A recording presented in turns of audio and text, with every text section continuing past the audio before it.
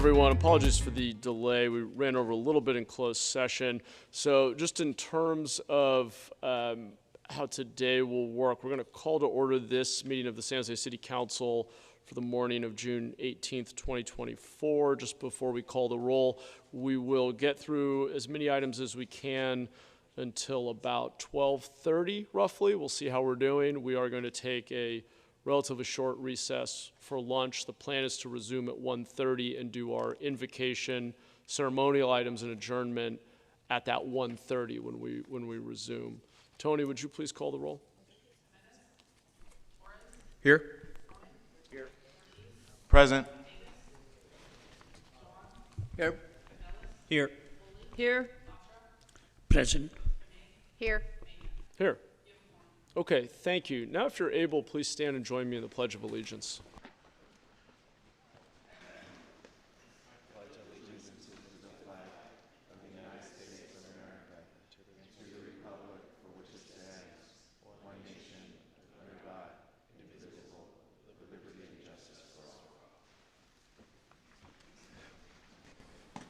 Thank you. We're now on to orders of the day. Does anyone on the council have any changes to the printed agenda? Okay, I'm not seeing any. Moving on to the closed session report. Thank you. Oops, sorry. Thank you, Mayor. We have one thing to report out of closed session. We received authority, actually renewed authority to join an amicus brief being filed by major cities in the United States relating to the rule on the definition of a frame, a receiver, and identification of firearms as set out by the ATF, and this relates to ghost guns. It's a petition, or it's joining an amicus petition in the Supreme Court filing. Thank you. Okay, thank you for that report out of closed session.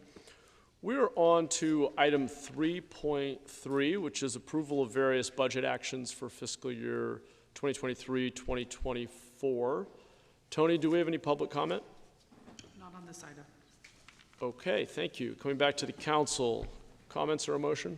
I'll move approval. Do we have a second?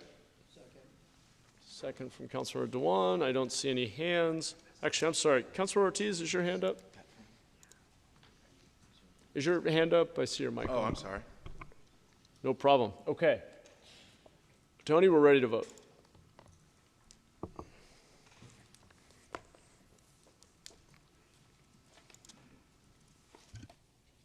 Motion passes unanimously with Jimenez and Davis absent. Great, thank you. On to item 3.4, adoption of the annual appropriation ordinance and the annual funding sources resolution for the fiscal year 2024-2025 budget, and resolution establishing the fiscal year 2024-2025 appropriation limit. Tony, do we have any public comment? Not on this item. Great, thank you. Coming back to the council, do we have comments, questions, or a motion? Second. Thank you. Motion from Foley, second from the Vice Mayor. Let's vote.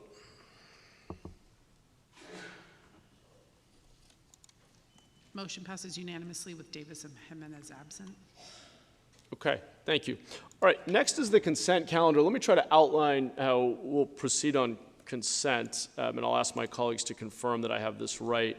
I believe there's a request to pull 4 items that have memos attached. Any items with a memo attached, we will take up individually and vote on separately. We'll take public comment on each of those, and then we'll entertain a motion on the consent calendar as a whole. This is what I have in terms of requests for items to be pulled. We have, Councilor Foley will pull item 2.23 for comment, and there is a memo. Councilor Dewan will pull item 2.37, and there's a memo or two there. Councilor Foley will pull item 2.40. I believe there's also a memo. And Councilor Foley will pull item 2.42. So those were the 4 that I had. Am I missing any? Councilor Torres.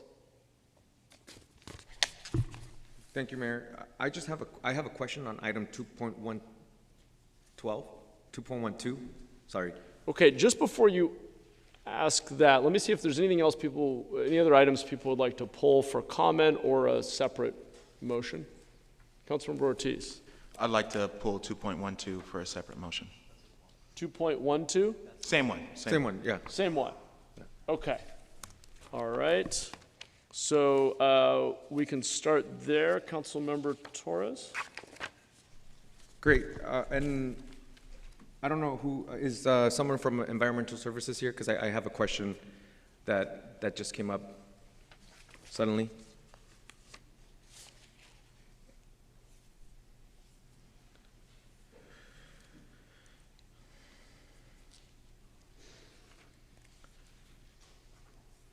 I heard, I was told from the bargaining unit here at our wastewater facility that there are some wage theft issues happening with this contractor, and so I just want to know, is that true? Capella Verma, Deputy Director, CIP. Item 2.12 is for an increase in compensation for a professional services firm, Kennedy Jenks Consultants, is that correct? Yes, Kennedy Jenks, yes. And I apologize, the question again? Is we've been hearing that there's concerns about worker safety or wage theft, and is there an investigation happening with this bidder? No, there isn't. Not to the best of my knowledge. All right, and is there anybody else? I mean, because for me that's a grave concern. Is there anybody in our Office of Labor Standards who are here who can answer that question? I see Matt coming down. Lesh, our Public Works Director, is coming down, hopefully for this item. All right.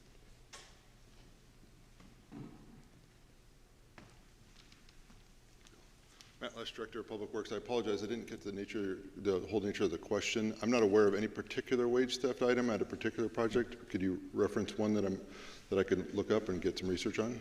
Well, unfortunately, I don't have a specific one, but I was told this morning that there's some concerns with worker safety, especially within the person or the company bidding for this item. Project that I think is before you that is referencing it, I think it's just a. I can offer some more. Please. We have an existing master consultant agreement contract with a professional services engineering firm. So they're working on the planning and design of a construction project. So that they're not currently bidding on anything. Okay. The firm is Kennedy Jenks, is that correct? Okay. That's correct. So maybe my question should be, does Kennedy Jenks have any type of violations, wage theft violations or worker safety violations in their docket? No, they do not. Okay. So again, this is a professional services firm. This is not the construction contracting firm that would be working on these projects. Okay. And so I'm not aware of any wage theft allegations or any issues that we're investigating at this time with Kennedy Jenks at the RWF. Okay. Great, thank you. Okay, Councilor Ortiz.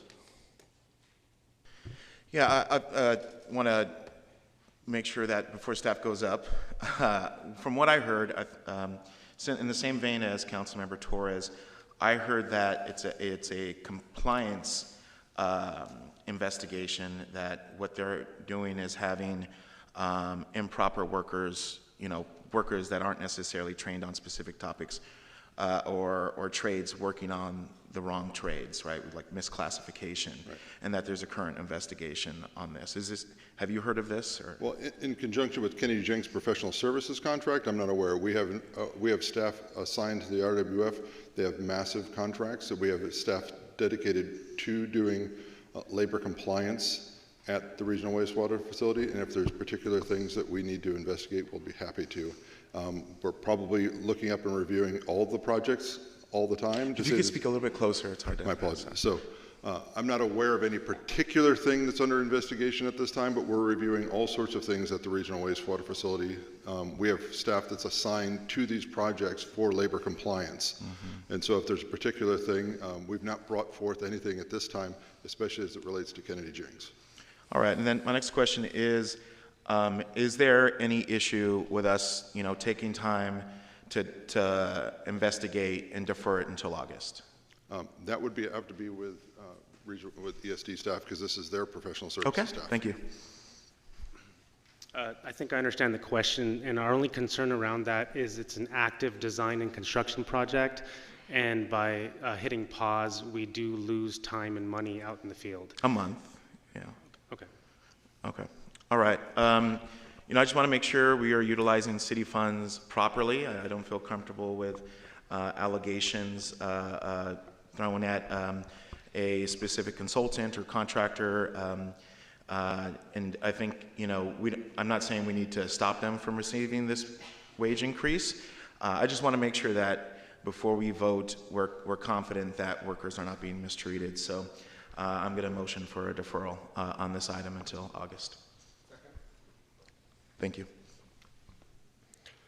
Can staff, thank you. So, okay, there's a motion on the floor on item 2.12, which we've pulled out and we'll take up first here. Just before we go to public comment, I'm a little concerned that we don't have much information. This is a very vague allegation. I heard wage theft and I heard worker safety. I'm a little concerned that we are coming at the very last minute here with a vague assertion with no information. I want to understand the cost of this. We have a lot of contracts. We have a lot of work in progress. If we start on the basis of a vague allegation at the 11th hour, delaying payment and slowing down projects and injecting that kind of uncertainty, we could be incurring a lot of cost. We may have people less willing to bid on our contracts. It's a little concerning from a process standpoint. I'm open to supporting the motion, but it also does raise its own set of concerns, frankly. I mean, I don't know if staff has any more information. I know this is very last minute. I'm also curious what the potential risks or costs are to delaying this to after the summer recess. Thank you, Mayor. Carrie Romanow, Director of Environmental Services. As we've discussed, we've not heard of these complaints. We would love for you to forward them and share with us, and we will definitely partner with Public Works to investigate those. But we have not seen those complaints. And this is a roughly $5 million project, and we're looking to add about $125,000 to finish the project up. We would like to move forward with the project, and then certainly as the Public Works Director stated, we do put a lot of effort on investigating wage theft and monitoring the contractors out at the facility. And Matt, I don't think we've had any confirmed wage theft out there. With Kennedy Jinks in particular. So. Right. So currently, again, from our quality assurance staff or labor compliance, we don't have anything on Kennedy Jinks in particular, and we have not heard of anything of worker safety issues with Kennedy Jinks. And so, as relates to this particular project, we don't, and this particular vendor, we don't have any allegations, or we're not investigating anything around labor compliance at this time. And Matt, other than a last minute, and look, the council is able to defer the item. I'm not disputing that. I'm just talking about process here and how we're perceived as a contracting agency, as an employer. What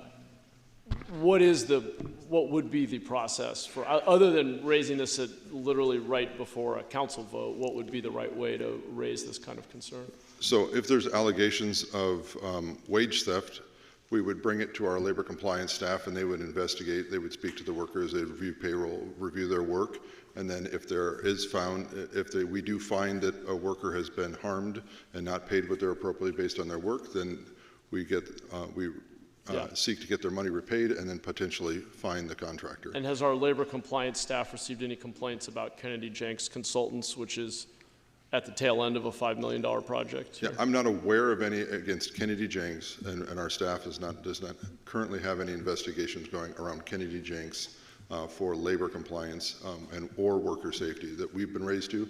Worker safety would be one thing. It sometimes comes to our labor compliance teams, but then OSHA is involved if there's other things and other investigators that review OSHA, worker safety as well.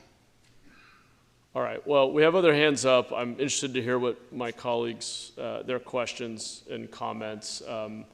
Certainly open to this, but it is unusual and can have real downsides. This does not feel like the process that should be followed for labor compliance complaints. Okay, let me turn to Councilmember Cohen. Yeah, I mean, I don't know what other question to ask. You kind of already asked the questions, but it's a little frustrating because we sit on the Treatment Plant Advisory Council Board, which considered this contract last week, and I would hope that when these things come before the pre-reviewal board that reviews these things, that we would hear if there was a specific concern about a contract before it gets to this stage. So it kind of makes me nervous to take an action that could affect the timing of a project at the treatment plant.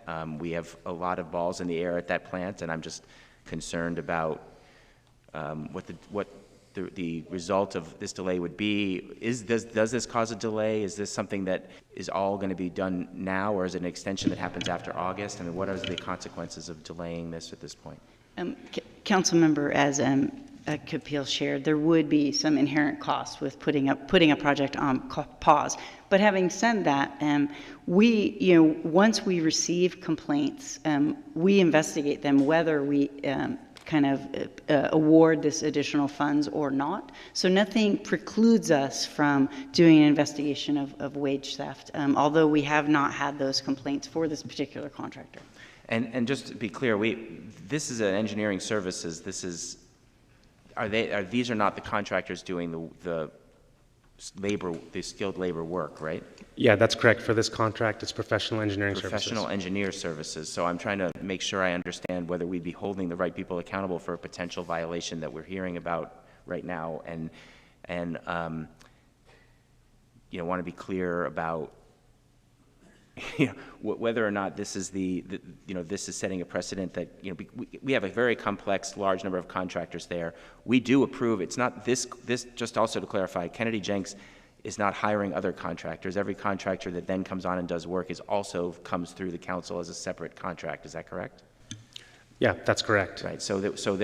We don't necessarily hold them responsible if there's another violation occurring under another contractor. I just want to be sure that we'd be doing this correctly, and I have not received a complaint, and as chair of TPAC, I would hope that if there were one, I would receive a complaint before it gets to the stage. So I'm uncomfortable with delaying the approval of this at this point. And Carrie, you are saying, just to clarify, I see Councilor Cohen put his hand down, just to pick up on that, we can approve the contract, avoid a delay in the project delivery, avoid additional costs, and if there is a labor compliance complaint, especially if it comes through the proper channel, and we can initiate the process of doing that investigation, and if there is any wage theft or other labor violation, there would still be accountability for it, whether or not we award the incremental $125,000 to finish the project. Is that correct? Yes, that's right, Matt. Yeah. So we can both finish the project on time and without further cost, and ensure compliance with all of our labor laws and hold people accountable. Yes. We can do both of those here. Okay. That's certainly where I'm leaning. Okay, let me go to Vice Mayor. I guess my colleague, Councilmember Cohen, covered most of what I had to say, but I'm just wondering for my colleagues, Councilmember Ortiz and Torres, in terms of being able to move forward contingent upon there not being any violations of either worker safety or wage theft. I mean, right now we don't know, but I mean, it's sort of we want to continue, but not delay if there is no verified wage theft or violations. I just want to clarify the process, because that's not actually what the council can do. If the council can defer and not award this, and we will slow down the project and potentially incur additional costs, but we would also have the benefit of getting more information, and we may take a different action in August, or we can move forward the item, issue this payment, and complete the work on the project. And if there are any labor compliance complaints that go through our labor compliance folks, then those would be investigated and dealt with, and there can be penalties assessed, and there would be a process for ensuring accountability if there were any labor violations. But we can't authorize a payment today and then make it contingent upon there being no violations, as I understand. I'm not quite sure how that process would work. We would either be authorizing the payment and then pursuing any investigation and compliance and enforcement action in parallel, or we'd be deferring the item. Because there is no complaint to date that anyone's received. Well, somebody's received a complaint that has gone to 2 members. Hopefully. So, I mean, I don't know. But it can take months to investigate and go through a proceeding, and it can go all the way to the Labor Relations Board. I think we're either funding the rest of the project and completing it, or we're deferring the item and seeing if there's reason to not fund this. Yeah, and you know, just a question for staff. You know, many contracts come to us, and I'm just wondering, is there a sort of like check to make sure that there are no existing violations or anything like that that you're aware of? I mean, things that move forward to council, I'm assuming, there's affirmative. have So gone our through the wage theft clearance. policy that was passed last year, we have that wage theft review is done, and you'll see that in our memos that we push to award for contractors, that a wage theft compliance review has been done. And they do it once at the time of when they pull the bids, but they also do it right before we issue the memo usually. So oftentimes you'll see 2 wage theft checks to confirm that they are not in violation of the wage theft policy at the award of a construction contract. For clarity, this is not a construction contract. This is a professional services, and it's not that it doesn't happen. It's extraordinarily rare that we have wage theft compliance for labor on a construction engineering contract. An engineering services contract. So we don't have any presently. I have staff, again, reviewing and triple checking that we don't have anything, any allegations in our office against Kennedy Jenks, or that we're even investigating. And even if we find one, there are steps that we take to then make sure that there's restitution so that the workers are paid correctly. But again, this is not a construction contract. This is a professional services agreement. Thank you. Okay, thank you, Vice Mayor. Councilmember Ortiz. Great, thank you, Mayor. Appreciate everybody's thoughts. At the end of the day, we'll vote, you know, how we vote. I personally just wanted to make sure this item was pulled so that, you know, I know that my votes aren't necessarily going to firms that, you know, have these accusations. It's a values vote for me, and I want to show where my values are. To be brutally honest, and people will show that with this vote. I don't want to do the he said, she said anymore. I'd like to call on Erica from 393. She's the one who raised this concern with me.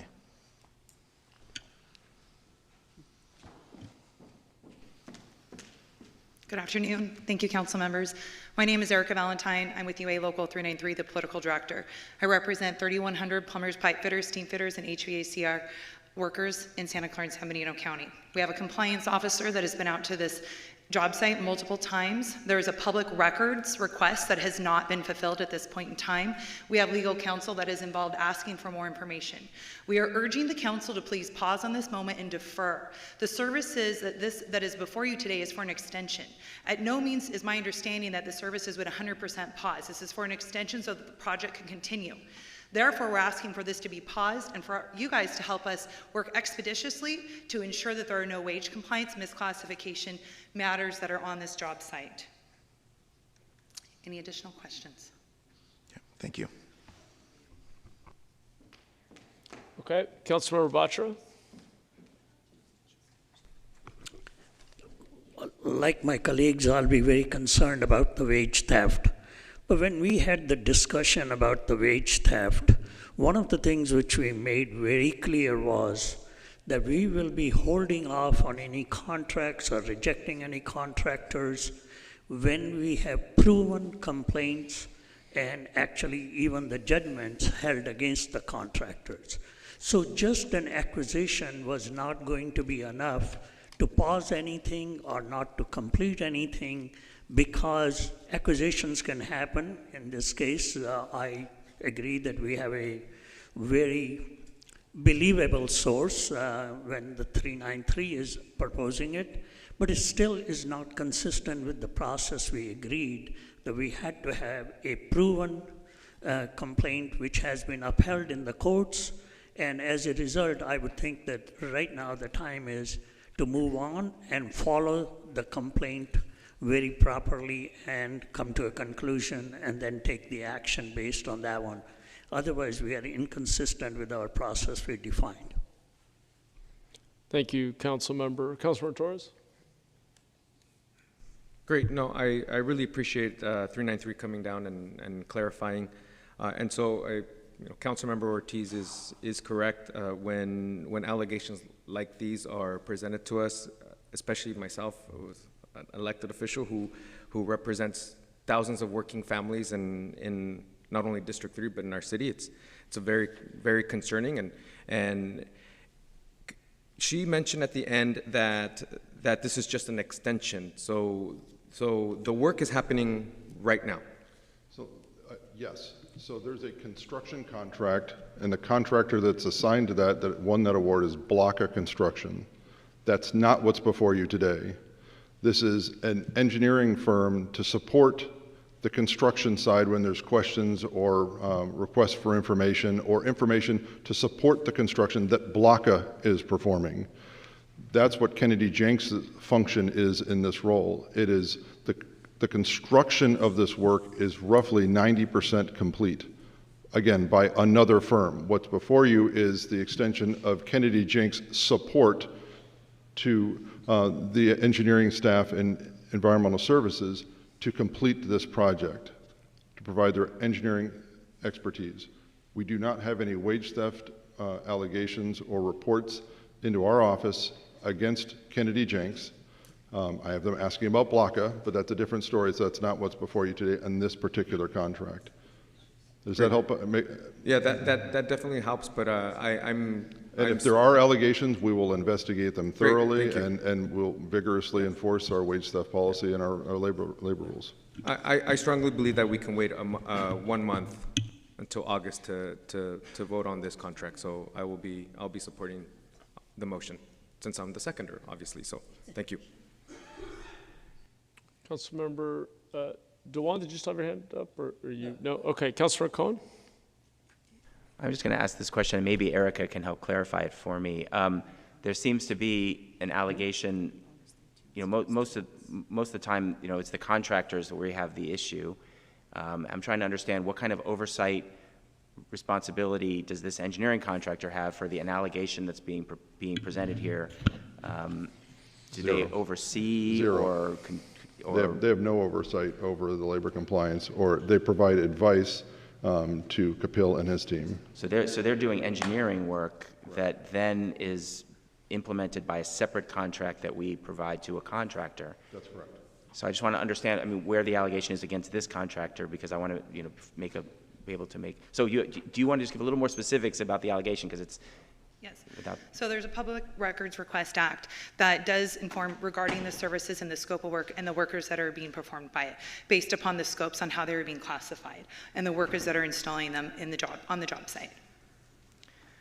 But so the engineer is creating and developing the scopes and the work, and that is creating, and that has also had direction that has created the misclassification of workers installing the work on the project, which is why the Public Records Act has been asked for. We don't have all of the information, which is why we're hoping that we could rely upon all of you guys to help expedite the process, and then we wouldn't have any delays on the project, and we could clear this up immediately. Okay, thank you for your answer. So I just one more clarification on this. I'm asking the staff now. Thank you. There's an engineering firm that does engineering work that city staff uses to make sure that the contractors are doing. Is there any potential nexus between the engineering work that they're doing and worker classification on who's doing the work at the property? And if it's a worker classification question, is it a wage theft question, I guess, is what I'm trying to figure out. So there are two separate things. And so I don't think, to my understanding, Kennedy Jenks wouldn't be describing which trades would be performing any particular work at the job. They're designing, they have designed or supported, and now they're supporting the construction. They're supporting Kapil's team in the construction phase of the project. The contractor comes up with questions, and they need to provide an engineering answer, and they are supporting Kapil's team as force amplification. To make sure the work that's was specified by their drawings. Yes, or if it doesn't make sense, if they don't understand it, the contractor says, I don't understand what this means. They ask the question of Kapil's team, and then Kennedy Jenks supports that in terms of the design specifications. In terms of if a worker is misclassified, that they are potentially being paid an incorrect wage for the work that they're doing. And so that's where our staff goes and clarifies that, reviews the work with the worker, and then assesses either a fine or gets the money returned to the worker and gets their increased pay if they're performing a task outside of their classification. But would that be classification at all, be the responsibility of Kennedy Jenks? No, it would be our staff's. So in terms of assigning the work, no, the contractor is assigning the work. So based on the engineering work, which creates drawings and puts out the scope of the work that needs to be done, somebody else is determining what kind of worker needs to do the actual work on site. That's correct. On the installation. Okay, thank you. So let me just repeat that and then see if we have a substitute motion. Question for staff. Kennedy Jenks is a consultant, engineering services. Have there been any complaints against Kennedy Jenks for wage theft or any other labor violations? Not that I'm aware of. Okay. For this, on our contract, I'm not aware of And any our allegations. contract with them entails what, again? What service do they provide? Professional engineering services, so everything it takes to develop bid documents for construction, and then during the construction phase, engineering services during construction. So as Matt indicated, submittal reviews, responses to RFIs, and any kind of design directives that the city wants. Okay. And do they, or does city staff or some other contractor, do they play a role in identifying the classification of who should do which jobs in the actual construction of the project? Kennedy Jenks does not. Okay. If there was a misclassification of a worker on this project and they were incorrectly compensated based on that misclassification, who would be responsible in that case? The contractor or the subcontractor, whoever we're engaged with. So okay. Would Kennedy Jenks have any responsibility for a misclassification of someone who was building this project? Not that I'm aware of. Okay. Is there a plausible scenario where Kennedy Jenks would be responsible? Should an actual allegation be turned into a formal complaint, be investigated, and sustained as a violation? In my experience, there has not been a case where that's been the scenario, but is there any plausible scenario? I can't answer that question. Sure, so, I'm just saying, yeah. Kennedy Jenks is not determining the classification of the people building that's correct. The project. That's correct. So if there is a violation, if there is a formal complaint, if it's investigated and sustained, and we then have to hold someone accountable for properly paying those workers, that would not be Kennedy Jenks. That's correct. Okay.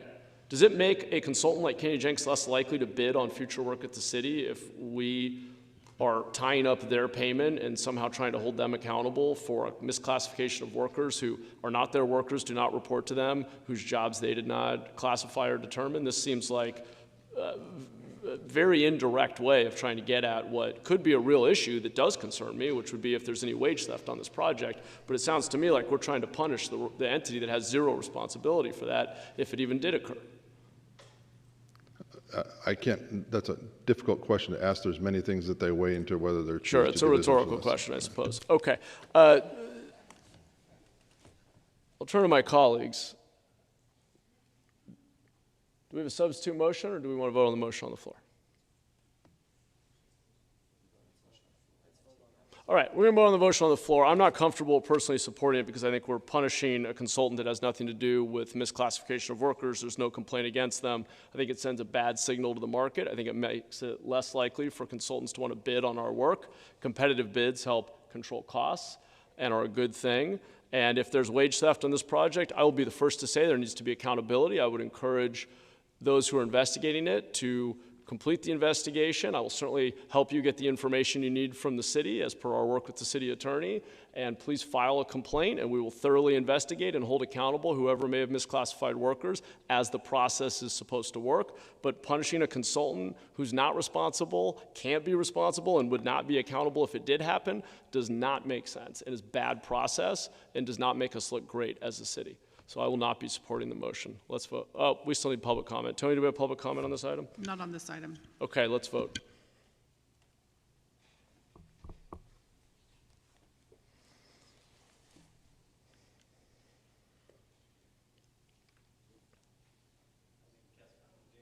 Missed. I I missed somebody's vote. Candelas? Aye. Okay. Okay, I'm gonna stop it because you have to change your vote. Let's redo that one.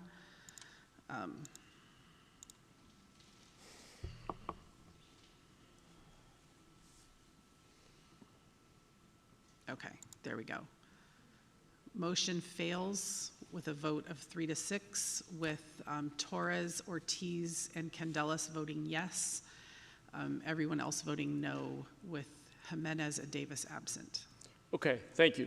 Item 212 then is not deferred. I think it's still eligible to be moved with the rest of the consent calendar if anyone would like, but we had other items pulled. Why don't we take those up first?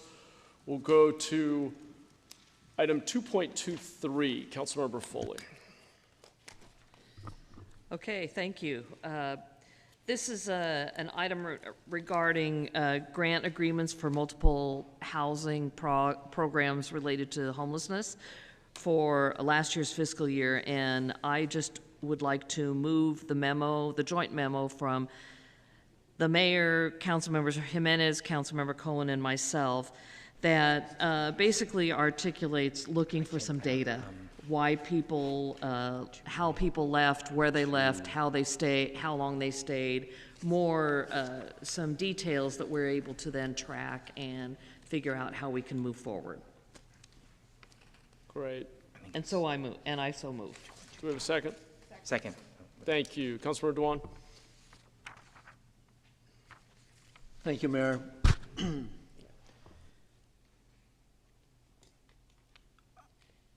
You know, the $42 million in ill-defined grants is unacceptable. And I think that we need commitment from these nonprofit organizations to define what they're using that money for. I have a question for staff. Can you explain what you've done differently this time around to ensure that we have a clear deliverable performance metric and timelines, requirements, and spell out for how this specific grant will be used? Eric Sullivan, Housing Director. Thank you, Councilmember Dewan.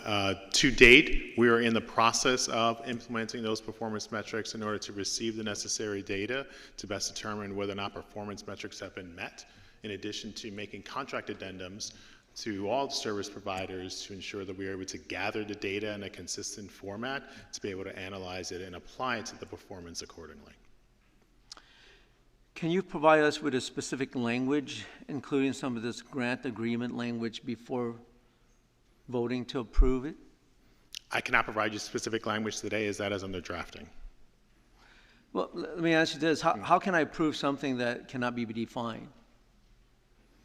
Well, there are measures to define it. There's a process to go through in the contract addendum process to complete those performance metrics to include the appropriate language. Would staff be open to a short deferral until the council have a chance to review the contract and identify the performance metric and requirements? I can speak to the process that needs to occur in order to achieve performance language that reflects the expenditure of the funds. The timing for that is at this point going to take a rather significant amount of time. Deferral of funding this will raise other questions, which at this point I would not have answers to, regarding the continuation of services, particularly those services at our interim housing sites. Well, I want to emphasize how much we value the commitment and compassion of our nonprofit service provider, but we have the responsibility to, to pair their work with a very clear metric and reporting an outcome made possible with taxpayer dollars, right? And last week we discussed the needing to deliver, a clear deliverable requirement, timeline, and more. As part of the discussion on the homelessness audit, the state audit, which found $42 million in ill-defined grants, right? And the city manager office committed to doing better going forward. And I think at this point, I like to make a motion to defer until the metrics are ready.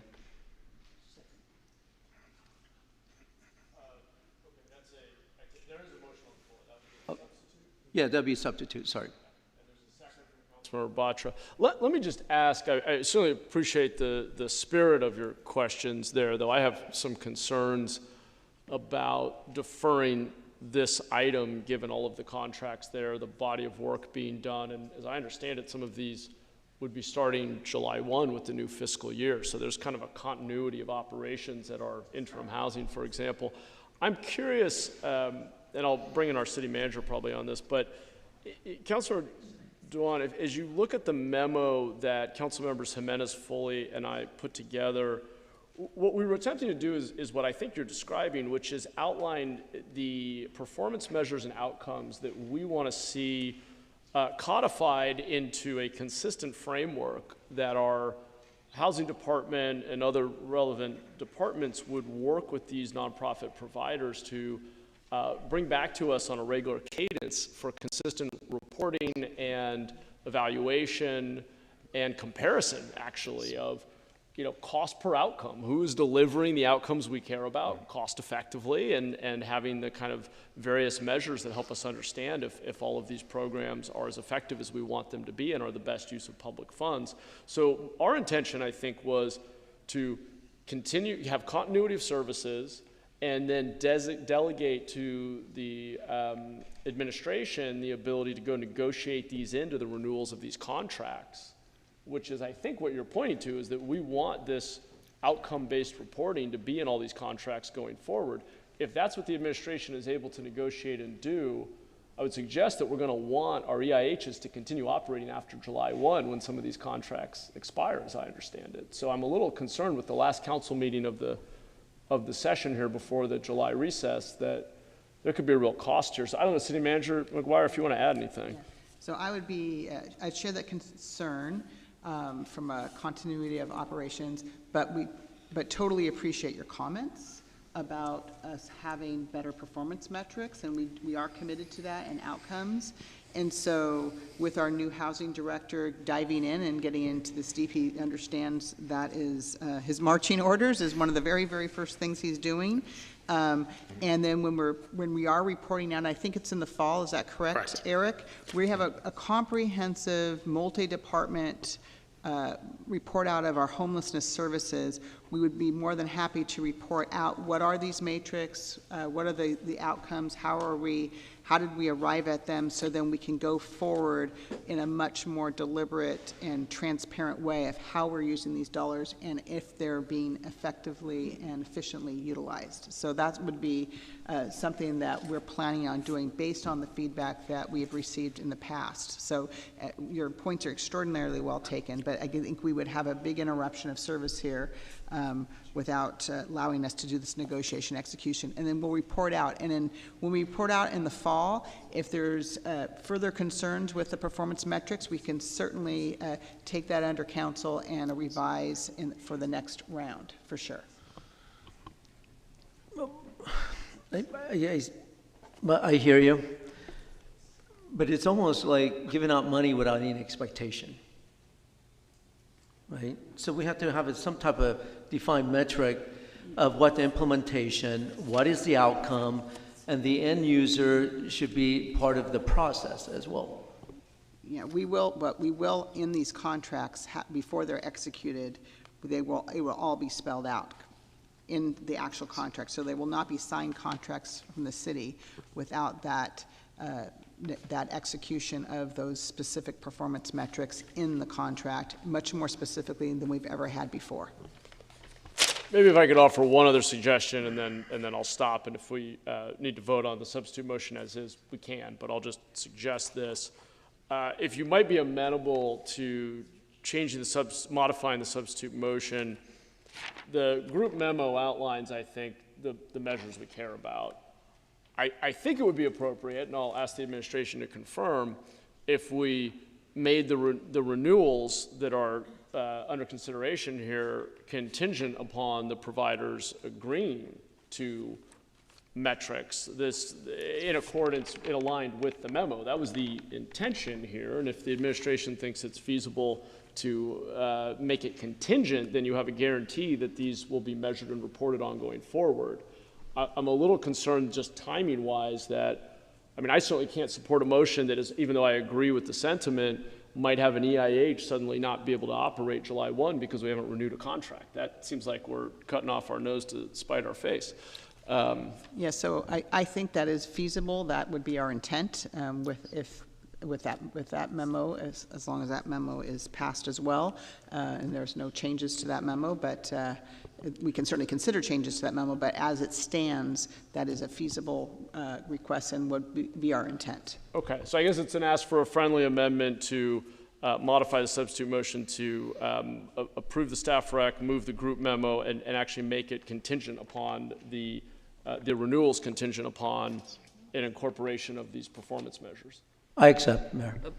Is the seconder? Point. Yeah. Point of order. Yeah. The motion is to defer, which is counter to the underlying motion. So he couldn't remove the motion, which is to defer, and add your language in. I like where you're going with it. Because it's a defer, because it was requested but to he's defer. already moved to defer. So we have to vote this down and All right. include that can he withdraw in his substitute? And he cannot withdraw his substitute. It belongs to us. All right. Sorry. Councilor Dwan, you've already done it. So there we go. All right. Thank you. Yeah, let's call the questions and let's vote on it. Okay. We still need to go to public comment. I have no cards for this item. Okay. Mayor, all right. I had raised hand. Councilor Batra, please. Yeah. Okay, so Mayor, what you proposed is where I would have been going if I had the opportunity to make the comments before. Yes, we are not comfortable in the contract stopping the contract. We're not interested in that because we do want the continuity of services, but we don't want the contract to be not contingent upon the things which we are asking for. And the only reason we went with that motion is because you said you don't know the language, what you would want to put in, and when you would put it in. With those two, we were uncomfortable with that. But what Mayor has said, that we'll make that current contracts contingent upon them agreeing to provide those kind of data for our dashboard and be able to evaluate their performance, I'd be very comfortable with that contract. Okay, so that's what we're going to be approving when we have a chance to approve the motion here. Okay, all right. Okay, thank you. So let's do this. We're going to vote on the substitute motion. Should it fail, I'd be happy to entertain a friendly. We will allow someone to ask for a friendly amendment and see if the maker of the underlying motion wants to accept it. So Tony, let's vote on the substitute motion.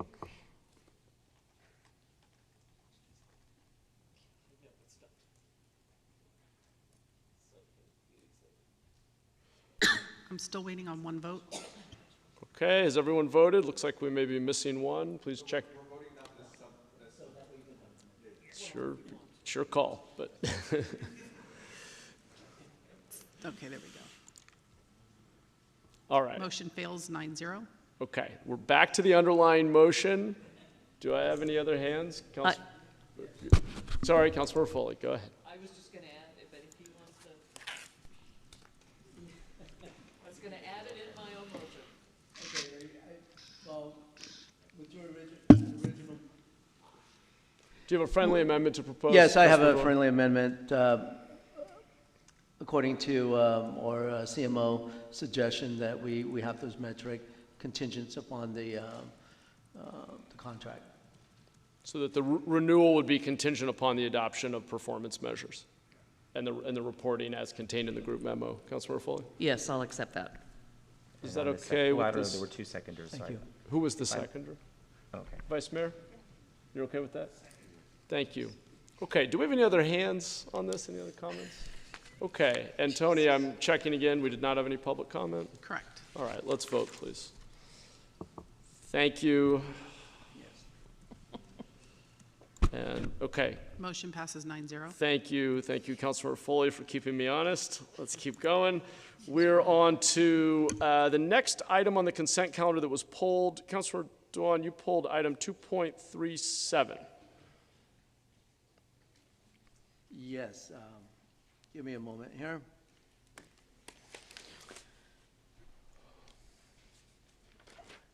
Well, thank you, Mayor, for supporting the item with the memorandum. The city has been exploring the potential use of Singleton site for tension membrane structure to address homelessness for some time now. With approximately about 90 acres of the land available at Singleton, it represents a significant opportunity to make progress on providing shelter and services for the unhoused. The city should take advantage of this large, unutilized city-owned property. The recent progress made on the landfill gas remediation at Singleton falls in line with everything we have been discussing regarding this site. The time is right to push development on this site, as land is a scarce resource in San Jose, especially with the landfill closure 50 years ago. Property like this must be used strategically to address pressing issues like homelessness. While homelessness is a regional challenge, we need clearly defined the roles for each of our government. Without that, we cannot use funds outside of our obligation as a city. San Jose is currently bearing a disproportionate burden in providing services for the unsheltered compared to what city charter outlines. If the county was doing its job adequately, we would not have unsheltered people on our street, in our creeks, out in the sidewalk, and in our park. Our county must deliver on their responsibility. Although tension membrane structure have upfront cost, they can provide a more scalable interim housing. Concern about ongoing maintenance costs may be overstated, as facility like a convention center demonstrate the long-term durability of tension membrane buildings. With this, I move to accept the mayor memorandum. Okay, thank you. Second from Councilmember Batra. Appreciate that. Let's go to Councilmember Torres. Great. So I have serious concerns with this with this location, and I actually have a question for Nancy regarding this location. And as Nancy is coming on down, even though we're not, the Price is Right, the Singleton site is a former landfill closed for nearly 50 years and is now undergoing remediation for landfill gas collation and flare systems.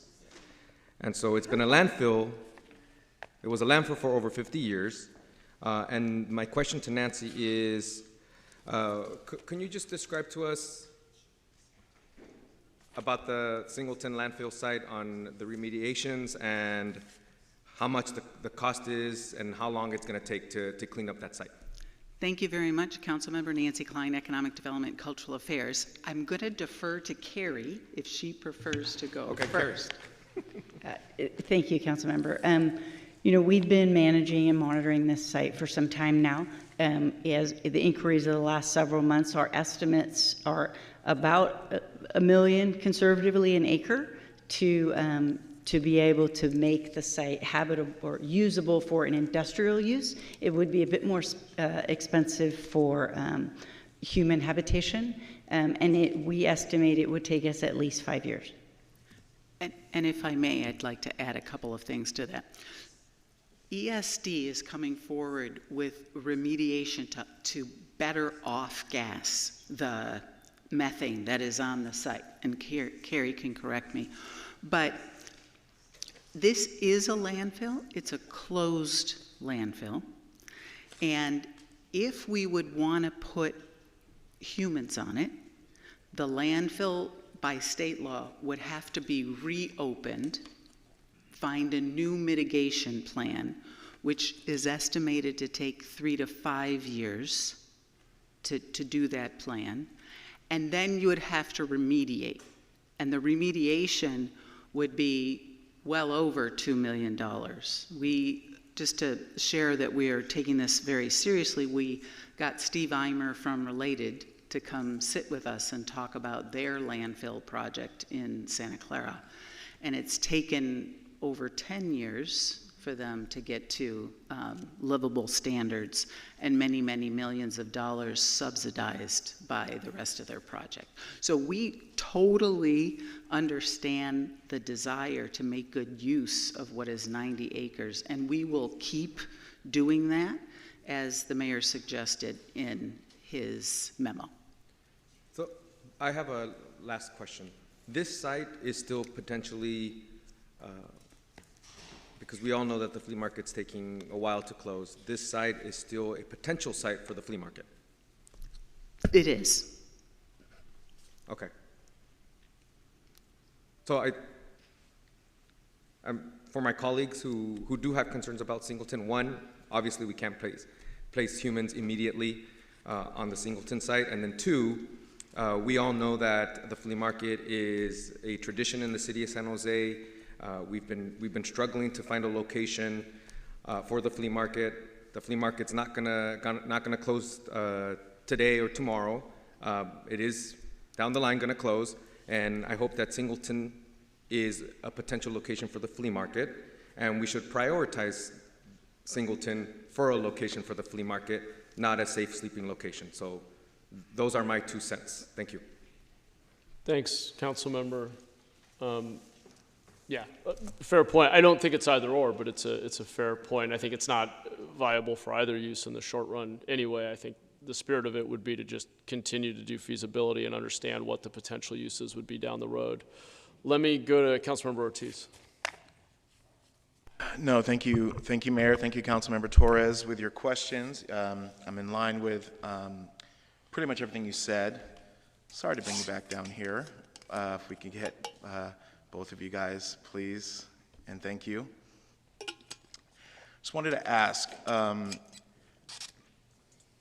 what is staff's professional recommendation on this site? In your, expert opinion, based on the amount of money that it would take in order to make this site feasible, is it worth it in comparison to other sites that may be more ready to go? Thank you very much for the question. And just to make sure, council hasn't approved this site for a flea market, but is aware that it's being studied as a potential site for a flea market. And 90 acres that we own is incredibly valuable and incredibly important. And over time, the work to deal with the hazmat will get better and better, because more and more of landfills are getting redeveloped. So for us, it's essential that we look to how we can have a variety of uses on the site, because 90 acres is very large, and there are a number of different things that could take place on site. Okay, I appreciate that. And not getting into the whole flea market, conversation, I'm looking specifically, for the usage of a potential EIH or safe sleeping site, the barriers that essentially make this, a hard to complete task. I think you mentioned it could be upwards of 5 to 6 years to even get to a point, not even including the amount of money that would need to go into making sure this site is quote unquote inhabitable, That is correct. Okay. Then, just with that being said, I think that I've also, a lot of things on this council I think are often short-sighted. I think a lot of people here go for quick wins instead of seeing the long-term workability and feasibility of our solutions, and I think that's the case with this project. And so I'm going to sub-motion to support the memo as is, the staff recommendation as is. Okay, so there's a substitute motion to support, to move the staff recommendation. Let me go, in neither of the memos, let me go to Councilor Bacha. Nancy, is there any other city or jurisdiction have developed their landfill sites into better uses? Absolutely. There are several sites which have industrial uses. There are several sites that have, throughout California, that have parks. There are several sites that developers have put industrial with flea markets, and the costs or the revenues from the industrial subsidize the work of a flea market. And related is the first in the state, as it's been shared with us, to get residential on a landfill. And flea market usage, will that be considered same as the human, the quality which need to be brought up, the landfill site to, or the mitigation, which is for the humans? Thank you for the question. The very, very skilled ESD staff has shared that a flea market operation that is primarily out of doors would not be considered a residential type use. And at the same time, there would be people on the land for quite lengthy times. So the analysis would have to be scoped and done to determine the risks. Okay. So you give an estimate of about $1 million to $2 million. We can't manufacture land for $2 million, you know, especially in city of San Jose where we are so short. And I think Councilmember Ortiz made a comment that we tend to be short-sighted. A project like this seems to be a long-term project. It is to free up 90 acres of land potentially for use. What those uses are, certainly for the whether they are for free market, whether they are for residential, EIH, or whatever. The work has to start now. If we just close the site and put the gas thing, we wouldn't be getting anywhere in that direction. So I think the right thing to do is let's move on with the memo, which was written by the mayor. We'll have to vote on it second, but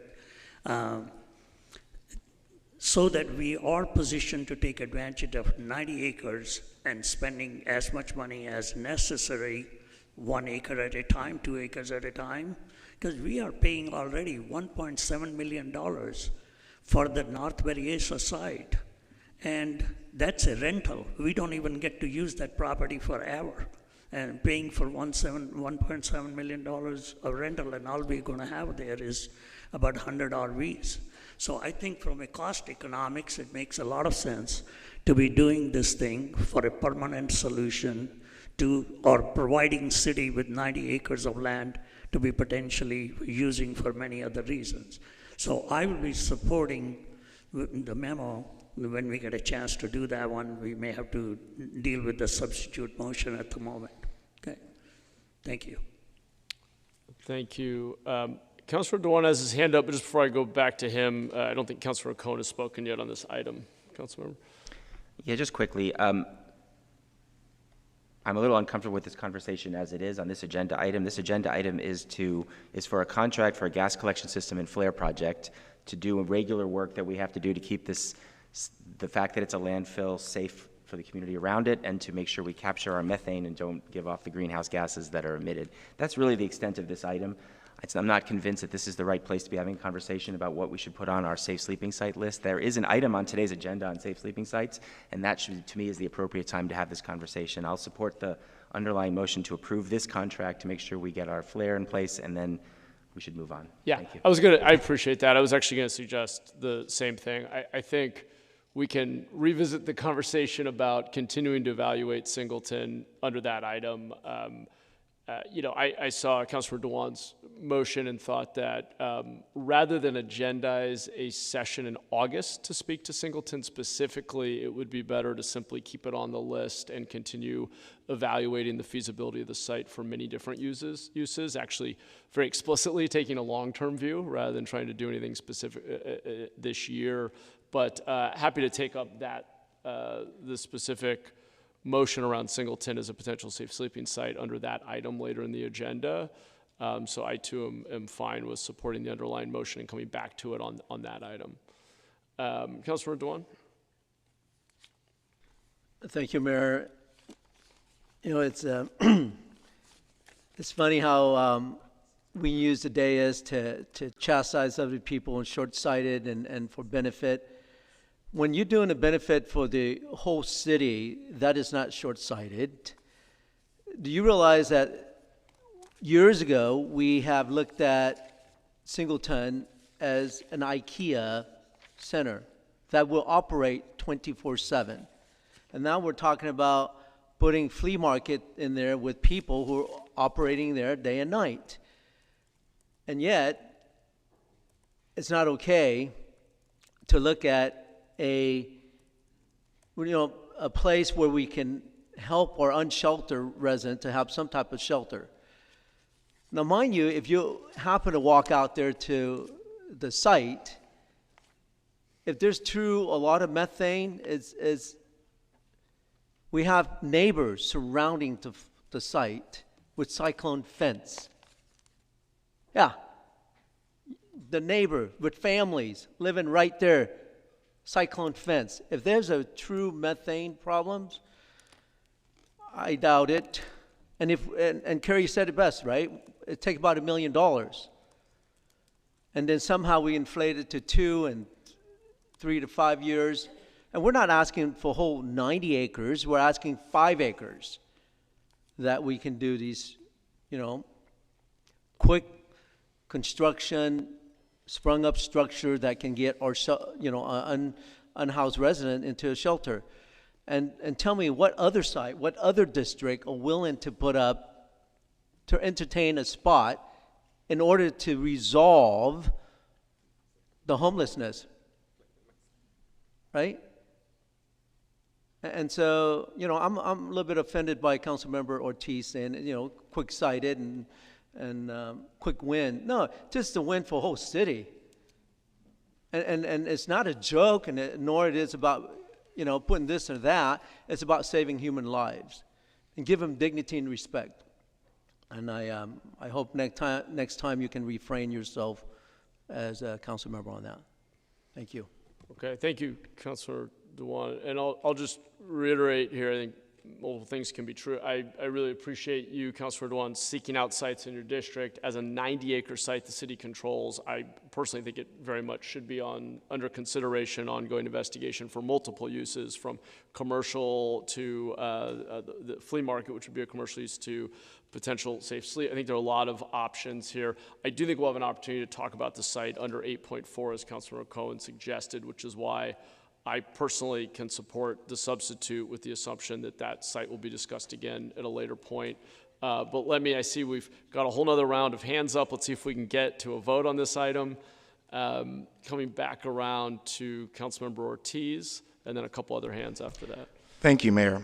I just want to make sure that we're talking about facts here, because there's a lot of posturing that goes on, a lot of misinformation from the other side of the aisle. If we really want to talk about what districts are holding the majority of our EIHs and our affordable housing, it's downtown.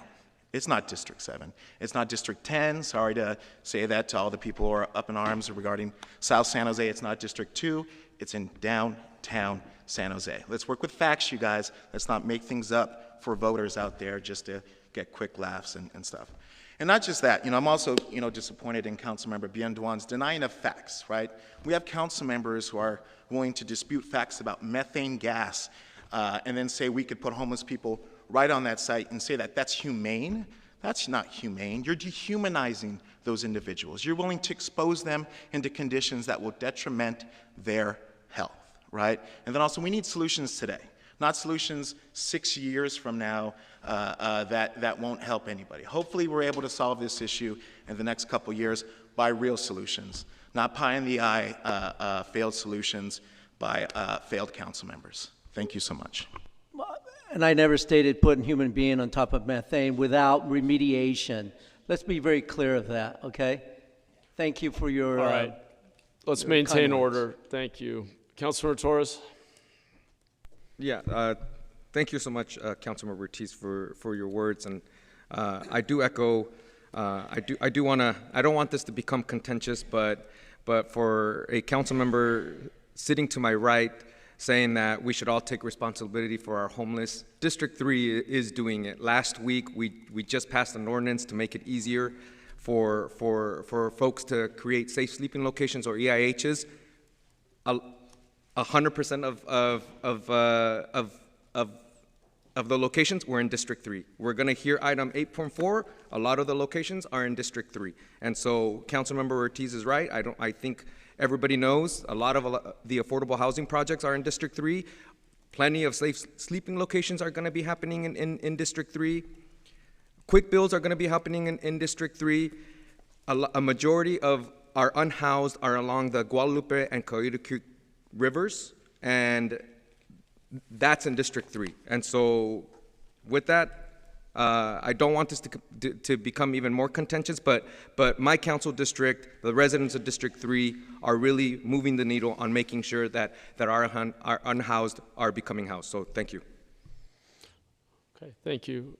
Councilor Batra? Thank you, Councilmember Torres. I think we need to rest this debate about which council is carrying the burden, where the actual homeless are. We'll leave that for the housing department to come back and present the data in their usual reporting time, and they can break it down by district.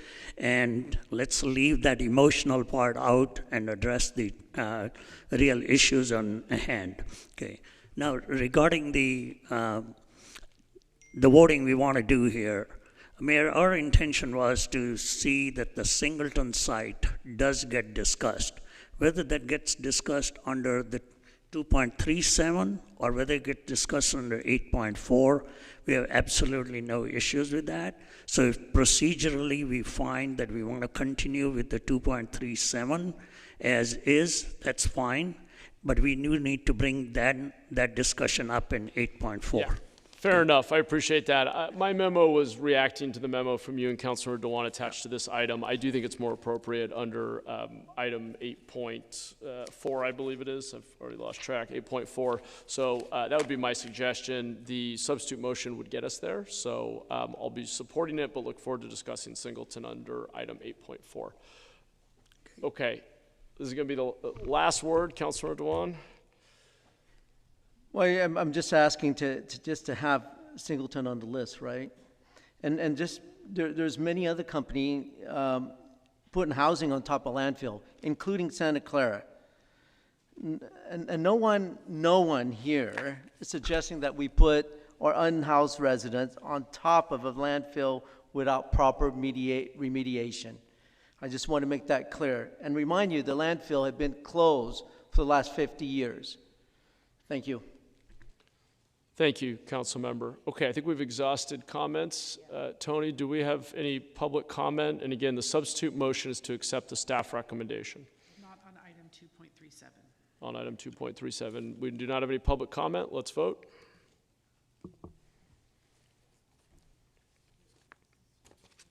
The substitute motion, which moves the staff recommendation. Okay, thank you.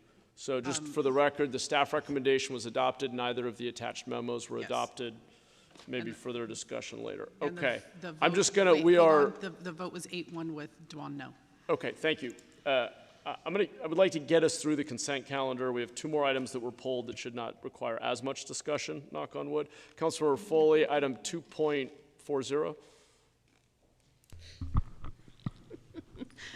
You never know. That's that. We are talking about parking. Whether these will be controversial or not. Okay, so the first one is item 2.4, actions related to the schedule of parking penalties. I do have a memo, joint memo with Councilmember Jimenez, Torres, Dewan, and myself. The recommendation is to increase the penalties, but I'd like to modify the motion in the memo from $112.50 to a rounded number of $115 per request of staff. And with that, I move our memo. Great, and not to overcomplicate it, but I did have one very small question, a potential friendly amendment. John, I believe I heard from staff that staff generally prefers using round numbers. Is that true? Do you have a strong preference here? Would you want to, would it be helpful if the council were to support the violation? I could go 200, that would be round. Being at, I was thinking we could round up to 115, or I don't know if Jordan's that matters up there or laughing. not. He's all in. Sorry. Is it useful? Yeah, thank you, Mayor. John Russell, Director of Transportation. And if I'm understanding your question, we do support the proposed violation for that, the citation amount for that violation. Yep. It falls within the research range that we did comparing many other cities with the fines of a parking in a bike lane. So we support it. I support it as well, but I think we heard from staff that having it be $112.50 was a little awkward, and there was a suggestion that maybe we round it to 110 or 115. That's correct. Care? That was our suggestion, and great. And I rounded it. And you did round it? Yeah, Where did I you did. round it to? I missed it. 115. 115. So we all are on the same page. Okay, my apologies. I was reviewing my notes. Okay, great. Oh, I'm sorry. We have council members' hands. Councilmember Torres? Yes, this is a long consent calendar today. With that, I do want to thank, and I don't want to keep the meeting going, but I really do want to thank Councilmember Jimenez, Councilmember Dewan, and Councilmember Foley for including me in this Brown Act. Day in, day out, our cycling community calls our office and DOT about cars parked in the bike lane, trash bins in the park lane, commercial vehicles in the park lane, and so that's why it's important for me to support this memo and my colleagues to support this memo, because if we want to create a true downtown for everybody, then this is going to help get us there. So with that, I yield the rest of my time. So thank you. Thank you, Councilmember Ortiz. Thank you, Mayor. So I just want to explain my vote that's coming up. You know, I appreciate my colleagues and their memo. I understand where it's coming from. I understand the need for ongoing protections for our cyclists. I'm just concerned that this may have a disproportionate impact on my district in Eastside San Jose, where parking is hard to come by, you know, and people are already forced to, you know, park in no parking zones and double park. So I'm concerned that this may have a negative effect specifically on working people, people of color. So I support, you know, I understand where my colleagues are coming from, but I'm going to vote no. Thank you. Okay, thank you. Tony, did we have public comment? Yes, Jordan Moldow. All right.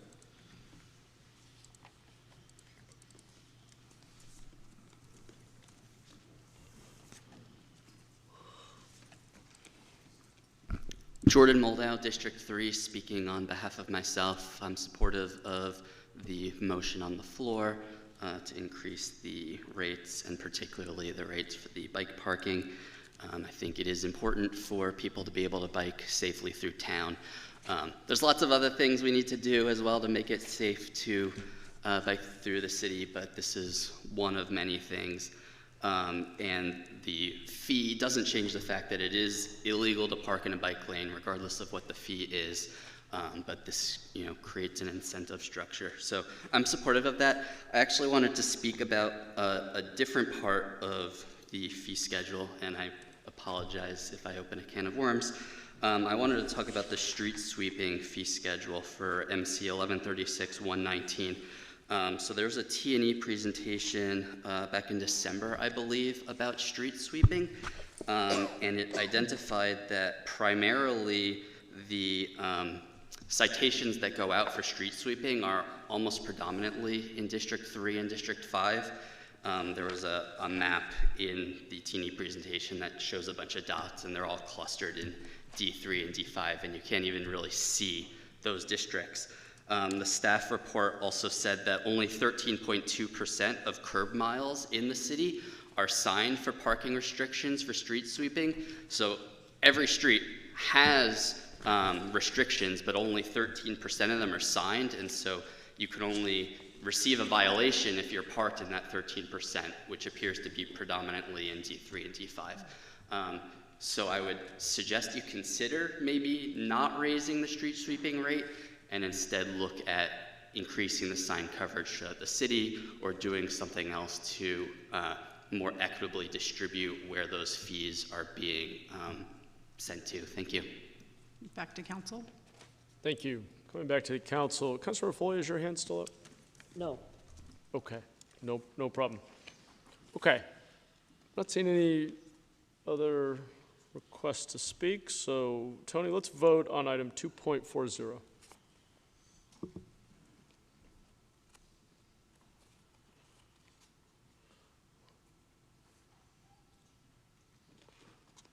I'm still waiting on one. Has everyone voted? There we go. Motion passes 8-1 with Ortiz voting no. Okay, thank you. Councilor Foley, back to you for item 2.42. I make both of these motions on behalf of Councilmember Jimenez, who was unable to be here today. This one is an amendment to Council Policy 5-6, traffic calming for residential neighborhoods. I'd like to actually modify our motion to include language that is preferred by staff. And the modification, the language is, it's the second paragraph where it starts, this policy. I'm going to strike that and replace it with, this policy does not apply when the city implements adopted safety, mode shift, and climate smart goals and plans. With that, I move our memo. Great. Councilmember Ortiz. Thank you, Mayor. First and foremost, I want to thank Department of Transportation for the great work on amending this policy. I also want to thank Councilmember Jimenez for planting the seed during the last budget cycle to work on this great change. I think we know District 5 is home to many of our Vision Zero corridors, which creates a tense environment among our east side streets, and I'm incredibly grateful for the holistic coordination to secure grant funding for complete transformation of these streets, such as King Road, Story Road, Jackson Avenue, and recently the McKee Road complete streets. Though in the mind of our residents, the work on our major streets appears to leave residential streets behind. And we know that speed kills, so today's item to lower the speeding threshold needed for traffic calming measures is a step in the right direction. And by dropping the speed from 33 to 31 miles per hour, we effectively open up many residential streets to receive the necessary improvements, such as speed humps that our residents deserve. And with that, I just want to thank the other co-authors of the memo, and I look forward to the vote. Thank you. Great. Thank you, Council Member. Do we have any public comment? Jordan?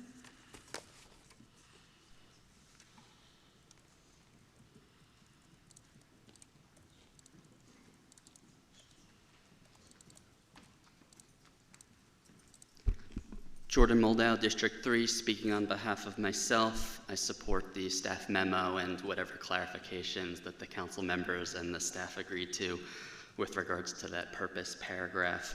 As Councilmember Ortiz mentioned, speed kills, and everyone deserves to live on a street that is safe and also that feels safe. So I support anything that we can do to increase the number of roads that are eligible for traffic calming measures and also just reduce the barriers to getting such projects done. I do have some suggestions that maybe next year you can consider more amendments to this. The current policy only allows for streets that are either 25 miles per hour signed or 30 miles per hour signed. But I imagine in the future, we're gonna probably see more and more streets that might be signed for 20 miles an hour. And so sort of inexplicably, you wouldn't be able to do traffic calming under this policy because it doesn't cover 20-mile-per-hour roads. So I think in the future, maybe come back with an update to this policy that also covers 20-mile-per-hour residential roads or commercial districts. Second, I would also encourage that as we go in the future, we continue lowering these thresholds even more.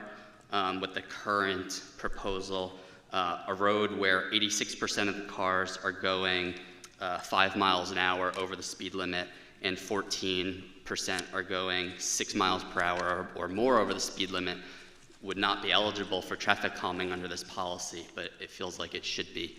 I know there's an exception process, but it seems a little convoluted and, you know, potentially could be biased since it's not based on specific metrics. So in the future, I support lowering the thresholds even more. Thanks. Back to council.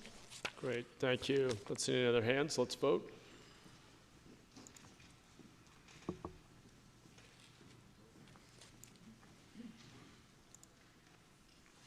Motion passes unanimously. Great, thanks. Do we have a motion on the remainder of the consent calendar? Move the remainder of the consent. Great. Do we have any public comment? I have a lot of cards. Okay. Forrest Let's go to public Peters. comment. So when I call your name, please come down. First person on the microphone, go ahead and speak. The other people sit in this first row. Forrest Peterson, Ruth Silver Taub, Michael Q, William Chisholm, Joao Paulo Conley,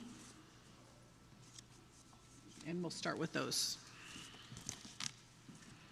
Hello, Mayor, City Council. Thank you very much for this opportunity to speak. My name is Dr. Forrest Peterson. I'm a researcher with Stanford University. I've been speaking on this issue, I think, for 8 years now. So I do appreciate this finally coming to a conclusion. So very quickly, there are 555 wage theft cases, and I'm speaking on the responsible contractor ordinance, which I'm in support of, resulting in a total of over $3 million in stolen wages, and that's unpaid wages. Of that, only $34,000 of that $3.2 million has been repaid. And so the workers of the city, that theft comprises 700 discrete wage and hour violations affecting almost 700 workers. 113 employers have multiple cases recorded against them. 1153 San Rafael, which isn't an address in San Jose, which is interesting. I thought it was a violation of the data set. That is a company. They have the highest unpaid wage theft violation, and it's an actual company in San Jose that's at a different address. And prevailing wage theft, there is unpaid prevailing wage. Banning construction, excavation has 6 violations for 5 employees that's unpaid. And for that reason, the responsible contractor ordinance is important to make sure we don't allow companies like this to continue to operate in San Jose and victimize the citizens of the city. Thank you very much. Thank you. Next speaker.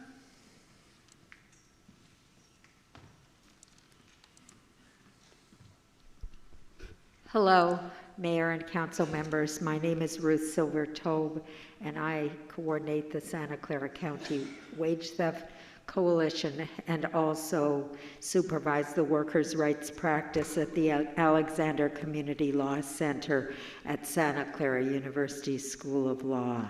Wage theft is widespread, and it has become a business model for some businesses.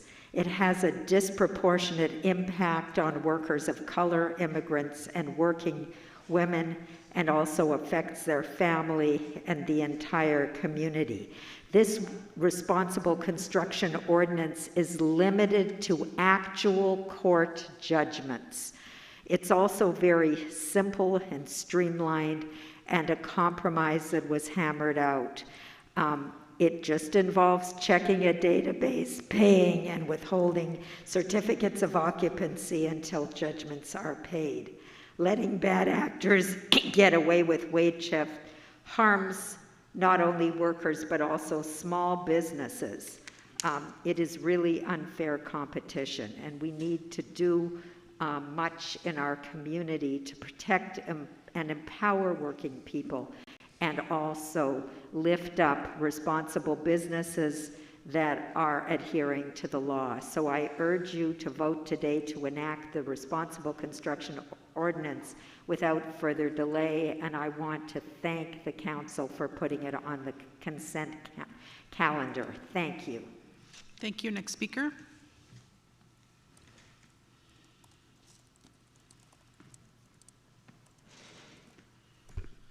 Good afternoon, Mayor Mahan and members of the City Council. My name is Michael Quach, and I'm here today speaking on behalf of NAIOP Silicon Valley. NAIOP is the leading organization for 180 plus developers, owners, investors, asset managers, brokers, and related professionals in office, industrial, R&D, and mixed-use real estate. I want to express our deep appreciation for your careful consideration and responsiveness regarding the Responsible Construction Ordinance. We are extremely grateful for your willingness to engage with the concerns of the business community, and we commend you for fostering a fair and equitable environment for all stakeholders involved. I would like to specifically thank Council Members Ortiz, Foley, Torres, Davis, and Jimenez for introducing an amended policy that addressed many of the concerns raised by the business community. The amendments made to the ordinance reflect a balanced approach that not only protects the integrity of our industry, but also upholds the rights and dignities of workers. As ambassadors of the commercial real estate industry, we recognize that wage theft is a problem that requires attention. Our organization has and will continue to remain committed to combating wage theft and supporting fair labor practices for all workers. We fully support the newly proposed Responsible Construction Ordinance. To conclude, I would again like to thank Mayor Mahan, City Council members, and staff for addressing our concerns and being so open to working with all of the relevant stakeholders in this matter. Thank you. Thank you. Next speaker. I'd also like to call down Jose Espinoza, Doug Block, Jose Rivera, and Will Smith. Good afternoon, Mayor and Council. My name is Joel Paulo Connolly. I'm here to speak on behalf of Working Partnerships USA, and I want to urge you to pass the Responsible Construction Ordinance today. We want to specifically thank the council members who led in this process, especially Council Member Dev Davis, who worked tirelessly to get this to the finish line. As you know, construction in San Jose is a two-tiered industry. Many employers provide family-supporting wages, training, and career pathways, but there are low-road contractors who profit off the backs of their workforce and use shady business practices, cutting corners on health and safety, and even outright illegal practices like wage theft. Wage theft in San Jose disproportionately targets workers of color and immigrants, and is alarmingly widespread with Latino construction workers bringing 38% less than their white counterparts home. The Responsible Construction Ordinance before you today finally gives workers a tool to hold bad actors accountable when they break the law. And by requiring the payment of existing unpaid wage theft judgments, San Jose can help workers recover wages that are owed them and help create a level playing field for the majority of law-abiding construction employers in this town. While the ordinance before you today is narrower than the original proposal, we believe it is still a huge step forward in empowering local workers to stand up for their rights. I urge you to approve the Responsible Construction Ordinance before you today and move with speedy implementation. Thank you. Thank you. Next speaker.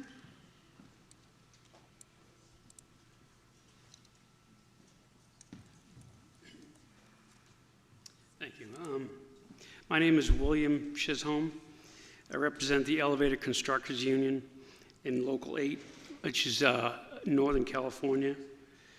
And it's a pretty large jurisdiction. San Jose is just a small part of it, but wage theft is a widespread and heinous crime. Millions of dollars are being stolen each year from our San Jose families, with the hardest impact falling on the workers of color, immigrants, and working women. When unscrupulous corporate stealing from their workers, it affects not just the workers themselves, but their families and their entire community. Letting bad actors get away with the wage theft also harms are many small businesses and immigrant entrepreneurs who are trying to play by the rules and treat their workers fairly, but getting undercut and pushing out businesses by companies who cheat, break the law, and exploit workers and get away with it.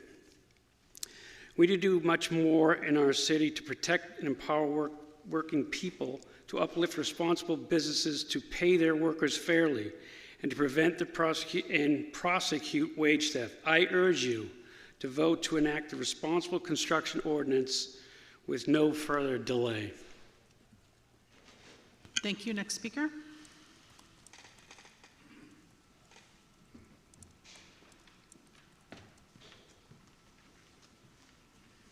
Hello, council members. My name is Jose Espinosa. I'm the business representative for the painters and tapers in the area of San Jose, California. The reason that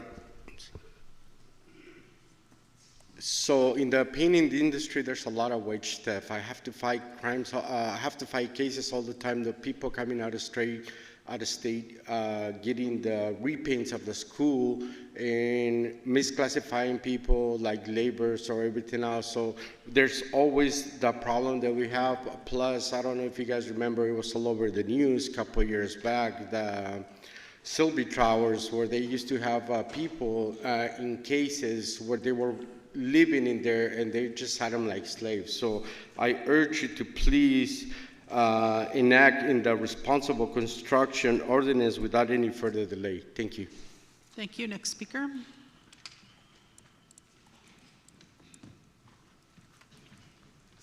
Good afternoon, everybody. My name is Jose Luis Rivera. I'm a business representative, represent multiple trades. And we're here just to speak on wage theft. We come across many companies checking upon projects, and it's very sad to see that it's still not a regulation to check on these contractors. As an example, Green Light Drywall doesn't even own a shop, doesn't even have guys, creates a big gap in wage theft, and when we try to talk to the guys, they're scared because they fall under intimidation by the employers. So I urge you guys to continue and do not delay the responsible construction ordinance and to try to stop that. I know you guys got the power and the knowledge to do it, and please help our community, our workers, because it's our future on this county. Thank you. Thank you. Next speaker.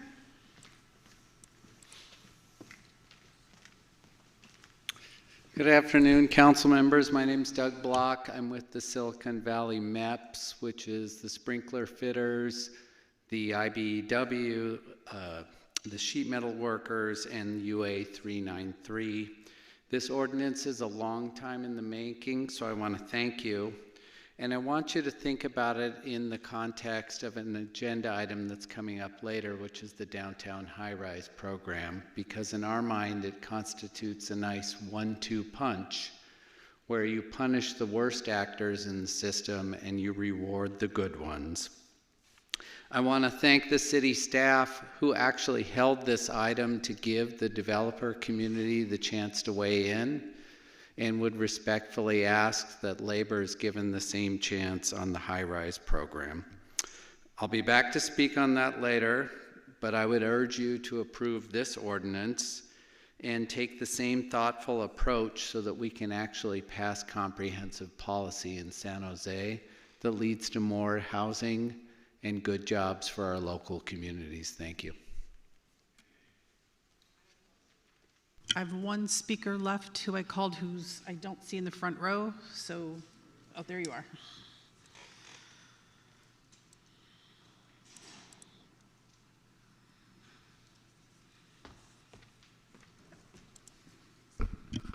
Good evening, Mayor and City Council. My name is Will Smith. I'm a business representative for IBEW Local 332, representing over 3,600 electrical workers that work right here in Santa Clara County.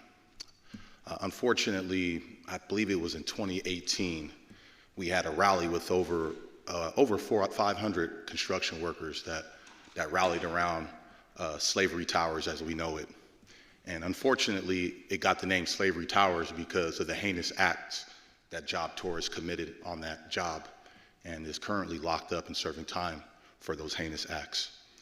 Now, since 2018, the response to that heinous act was the RCO, the Responsible Construction Ordinance. Here we are in 2024, several years later, still hoping to get this thing across the finish line. My nephew personally has experienced wage theft. He worked at a certain stadium by a certain team that happens to wear the colors red and gold. He was working under the table. He was getting paid cash, so that was tax evasion as well. And because he was getting paid some of his hours under the table, he didn't qualify for his medical. So his medical lapsed. He got hurt, wasn't able to go to the doctors, so on and so forth. So wage theft runs rampant throughout this county. It runs rampant throughout this city, and it's time to have a countermeasure.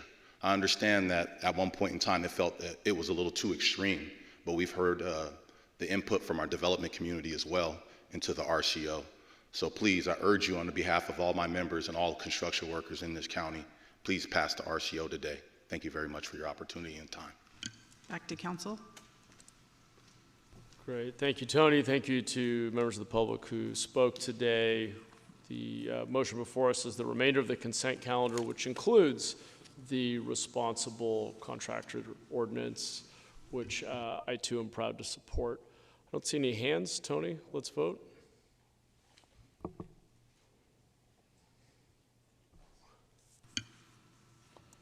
Motion passes unanimously. Great. All right. Thank you all. We're going to recess. We went a bit later than I anticipated. I'm wondering if 1:45 is appropriate. I think we've pushed it enough, unless, are there folks waiting here for land use consent? I don't see any hands. Okay. I don't have cards for land use And there's consent. no cards for land use consent. We'll just take it up when we get back. I think we should recess and resume at 1:45. Unless I hear any protests, that's what we'll do. Thank you all.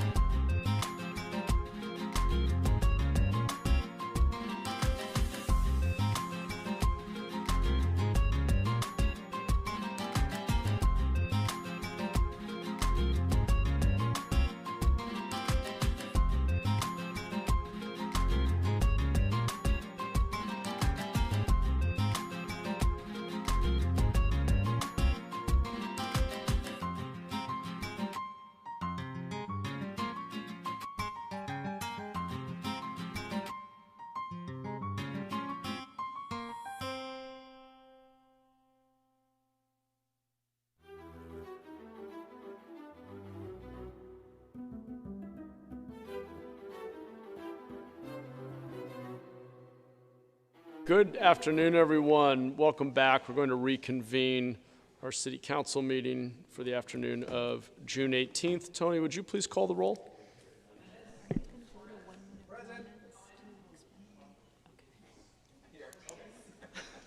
Sorry.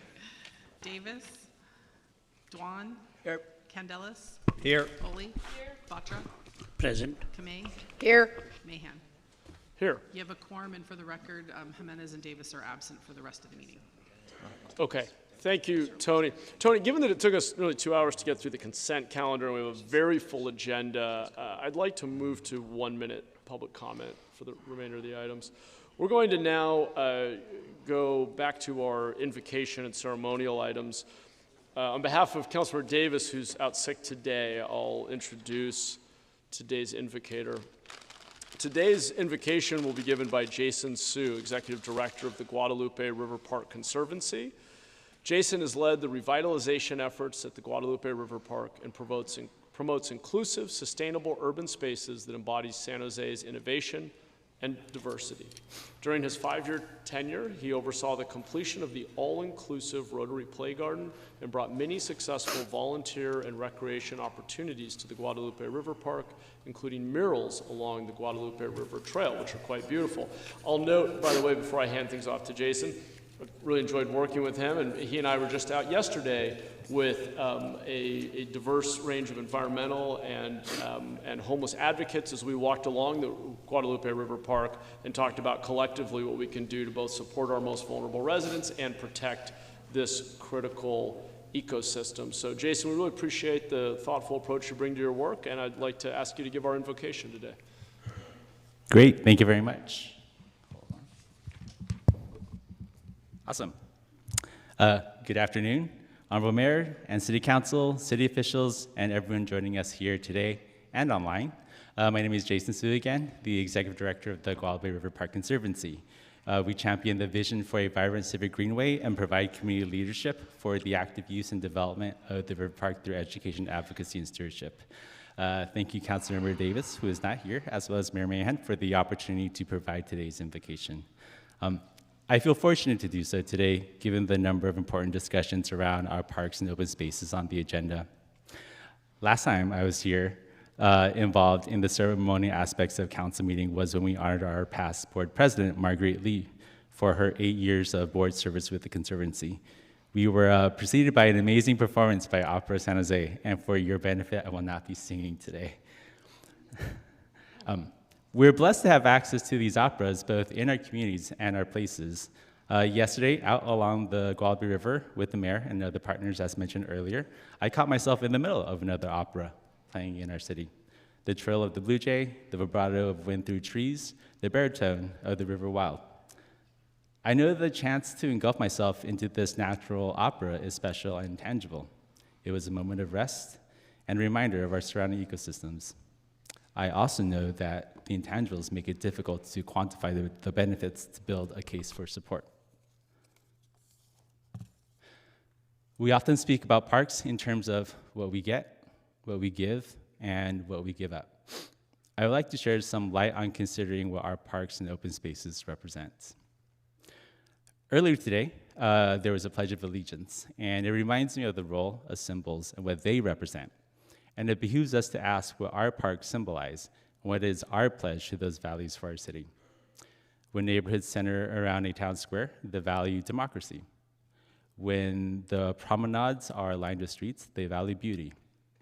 When cities embrace nature, they value belonging. Democracy, beauty, and belonging all apply to San Jose. In the 2020 City Services audit, we learned that 90% of the respondents interacted with local government by visiting a park at least once a month or more. When the Conservancy asked park users why they access nature, the most common response was relief. We know that the founding of the city, the settlement of the Mequaloni people before, and our evolution from the Valley of Heart's Delight to the capital of Silicon Valley is due to the waterways and the value that they carved. I believe it is clear what parks symbolize for our city and the intangible wholeness they offer us. And we have the opportunity today and beyond to honor that. Thank you. Thank you, Jason. Really appreciate that thoughtful reflection.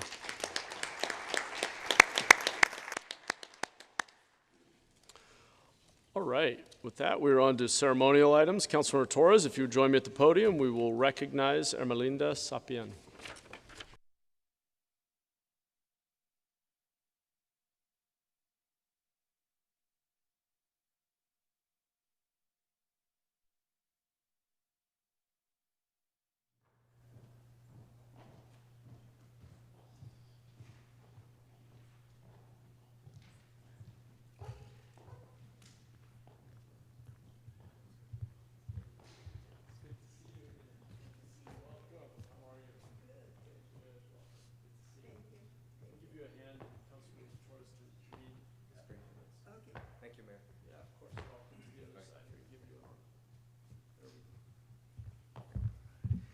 Good afternoon, everyone. Oh, great. So someone's awake. Today, I have the privilege of honoring an extraordinary individual who has dedicated over 55 years of service and leadership, uplifting the hardworking and vulnerable farm workers and students here in San Jose. That incredible individual is Ermelinda Sapien, who started her career with the Center for Employment Training in 1969 as an administrative assistant. And over the course of her incredible 55 years, she would become the president and CEO in 1999. Within her time at the Center for Employment Training, Ermelinda would work tirelessly championing and advocating for public policy initiatives and programs to support and protect farm workers and underserved populations. Dedicating her life to stability, Ermelinda has not only stabilized the Center for Employment Training, but she also has stabilized the lives of many residents, farm workers, and students here in San Jose. Ermelinda's work has equipped countless individuals with the skills, tools, and resources to live lives with purpose and security. It's hard to see CET success without seeing the work of Ermelinda, and it is going to be hard seeing the organizations without her. So she's retiring after 5 years. However, Ermelinda's legacy will echo through the halls and rooms of CET and will be a continued presence that lives on through the people she worked with and the people she's helped. A sincere and immense thank you from me and people of San Jose to a sincere thank you from me and the people of San Jose to you, Ermelinda, for living a life of public service. And with that, it's an absolute pleasure to able to commend Ermelinda for 55 years of dedicated public service, unparalleled leadership, and legacy left to inspire generations in San Jose. And actually, before I hand over the mic, I have memories of living across the street from Center for Employment Training. I lived on Vine Street, right across the street. And I remember in 1988, as a young child, I remember hearing Michael Dukakis being introduced across the street at a presidential rally he came to have at CET. And since that very moment, it inspired me to get involved in politics, because I said, who the heck is Michael Dukakis, right? And of course, what turned out was his scandal with a huge helmet and the tank, right? But anyways, it inspired me to get into local politics, because never in my life would I have imagined that a presidential candidate would come into my neighborhood. And here I am today, thanks to folks like Ermelinda Sapien. So thank you. Thank you.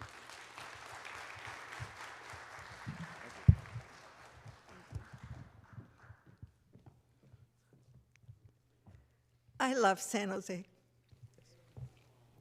San Jose gave me the opportunity to hold a great job and work for a great organization.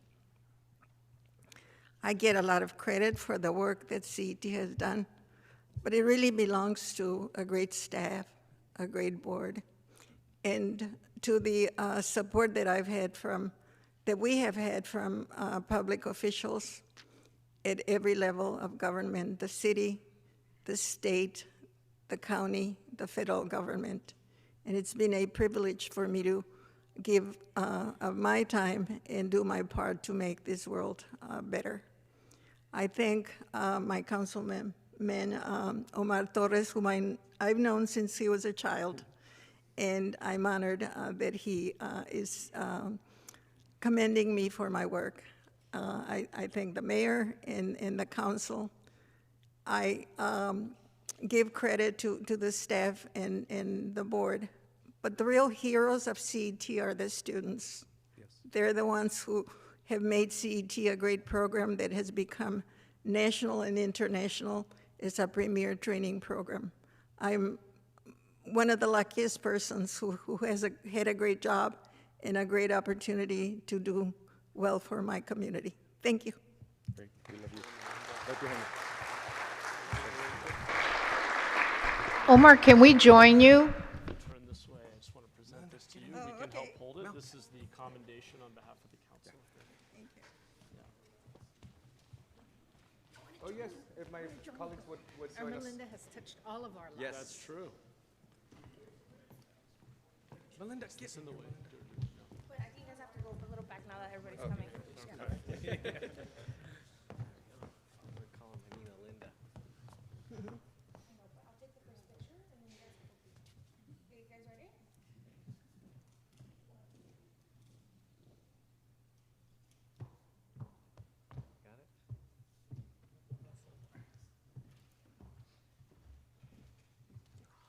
One more thing I need to say. Okay, let me get the mic for you.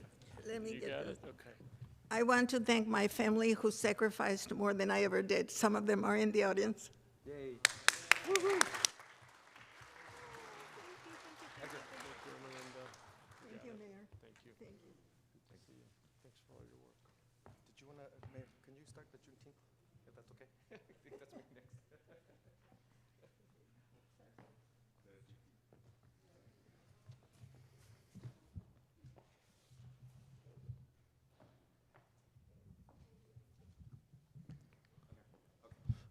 Thank you again, Ermelinda.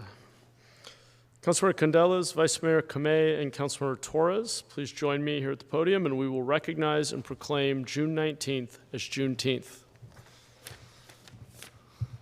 Hey. Get any sleep yet? I know. Welcome. Good to see you. Hey. Sorry, I was telling you if you wanted to start it because I was going to. I didn't have the talk. No, it's okay. It's okay. All right. Good afternoon. Me again. So today we are proclaiming June 19th as Juneteenth in the city of San Jose.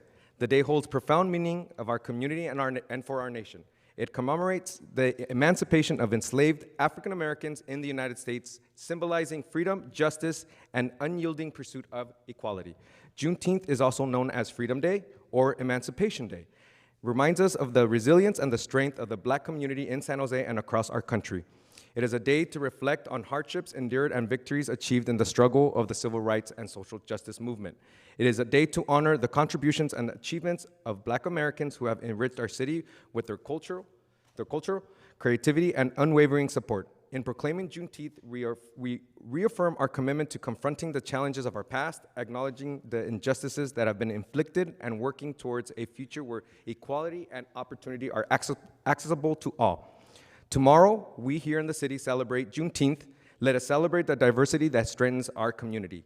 Let's honor the past, embrace the present, and continue to strive for a future where every voice is heard and every individual is valued. Accepting the proclamation is Milan Ballantyne, Executive Director from the African American Community Service Agency in downtown San Jose.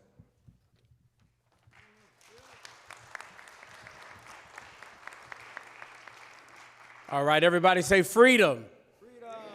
Freedom. Juneteenth is about freedom. It is the representation of my ancestors who were taken from their homeland into a place that they did not know anyone or anything. But today we can stand before you to say that we are free and we are creating freedom for all.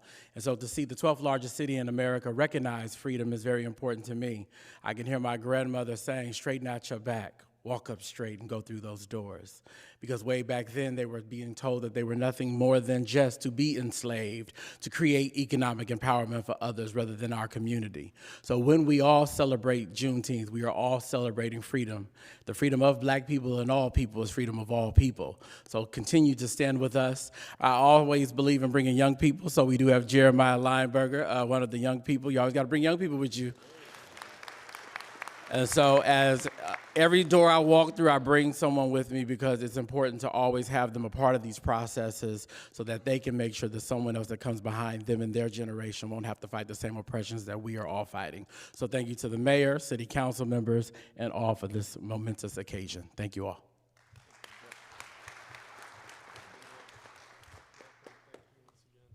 need some sleep.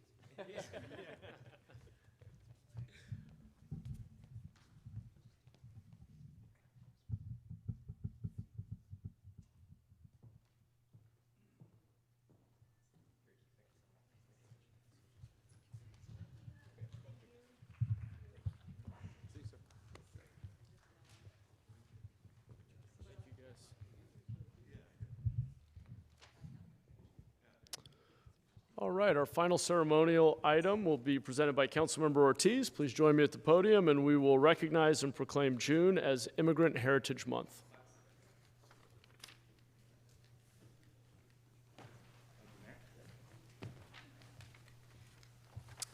All right. Good afternoon, everyone. I see my colleagues from Siren making it down. This June is the 10th annual National Immigrant Heritage Month, dedicated to honor the countless contributions of our immigrant communities throughout the United States.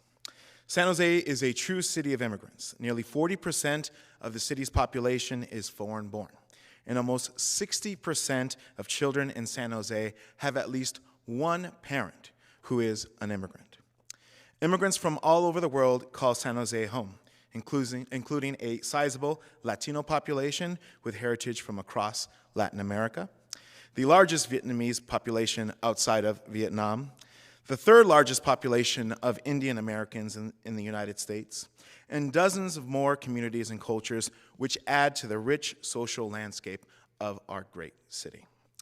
Those immigrants have contributed so much to who we are. They've worked in every sector of our economy, started businesses that anchor our community and our local economy, and have become community and neighborhood leaders.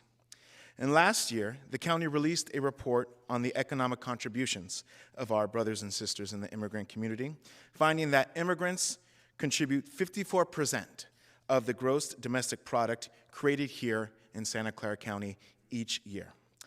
They represent nearly half of the workforce and represent half of the business owners in Santa Clara County. Our immigrant heritage is core to the identity of who we are as a city. And it's been through the power of organizing, oftentimes across lines of nationality, that immigrants have been able to challenge this city to live up to its democratic ideas. And that's why it's so important that our city continues to live up to these ideas by resisting divisive policies designed to divide and exploit us. We've unfortunately seen a rise in xenophobic politics nationally, including an executive order closing the border to asylum seekers, reminding us why it's essential to reaffirm that San Jose will always be a sanctuary city and a member of the Rapid Response Network to protect our communities from the threat of deportation. I'm grateful to be joined here by the Services, Immigrant Rights, and Education Network, also known as Siren. Siren is dedicated to serving low-income immigrants and refugees through community organizing, legal services, policy advocacy, and more. Their work anchors the Rapid Response Network and has empowered generations of immigrant leaders in San Jose, as well as offering free legal clinics to immigrants and their families. And I'd like to invite Mr. Huy Tran, Executive Director of Siren, to please say a few words. Good afternoon, my name is Huy Tran. I am the Executive Director for Siren. I'm joined by Carmen Torres, one of our organizers. I want to thank Councilmember Ortiz and the entire council for adopting this proclamation.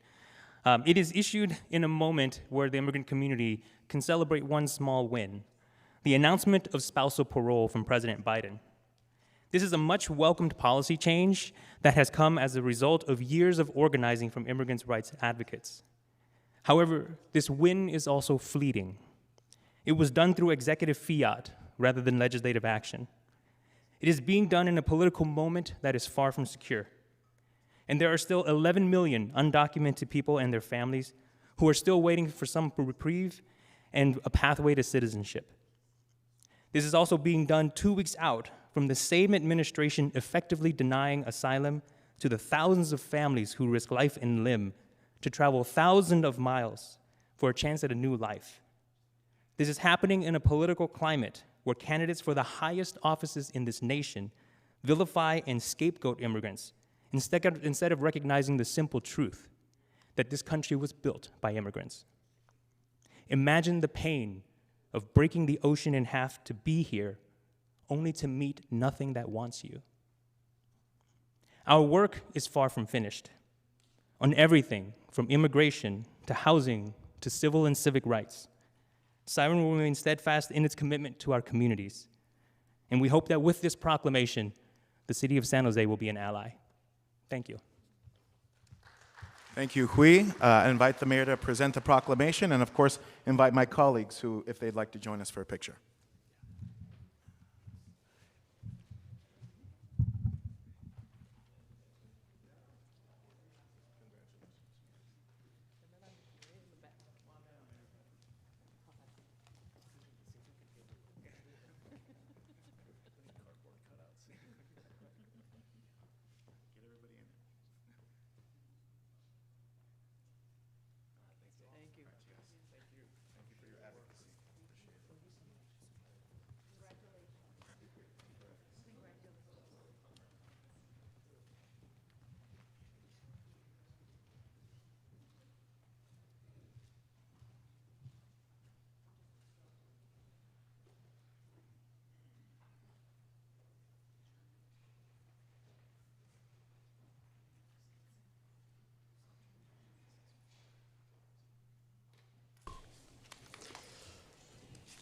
Next is adjournment, and today's meeting is adjourned in memory of Victor Garza, founder of La Raza Roundtable, who passed away on Thursday, June 6th of this year.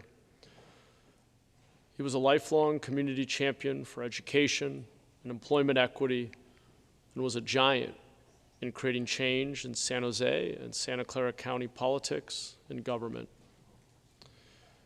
Councilor Candelas will tell us more, but first I'll just say very briefly, I saw Victor at La Raza Roundtable just less than a couple months ago for our budget town hall. And true to form, as always, he had a list for me. And after the formal presentation, we sat there and he held onto my arm and ran through his list and made sure he got some specific commitments from me on follow-ups on a number of items that were on his mind. And I think it's fair to say he organized and advocated and built bridges and built coalitions to move our community forward and make it better for everyone. And it was a memory I'll never forget, having some opportunities to sit down and speak with him personally and hear his views on where we've come from and where we can go as a city. So I just wanted to add that personal note. Councilor Candelas, would you like to tell us more? No, thank you, Mayor. I think everybody, before I give my comments, I think everybody on this dais has had their sit down, I would say, with Theo Victor, and so I'm here today to thankful that we're adjourning in loving memory of Victor Garza, a community icon, champion, and obviously founder of La Raza Roundtable. He was more than a mentor, an ally, and a friend to me. He was like family. Victor Garza has always been a guiding force and a role model for many. His commitment to lifting up others and creating pathways for people made him a pioneer in the field and a true seeker of social justice. He taught me the importance of having an equity lens before the concept became widely established in many of our circles. This topic of equity brings together many ideas, being honest with our past injustices, challenging ourselves to think bigger, and having conversations that can, at times, be uncomfortable but are crucial to societal progress. Victor was pushing this concept decades ago, and now we have the privilege of implementing as policy in our everyday work. He was a strong voice for equitable education, immigrants' rights, supporting veterans, and creating more employment opportunities for Latinos. Victor is a shining example of transforming one's words into action. After his time in the U.S. Navy, Victor returned home with the goal of serving his community. His advocacy for veterans and Latinos garnered him various awards, such as Outstanding Young Man of America, and was recognized by the American GI Forum for his outstanding leadership. For many years, he managed the County of Santa Clara's Office of Veteran Services, but what people remembered most was his dedication and tireless advocacy that acted as a unifying force. Victor built coalitions, that's what he did, connecting people from all backgrounds to fight for a more just society. He bridged the gap between marginalized communities and their government by connecting local leaders with policymakers. In 1988, he founded La Raza Roundtable de California, and it quickly became the largest coalition of Latino and Mexican American organizations. And as chair, he was a resounding voice for representations on issues affecting the Latino community. He helped Latinos gain access to economic opportunities while serving as a board member and a leader in our Center for Training and Careers, ensuring that Latinos not only had access to jobs, but also the opportunities to learn new skills and take on roles with higher levels of responsibilities and pay to ultimately break the cycle of poverty. He was actually the first Latino elected to the board of the Bay Area School District, and helped recruit and proved pivotal to recruit more Latino teachers, principals, and school administrators, ensuring that the school faculty reflected the families of the surrounding communities, as well as mentorship programs in Evergreen Valley College, to name a few. There's plenty of examples that I can share from his work on reducing the number of people in juvenile halls, to connecting unaccompanied minors more recently to vital care, and his work on racial issues and poverty issues in the White House. But I want to leave everybody with this. He stood at the front lines of many battles and encouraged others in the Latino community to do the same. His political activism, community involvement serves as an inspiration for a new generation of leaders. He was a pioneer who had the courage and vision to do groundbreaking work that not only accompanied people together, but also gave people the opportunity to grow, rise up for themselves and their community. And we have an opportunity to carry his legacy with us every day. So gracias, que descanses en paz, tío Victor. Now I'm going to invite his daughter, Cindy Soto, to share a few words.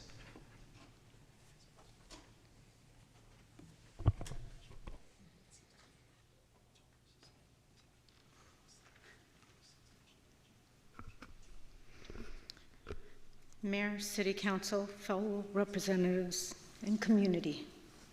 My family and I would like to thank the City Council for recognition in honoring my late father, Victor Garza.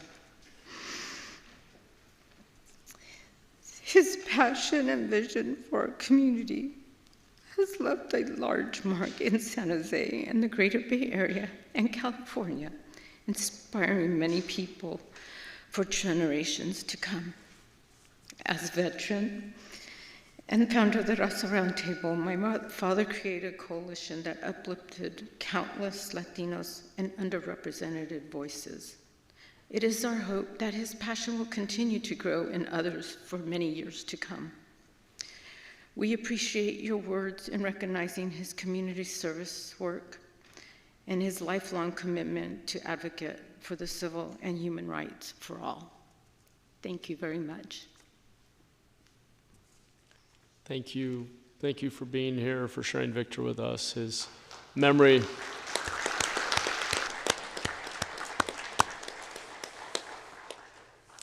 will continue to be an inspiration for our council, and I know our entire community, our entire city. Thank you. We're very sorry for your loss, our loss. We are going to continue on with our agenda. Our next item was the land use consent calendar. So let me turn to my colleagues to see if we have a motion. I'll move approval. Second. Thank you. Tony, did we have any public comment on land use consent? No, we don't. Okay. Thank you. Moving on to item 3.1, which is We need to vote. I'm sorry? We need to vote Oh, on I'm that. sorry. I just assumed it was acclamation all around. Let's vote, please. Apologies. Yeah, democracy. Looks like we're missing a vote. Yes, we're missing one. There we go. Motion passes unanimously. All right. Okay, land use consent passed unanimously. We're on to 3.1, report of the city manager. Thank you, Mayor. I do not have a report today. Thank you, Jennifer. Okay, item 3.5, potential November 2024 ballot measure polling. And I don't believe we have a staff presentation. I think we have, what's that? Oh, do we? Okay, I'm sorry, I didn't have that in my notes. We'll start with the staff presentation.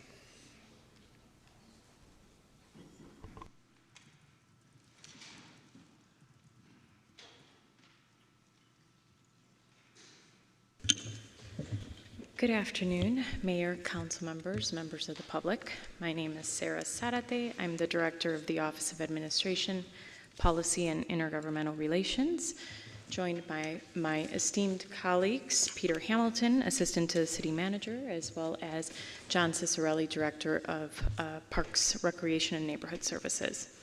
We're here to provide you an update on recent polling results, exploring additional revenue for parks.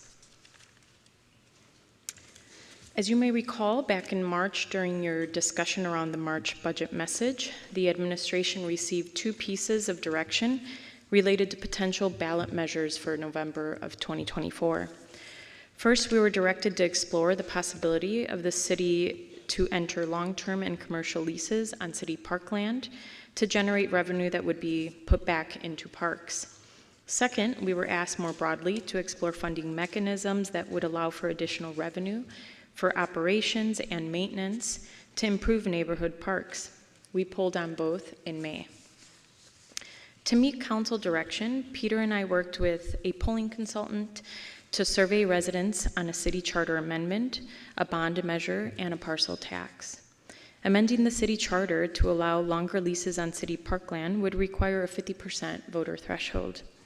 A park bond to fund capital maintenance would require a 2/3 voter threshold, or just over 66%. Importantly, a bond could not support operations. Additionally, while the current threshold is 2/3, if Assembly Constitutional Amendment 1, known as ACA 1, were to pass in November, it would reduce the threshold required for passage from 2/3 to 55%, provided it meets certain criteria. While ACA 1 was originally intended to apply to special taxes, it is being narrowed to apply only to bond measures. This occurred with the introduction of ACA 10 last week. Lastly, allowing the most flexibility to fund both operations and maintenance, a parcel tax, which is considered a special tax, would also require a 2/3 threshold. The survey was administered in May to a random sample of 800 San Jose voters who are likely to participate in the November 2024 elections. Our polling consultant utilized mixed methods to recruit respondents, including email, text, and telephone, and collected data over the phone and online. The split sample poll was administered in English, Spanish, Chinese, and Vietnamese, and assigned respondents to one of 2 potential measures that varied in the ballot statement and services. The overall margin of error was plus or minus 3.4%, whereas the smaller subsamples had a margin of error of 4.9%. I'll now hand it over to Peter to review the results.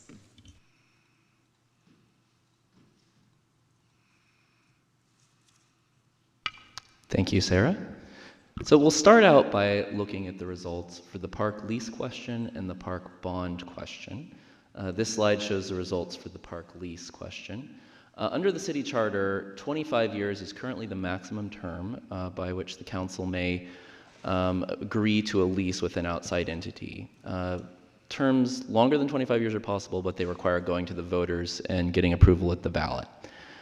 This question tests whether voters would be amenable to extending that term that the council can approve to 55 years. The threshold for this measure would just be 50% plus 1, and we see here it's at around 46%. While this doesn't make the threshold, we do think this is worth continuing to consider, especially some adjustments to the language to really draw out the benefits of a longer term. It may be possible to get this to 50%. So while we don't recommend moving forward in this cycle, we do think it merits consideration in future cycles. And this is the results for the park bond question. The threshold for a bond is 2/3. So at 42%, the results here are a ways off. But as Sarah mentioned, if ACA 1 were to pass, the threshold for a bond would be lowered to 55%. While we don't recommend moving forward now, we do think we could still consider this for future cycles, especially if we were given a lower threshold. So to summarize, these two we don't recommend moving forward now, but through approval of the June message, the Council approved MBA 10, which directs us in the next fiscal year to explore potential measures for additional revenue. So we would plan to include both of these in those efforts. Now we'll turn to the results for the parcel taxes. We polled on two versions of the parcel tax, Measure A and Measure B. They both include funding for park maintenance and for trash and graffiti removal, but the mix of other services is a bit different between them. And it's important to note that parcel taxes are special taxes, so we would only be able to spend money on services that are explicitly authorized here in the ballot language. And for both measures, we tested a rate of 1 cent per parcel square foot for residential and 3 cents for non-residential. And this slide shows the results for Measure A, which in addition to park maintenance and trash and graffiti removal, also includes park police and rangers and removal of homeless encampments. And at 63.1%, it's a few points off from the two-thirds threshold. And this slide shows the results for Measure B. In addition to park maintenance and trash and graffiti removal, it includes language on protecting nature and wildlife areas and funding a range of services provided by PRNS, including gang prevention, senior health, and children and youth programs. At 66.1, this one is quite close to two-thirds, just very small fraction below that threshold.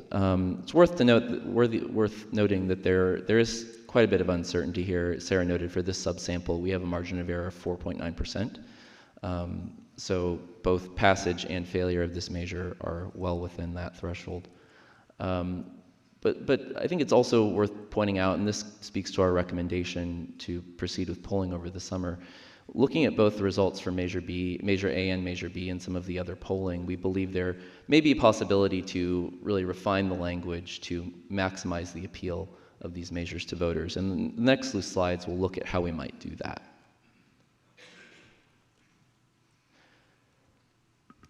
So we tested, after testing each measure, Measure A and Measure B, we asked an additional question of those respondents who did not support the measure, and we asked how their support would change if we lowered the tax on residential to 0.5 cents. And as you can see, support expanded considerably. So this is something, if directed by the council to poll over the summer, that we would consider changing a lower rate in order to increase support.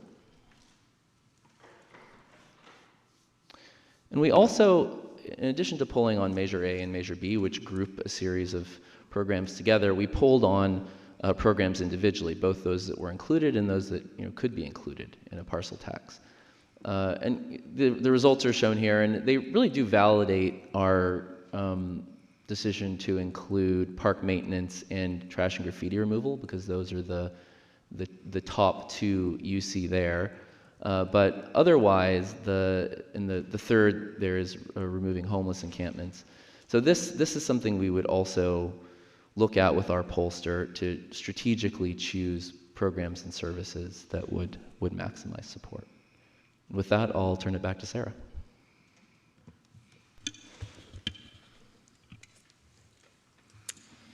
As detailed by Peter, the results of the poll are promising, but they still fall short of the required two-thirds voter threshold, especially when the margin of error is applied.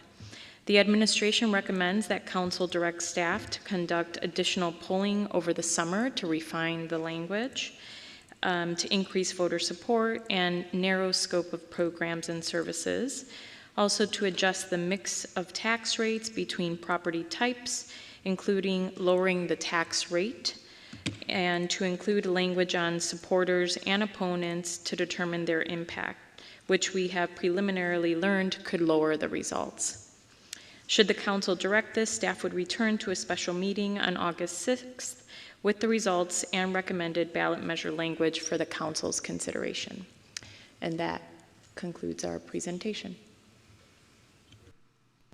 Great, thank you very much. Really appreciate that and agree with the next steps. Let's go to public comment first. Okay, I'm going to call your name. First person who comes down, just go to the microphone in no particular order. Everybody else whose name I call, please sit in the front row where it says reserved. I have Michael Q, Sean Kali-Rai, James Reber, Neil Collins. This is 3.5, yeah. Landry Ames.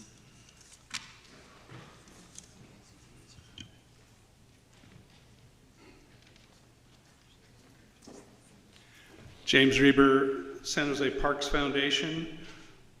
We fully support a ballot measure. I'll take A or B, and I think that we're close enough to approval that this is something that not only would happen, but it's really, really necessary, and this is good timing. I can tell you that during COVID, we did an internal poll of park usage by our supporters and donors and friends of the Parks Foundation, and it was overwhelming how valuable the parks were.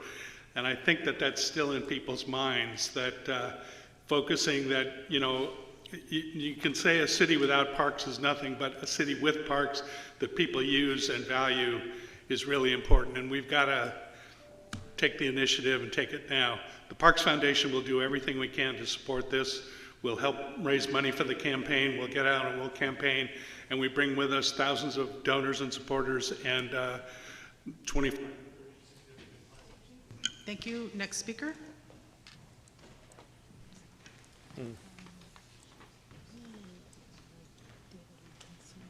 Good afternoon, Mayor Mahan and members of the City Council. Michael Quadge, I speak on behalf of NAIOP Silicon Valley to urge the Council to not proceed with a transfer tax ballot measure at this time. According to Councilmember Torres's memo, the reformed real estate transfer tax would significantly increase projected revenues beyond 2020 Measure E. However, projected revenues do not always translate into actual dollars. Los Angeles' transfer tax Measure ULA took effect in April 2023 and imposed the same 4% tax on properties sold or transferred for more than $5 million and 5.5% tax on those who are sold or transferred for more than $10 million. It was projected that the tax would generate anywhere from $672 million to over $1 billion in annual revenues. Actual generated revenues were just a fraction of the tax forecast, which equates to only 21.5% of the highest projection. Is potentially generating a fraction of projected revenues worth further damaging the already suffering commercial real estate? Next speaker. I'm also going to call down Anil Babar and Waskar Castro. Good afternoon, Sean Kali-Rai, NAIOP Silicon Valley. Just want to remind everyone that this seems very much like a end around for Prop 13. You're creating a particular standard for residential and you're creating another standard for commercial. The voters already voted that down. If you want to start overturning Prop 13, let's just have the honest conversation and let's take that to the voters for what it is. And maybe we should also start looking at prudence. Start looking at the fact that maybe we should be cutting some jobs, services, things that we don't particularly need, instead of constantly going to the voters for more tax dollars. The Wall Street Journal had an article that talked about the voter tax revolt in California. Governor Newsom is feeling it. It is happening statewide. And so we just want to have you be very cognizant of the fact that you're going to drive business away from San Jose with this type of a tax measure. Thank you. Thank you. Next speaker.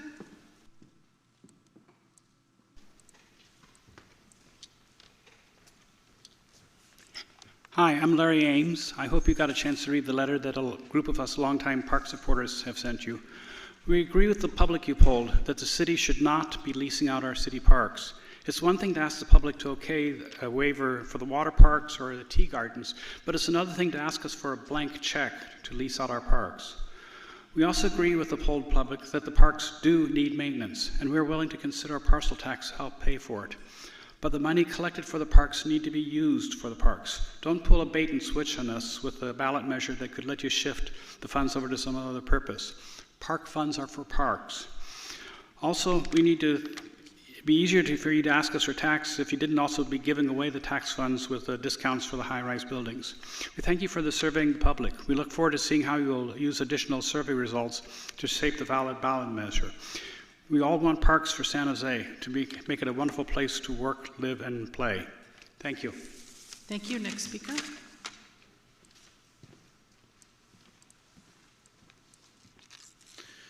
Good afternoon, Honorable City Council and Mayor.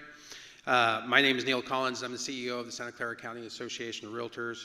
I'm here today to speak against Councilmember Torres's memo to explore a new transfer tax. As we've heard before, now is not the time for new taxes, nor is it the time to further reduce housing affordability with a new transfer tax, which is exactly what will happen. The transfer tax will freeze the upper end of the market and put more downward pressure on the houses that are remaining. I'm asking you to put a halt to this ill-conceived proposal here today, and I thank you for your support. Thank you. Next speaker. Before you begin, I'd also like to call down Jenny Zhao and Carl Lee. Go ahead. Thank you. Thank you, Mayor and Council. Anil Babar with the California Apartment Association. And I, too, speak in opposition to Councilmember Torres' memo. We've seen what happened in LA. We've seen what the polling you saw a few minutes ago. Voters are fatigued from taxes. And what we're going to be doing is further hampering our ability to meet the ever-growing need for additional housing in the city. For those reasons, we ask that you reject this proposal today and move forward. Thank you. Thank you. Next speaker.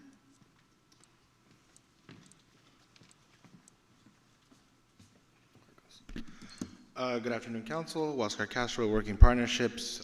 We'd like to express our support for the memo that was authored by Councilmember Torres, and we'd like to show appreciation for Councilmember Torres for being proactive and taking advantage of this opportunity to explore what more we can do in this broader conversation of generating revenue, given that staff has done a great job at looking some initial opportunities. If there's opportunities to look at other things, such as a reform transfer tax that could generate significantly more revenue than Measure E, it shouldn't hurt to do some of the work and look into that. And a big part of the conversation throughout the first half of this year for a bunch of different issues was that we need more resources for a variety of solutions. And to that, figures that we should leave no stone unturned, and looking at this as a real opportunity to generate more revenue and put less of a tax burden on homeowners seems like a great opportunity. Thank you. That's your time. Next speaker. I'm also going to call down Jean Dresden and Enrique Navarro. Good afternoon, mayors and council. My name is Jenny Zhao. I'm here to speak on behalf of Bay Area Homeowners Network, an organization represents San Jose small housing providers and homeowners. I'm here to speak against Councilmember Torres' memo to propose new transfer tax. Measure E was passed just a few years ago to deal with housing affordability and homelessness. Ever since it's passed, the situation only got worse. So there's no clear deliverable results, and according to the state's audit, a lot of money get unaccounted for. Asking for more money is not the answer. We want our leaders to use existing tools to improve efficiency, transparency, accountability, and to be result-driven. Thank you. Thank you. Next speaker. Good afternoon, Mayor, Vice Mayor, Council members. My name is Carl Lee. I'm here to speak against Councilmember Torres's memo as well. I served on the General Plan Task Force in the reviews subsequent to that task force, and I was an advocate for affordable housing. If you are an advocate for affordable housing, I ask you to take a broader look at this type of policy. In LA, when they've passed, the housing market has rippled through, and it's caused people not to move from their homes that they've outgrown. They've and it's caused the prices to go up significantly. And using Measure E as an example, and we look in the memo, it talks about these are luxury homes. When Measure E was passed just a few short years ago, $1 million, just around that price range, was the affordable of medium household income, medium value in Santa Clara County. It is now the medium value. Thank you. Next speaker. I'm going to call down Emily Ann Ramos as well. Good afternoon. My name is Jean Dresden. I'm a park advocate, and I want to thank the council for expanding the scope of the originally planned survey back in March. And I think we discovered that we have this opportunity now. The electorate has shown they have interest in doing more for for the ecosystem of our parks. Many organizations, when they go out to poll a ballot measure, will precede that questioning with some kind of public relations program, and then they see what the response is there. This polling was a naked polling. There was no PR campaign in advance, and we're already very near the threshold. So it gives us the opportunity to realize that with a campaign, we may move things further. I hope that we'll explore many different ways to... Thank you. That's your time. Next speaker. Good afternoon, Mayor and City Council. Enrique Navarro, Government Affairs with the Santa Clara County Association of Realtors, also expressing opposition on behalf of the association and our members to any further suggestion of transfer taxes. Since the current transfer tax Measure E was passed, San Jose has become far less affordable because the tax on some properties has a detrimental impact on all properties, making them all less affordable.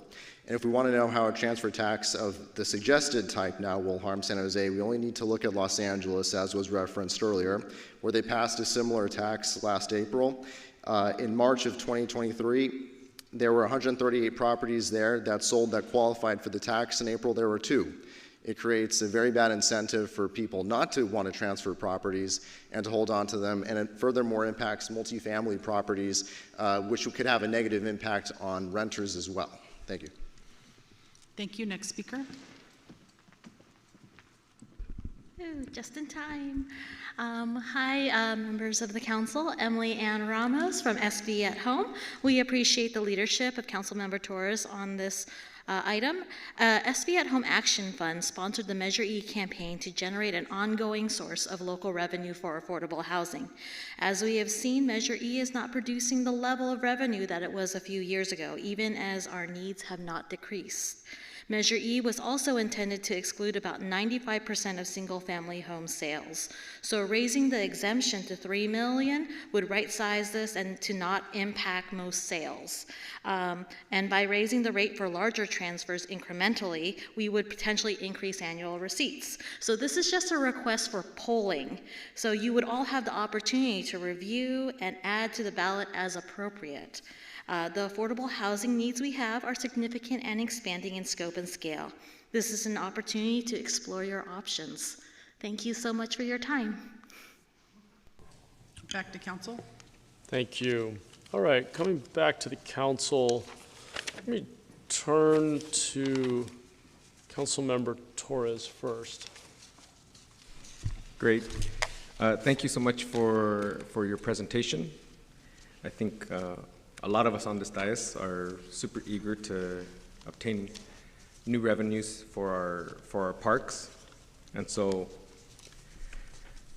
as we can imagine, we just had a very lengthy budget discussion and where we all spoke to why key initiatives are critical to our community and how we need to provide resources to those key priorities. And even on more specific issues such as parks and our housing crisis, we all agreed that we needed more revenue. I think that agreement is important because the consensus warrants us as a council to be curious and eager to understand the full breadth of what we can do to provide those resources to our community. And the intent of my memo was to kickstart further exploration for what could be feasible at the ballot box. Just asking a question, a polling question.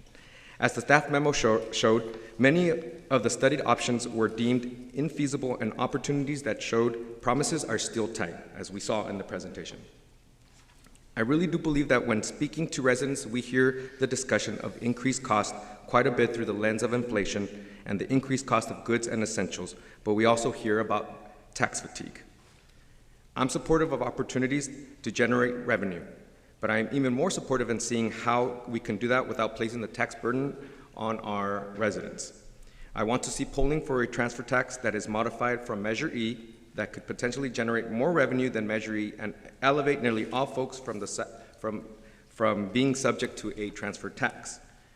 Given the potential to roll out a transfer tax similar to the Measure ULA in Los Angeles in 2022, and seeing what public reception could look like for this ballot seems like a prime opportunity to bring resources to our community. I understand we have a lot of concerns happening in our city of San Jose. I appreciate my colleagues, partners, and our entire community and city staff for all the work that they do day in and day out on moving key items forward.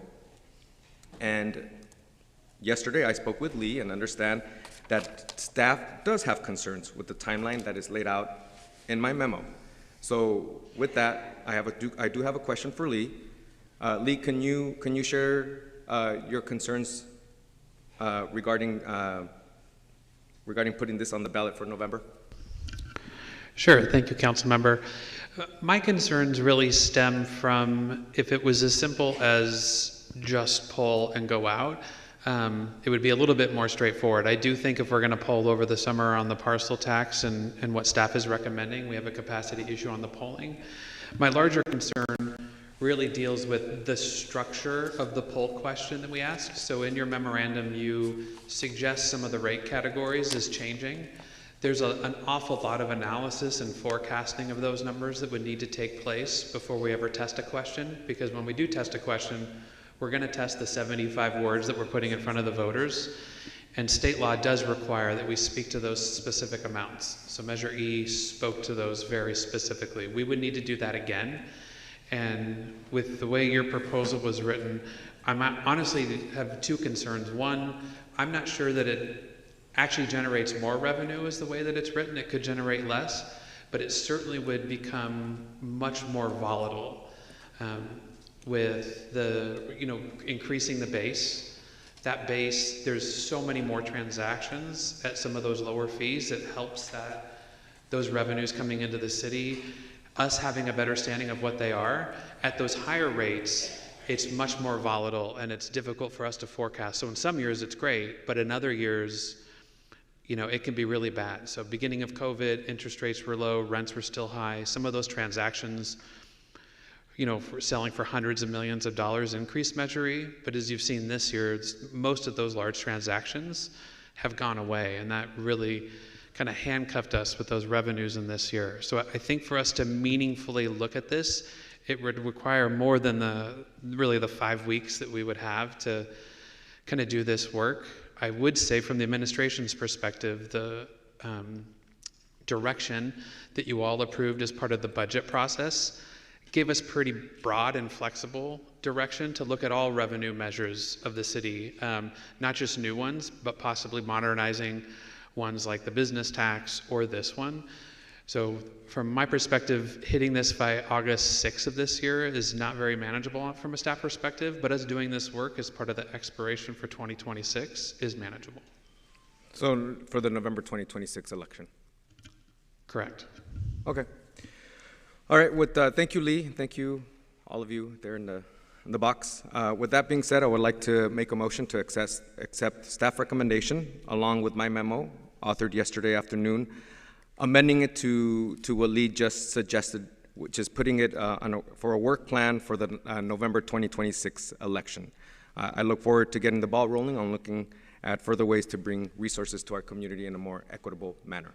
That's my motion. Okay, I'm not hearing a second. Oh, second. Okay. Second, Councilmember Ortiz. Okay, let me just clarify. So there's motion on the floor.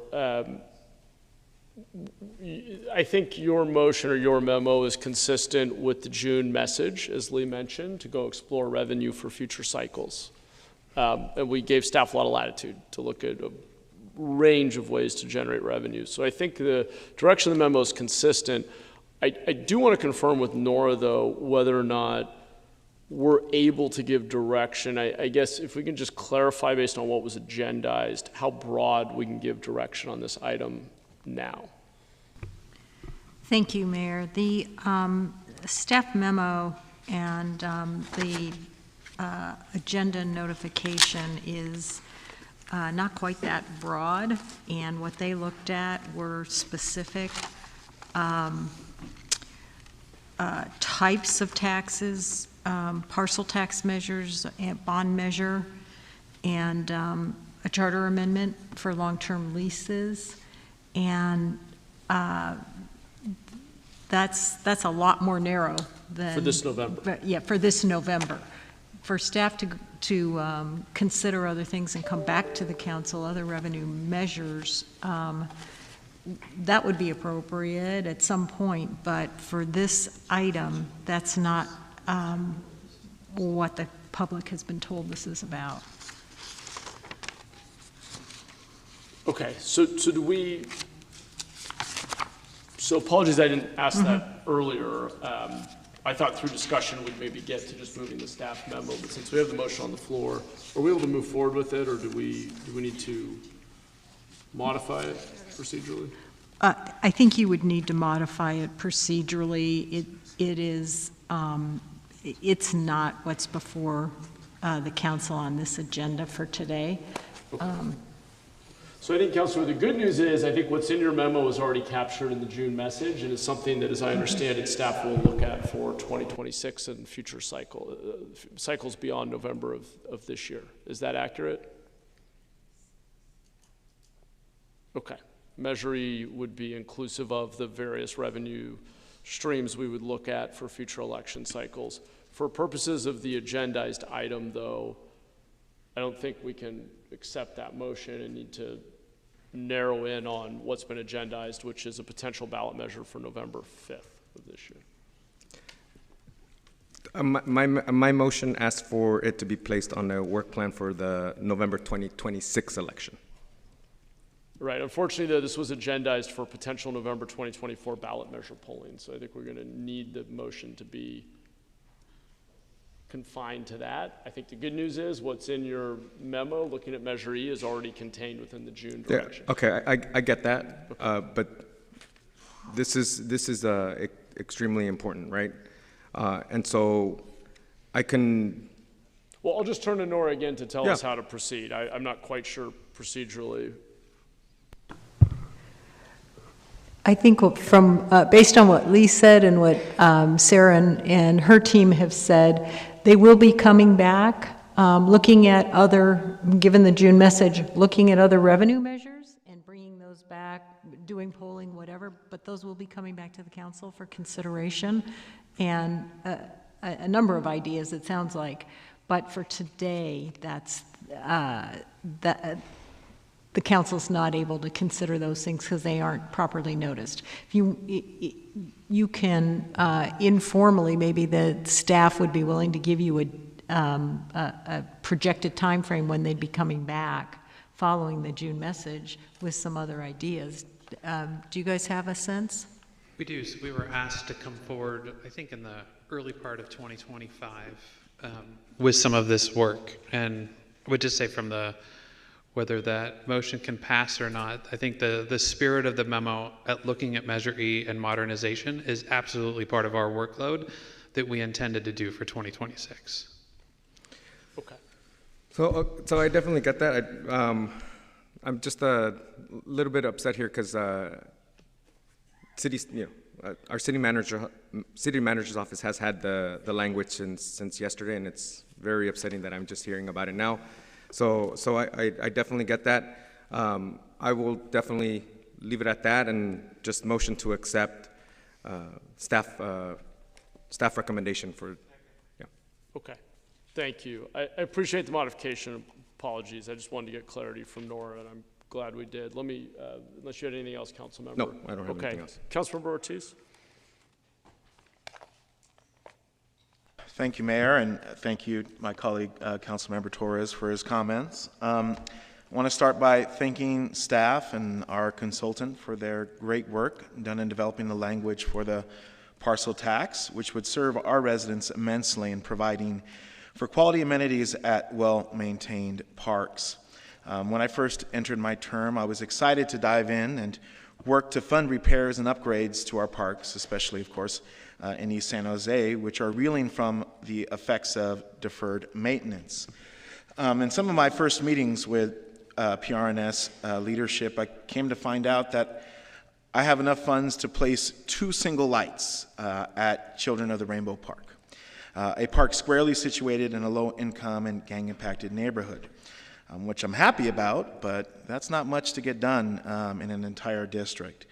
That $100,000 project has since essentially wiped me out and leaving no room for improvements at other parks that are in great need in my district. And that's unfortunately the reality for many of our council members, especially those representing districts that are not actively being developed in.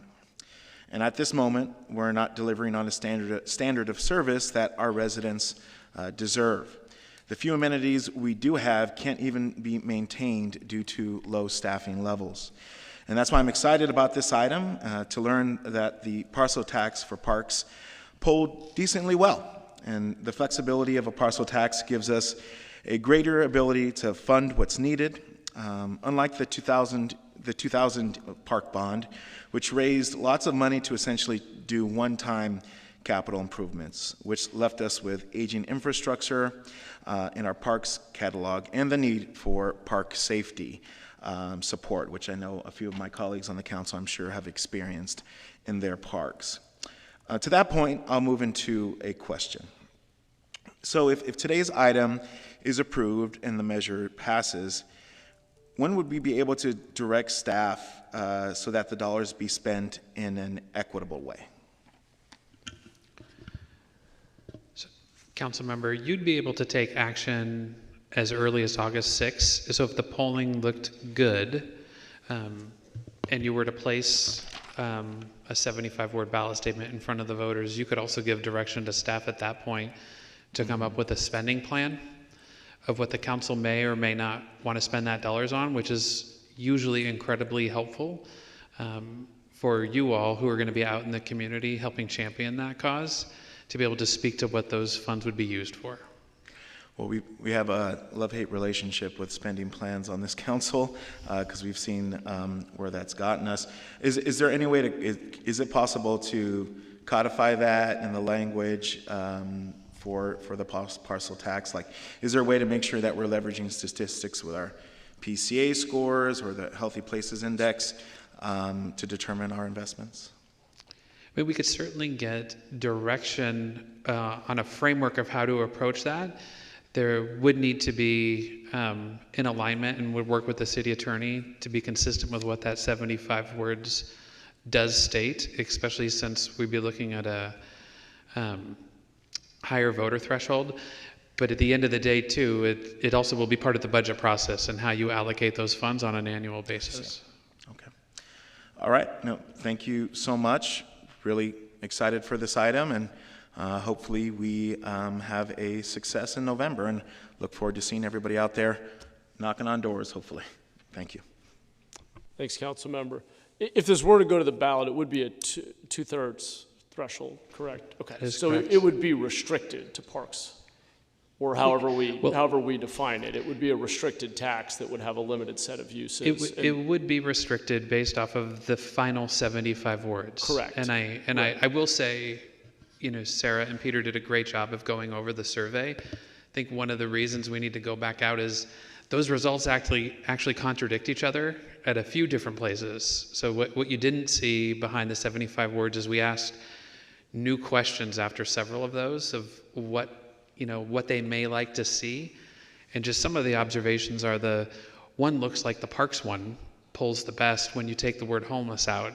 But then when we ask all the trailing questions, homeless actually polls the exact highest. So some of those results are not consistent with our own pollsters are seeing throughout the Bay Area and state. They're not consistent with PPIC. So we need to do that additional work. But right now, how that 75 words balances between kind of clean waterways, homelessness, and then actual parks, which we have a huge deficit of parks needs that John's got to deal with, needs to get sorted out over the summer in this polling. Yeah, thanks for that context. I think there's definitely a lot more to learn. I just wanted to make the distinction that as a 2/3 tax, it would be restricted to specific uses, as opposed to Measure E, which has a general tax with a simple majority of 50%. We actually legally can't restrict. The council can have a policy each year to say, here's how we want to spend this, but it's a general fund source. Okay, let's go to Councilor Cohen next. Yeah, thank you. I'm a big supporter of going out to the voters to trying to get dedicated funding for our parks, but I'm also very nervous about this year's election cycle. So I want to do this right, and we have to make sure that it passes if we do it. So that's why this is not an easy decision. And while I think we all would like to think that we could get this passed, we have to make sure that it's going to pass if we put the resources into it. I'm also a little bit concerned about cannibalization on this year's ballot. I think in a vacuum, doing a poll, people will say this sounds good, but if there's a whole number of revenue measures on the same ballot, that's where we run into a risk. We did have a long conversation about supporting the Bay Area housing bond a couple weeks ago, and I know that that's really important for us. And by the way, if that were to pass, in some sense, I think would reduce the need for other local dedicated taxes for that purpose. I mean, we would be talking about billions of dollars that I think would be the game changer we're looking for. But I'm very concerned about putting something on the ballot here that reduces support for something else that we really need. So I think we have to be thoughtful about what the effect, and I don't know how to measure that and how to poll for that, but I want us to kind of see if we can gauge from the voters what the entire landscape of the ballot looks like and not just what this measure looks like. Because a voter might say, yeah, I'll support the parks bond. If they do and then they vote no on the regional housing bond, I think we wouldn't be very happy. If they do and they vote no on both because, there's 3 different things or 4 different things on the ballot, and I want to point out there's going to be the Bay Area Housing Regional, the housing bond. There's going to be a state climate bond. There's also likely to be an education bond from the state. And then this and maybe other local measures in local jurisdictions. And while I think we, on an individual basis, might support all of those, if none of them pass, nothing good happens as a result. So I just want us to think about that as we think in the next 6 weeks about whether to go forward. I don't know if you have any thoughts, Lee, about that. Yeah, there's really not a perfect way to measure ballot fatigue or voter fatigue when it comes to survey methodology. There's a few different ways we could slice it to try and get some type of indication. Obviously, us going out again, or anyone going out again, as closest to the deadline as possible, August 6th. It gives us more variables for our pollster to be able to look at the data and give us a better picture. But we can definitely look at how we frame up the question even beforehand in like a recital or providing more context in a poll. But again, it isn't a perfect science. And the rule is if there are a lot of measures, whether it's federal, state, or local, kind of around the same issues, they start to kind of blend together and confuse voters. And so we do try and stay away from confusion of voters through this process. And that's what makes me nervous, obviously. That's why I said that. What does it cost us to put a measure on the ballot? Do we have an approximate idea? Thank you for the question. Our city clerk did look into this question, and I think the cost estimate was about $2 million. Yes, that's right. So, we were going to put $2 million that we have to find in our general fund to do this. So that's another reason why we have to be confident that we will get to pass. We're not going to have multiple bites at the apple. We don't want to do it this year, have it fail, and go back in 2 years. We want to be sure it's the right time to have it passed. So I just want us to all be thoughtful about that. I also just want to raise a question of mine about whether the voters truly understand the magnitude of this as they're polled on it. The measure would be 1 cent, at least the latest polling that we're doing is on a measure that would be 1 cent per parcel size, square footage. Is that the correct amount that we're talking about? So for the average parcel size for the average homeowner, the home size, we're talking about a range of $50 to $70 a year. Is that about right? Yeah, we computed the average to be $69. $69 average. Okay, so I don't know how to gauge this as well, but I have a feeling that when voters are asked the question, hey, do you support this? They don't quickly know how to do the math in their head or thinking about how much it really is. And I would like to know if there's a way to figure out whether maybe in the follow-up questions or some way to say, if you knew that this meant X dollars, would you be more or less likely to support it? Because I don't know that people will quickly, when asked, what do you think about a 1 cent per square foot parcel, they might overestimate by a lot. But $70 a year is, something that people might say, oh, that's not much on my. So. Council member, in the survey, we actually did a number of interim tests. So the initial test provided them with the language that you saw. Then we narrowed in on the 1 cent to better understand the sensitivity to the tax rate. And then there was another interim test where we did the math for them and provided them an average. Okay, that to me, that's just an important thing that we should make sure we have as part of it. Okay, thank you. I'm supportive of moving forward, obviously, with this poll, and I want us to be really thoughtful and really smart about how we move forward. Thank you. Yeah, totally agree. I think those are insightful comments. Councilor Foley? Thank you. Thank you for your presentation and the polling results. It looks hopeful, but I want to follow up on the question about the cost to the property owner. First of all, in your poll, how many are property owners? Do you have a gauge of that? And while $70, $69 isn't a lot of money, but when if you called me up and said, we're considering a parcel tax for the parks, 1 cent per, what was the terminology you used? Residential property, I wouldn't know whether you're talking about lot size or the size of my home, which is a big difference. So when the polling question was asked, was the specific question lot size or was it size of your home? Because there's a big difference. 10,000 square foot lot, 2,500 square foot house. $25, $100. Thank you for the question, Councilmember. That's the easy math because I can do 1 cent of a real simple number. So the language specifically said 1 cent per square foot of residential property. Okay, to me that's not clear.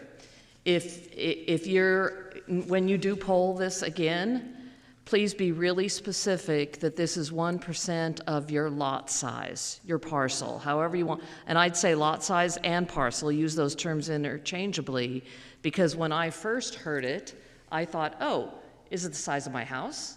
Is it the size of my house and garage? I don't know. So lot size makes sense, but you need to be really clear about that. Also, when we're asking the question, I agree with Councilmember Ortiz that we all deserve high-quality parks. We all deserve clean, well-maintained, safe parks, every one of our districts. And a lot of us don't have a lot of development, so we don't have a lot of parks funds coming in, and they get used, which is great. We want our residents to use our parks. They love our parks. So we need to make sure that we have clean bathrooms, modernized bathrooms, pickleball courts wherever we can get them, tennis courts, lighting, everything. But we also need to pay for them. So I think the threshold, or my concern, is that when we're out polling, we're really looking at parks funds because it's the maintenance of these parks that are so critical. And when we confuse the issue, or when we're calling and saying, okay, part of this could be used for homelessness or graffiti prevention or graffiti cleanup or trash pickup, it takes away the strength of the message of supporting parks, which is what many of us want to see. Our residents want to see stronger or better, well-maintained parks.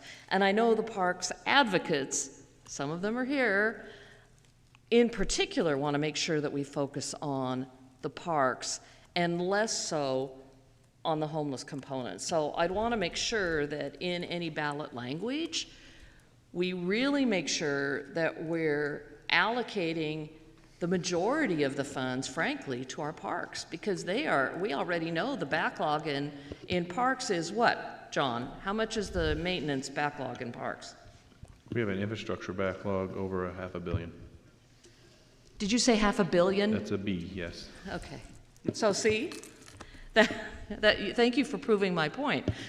Our residents really want us to take care of our parks. So I really want to see some polling that gets to the maintenance of the park and the parks themselves, how important they are, and just clean up the language, or tighten up the language so people understand exactly what we're polling. It's not a lot of money, but it is, if I'm thinking cost of my house and then I get a bill for $100 versus $25. I'm going to be a little bit frustrated. I think parks are an easy sell.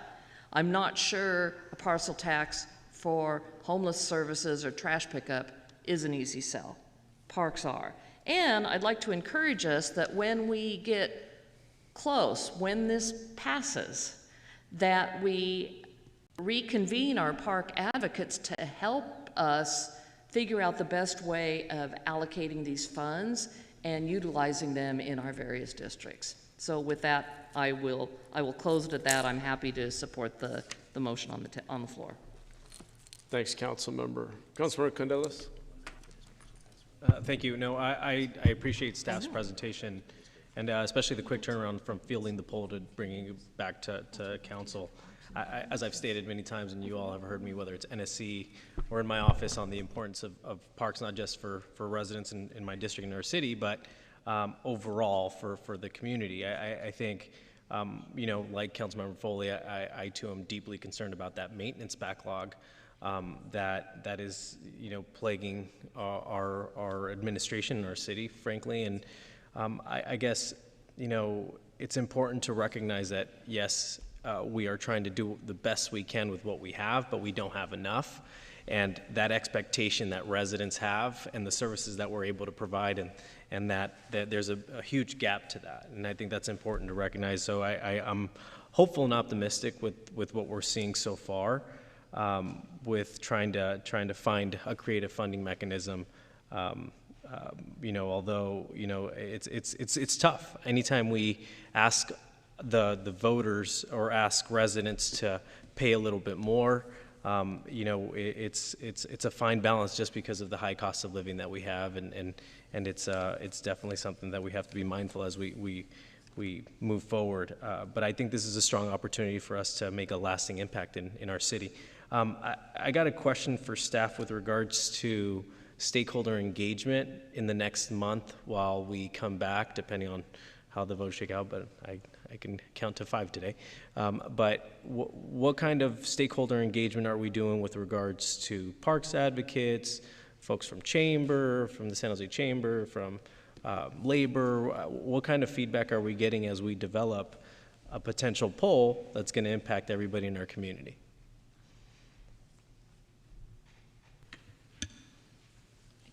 Don't all jump in at once now. So we didn't have a specific engagement plan for the summer. We did anticipate meeting. So we have a variety of partners that we would hope, and in fact, you probably got letters from most of them, would support this. And to Councilmember Foley's point, hopefully that would get together and help lead the charge. But we haven't taken specific feedback from them other than through traditional methods like Parks and Rec Commission and public meetings like NSC, et cetera. So we haven't set up meetings around the polling or the results of the polling. Okay. I would ask for a friendly amendment in the motion. If we can direct staff to engage with stakeholder groups as we lead up at least once or twice. I don't want the number of meetings is up to you, but I think it's important to have feedback as we develop this language and as we go through this. Or I'm open to feedback, but doing it before, not after, increases the genuine engagement, the genuine participation of folks to make us want to have this excitement as we potentially may go to the voters, and we may have to build this coalition in the fall. Yeah. So if I can jump in, I do think, separate from whether we decide to go forward in this year and whatever the polling says, this is work that John and his team should be doing with the parks advocates on a routine basis. I would say John and team were very aggressive around this work prior to COVID. We obviously used John and his entire department to do 500 other things during COVID. And so this kind of went by the wayside. I would caution us on the creation of a 75-word statement and ballot measure, designing it by committee, because what we're testing isn't based off of need, it's really based off of political viability. And that's why we go out and do the voting, the polling. You know, we definitely are not trying to confuse voters in this first poll by asking questions of trash and homelessness. That's based off of us having gone out 3 times prior and a parcel tax that requires 66%, not even getting 48% when we've gone out and polled previously. So we're trying to strike a balance between what the city's needs are around parks, which are huge and immense and important, right, but also what the viability is, right? Right. And so, I'm also mindful of having too many cooks in the kitchen. I get that, but I think the better engagement we do with our key stakeholders, and I leave it broadly defined, the less opposition we're going to have, and the more buy-in we're going to have from folks. Once the call to action comes in, and once a formalized external campaign, if you will, is stood up. So I will leave that to staff to figure out. But I think it would be helpful for us as we're thinking about, hey, what is this going to look like, and how are we going to maintain that community buy-in and that stakeholder buy-in while we do this. Thank you. Yeah, I think it's good feedback for staff. I do just want to make sure that we give staff the flexibility during the summer months where I know folks are traveling, it can be harder to poll, to just make sure they're able to come back to us at our last possible moment, which is actually our first meeting back, first week of August, in a position to help us make a decision about November. I just want to make sure we don't get in the way of that. But very much agree on the point about engaging stakeholders throughout and along the way, because ultimately to get to that 2/3, we're going to need a lot of stakeholder support. Right, and I guess the big picture is come August 6th or whenever we reconvene, what I don't want to see is what we come to us as a council with staff brings to council is a surprise to a lot of these folks that we're going to be reaching out to in the fall, saying, concerns where conversations were had leading up to that conversation. That's all. That was my intent. Yeah. It's a good point. Thank you, Councilmember. Councilmember Batra? Thank you for that report on the polling. There are a couple of questions for you before I get into my comment. You mentioned 1 cent or ½ cent per square foot of the lot size after clarification with Councilmember Pam Foley. How do you handle the apartment buildings or the duplexes, triplexes, whatever would be the situation with those? Yes, thank you, Councilmember. In the language that you saw today, we don't treat multifamily parcels any differently. So it's just a straight 1 cent per square foot, no matter what the parcel type is. In preparation for potentially going and polling again, if so directed by the council, we have engaged a consultant to analyze a number of different models. We know that the city currently has a library parcel tax, which charges, for multifamily parcels in particular, a rate per unit, a flat rate per unit, while other parcels, for example, industrial parcels, would be charged per square foot. So we have asked a consultant to analyze that possibility. It would be a somewhat more complicated rate structure, but in considering what we'll pull on over the summer, if directed to do so, that's something that we would take a look at. Thank you. See, we call these as new revenues, but our sources are still the same. It is the parcel tax. We have people, retirees, who are living on fixed income. And Councilmember JUN last week showed you one of the property tax receipts or the bills. Had 10 items over there. Okay. So I don't know how receptive our people are, whether you call it a half cent or not, having another line item there to be able to call it a parcel tax.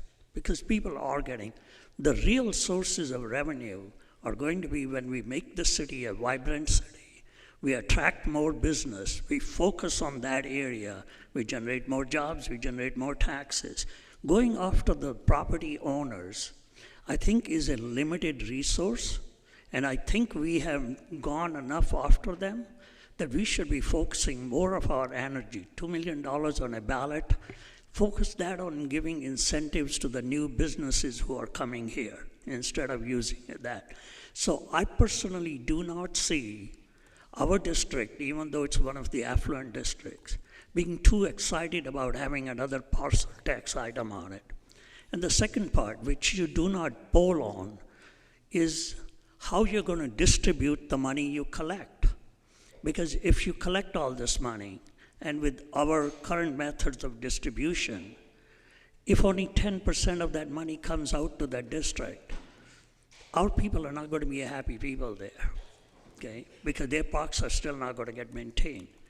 And we don't know what the distribution mechanism is going to be.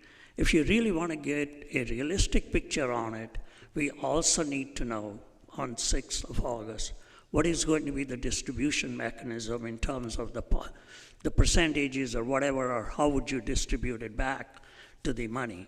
Because otherwise, this district, and my anecdotal polling, they don't seem to be excited about any of these parcel tax, whether you call it a park tax or you're talking for any other purpose. They consider it that they've reached their limit on it. They'd rather not see it. Many of them are supporters that the threshold does not get reduced, so that it becomes difficult for us to raise these kind of monies, okay? So if you're going to come back with anything, please do come back with the distribution mechanism, what we are going to be proposing, and that way we can test whether the people will be willing to go. Park has some potential, but only if they have a comfortable distribution mechanism. Okay? Would you be able to come back with some kind of a distribution mechanism? Councilmember, I would say I don't believe staff would be able to do that by August 6th. The purpose of going back out over the summer is to poll on voter viability of what services. So we don't even know yet what services would be included. We're going to test a question, but that question that we test over the summer, if we did believe there was a possibility of this passing and recommend that you guys move that forward on August 6th, we'd be tinkering with that language and the actual services up until kind of the last minute of, based off of intelligence, like Councilmember Cohen suggested, what was on the ballot or anything else. So I think, the same to Councilmember Ortiz's point, I do think us being able to express to voters what this money would be used for and how it would be used is going to be important. But that won't be able to be done by August 6th, no. Yeah, I think, I can tell you from my informal work, if we don't have that mechanism available to us, the potential of that district being in favor of doing another parcel tax would be very, very unlikely if they don't know that. Okay. So as a result, if we want to be able to make it, please come back with whatever information you can come back for the distribution. The potential for the park area is high compared to anything else, but only if we know the fair distribution. Okay? Right. Thank you, Council Member. Vice Mayor Kameh. Thank you. I'd like to thank staff for bringing this forward. I do believe that we have a huge backlog in parks maintenance, and we definitely need to figure out a way to assist, provide revenue for parks to be able to whittle away at that backlog. And I agree with Councilmember Cohen. There's going to be a lot of competing interests on the November ballot, so I'm a little bit concerned about tax fatigue. And, I think that if there's a lot of different measures on the ballot, whether it's a bond, a parcel tax, sales tax, whatever it is, I think most voters see it all as, hey, you're going into my wallet. And I think that it's difficult when there are multiple items on the ballot. So I am concerned about that. I do think that, when you come back with information demonstrating what the upside and downsides are, in terms of the different areas, I can see bond measure and parcel tax. I think sales tax, Santa Clara County has always been very good about taxing themselves, but I also think that we have limitations on sales tax, so I think that may be a little bit limiting. And I know that, given that there are different techniques that can be used, like a senior exemption, there are things that work to encourage the community to move forward with some of these revenue options. So I just wanted to share with you when I hear from the community in terms of what they see that's needed in parks, it's more what's demonstrated in what you have in the box that says Measure B.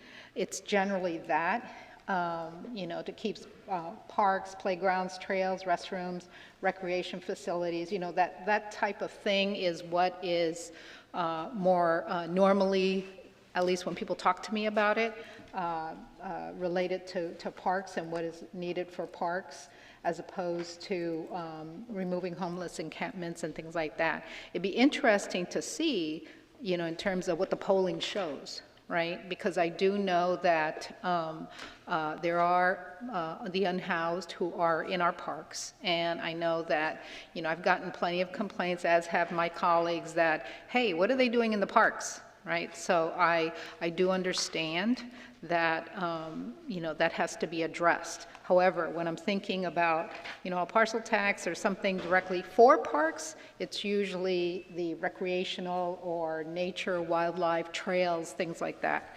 So thank you so much for, pursuing this. It's going to be tricky. It may not be for November, depending on what else is on the ballot, but I do think it's worth pursuing and trying to tease out the details. So thank you for that. Thank you, Vice Mayor. Councilmember Dewan. Thank you, Mayor, and thank you, staff, for the report.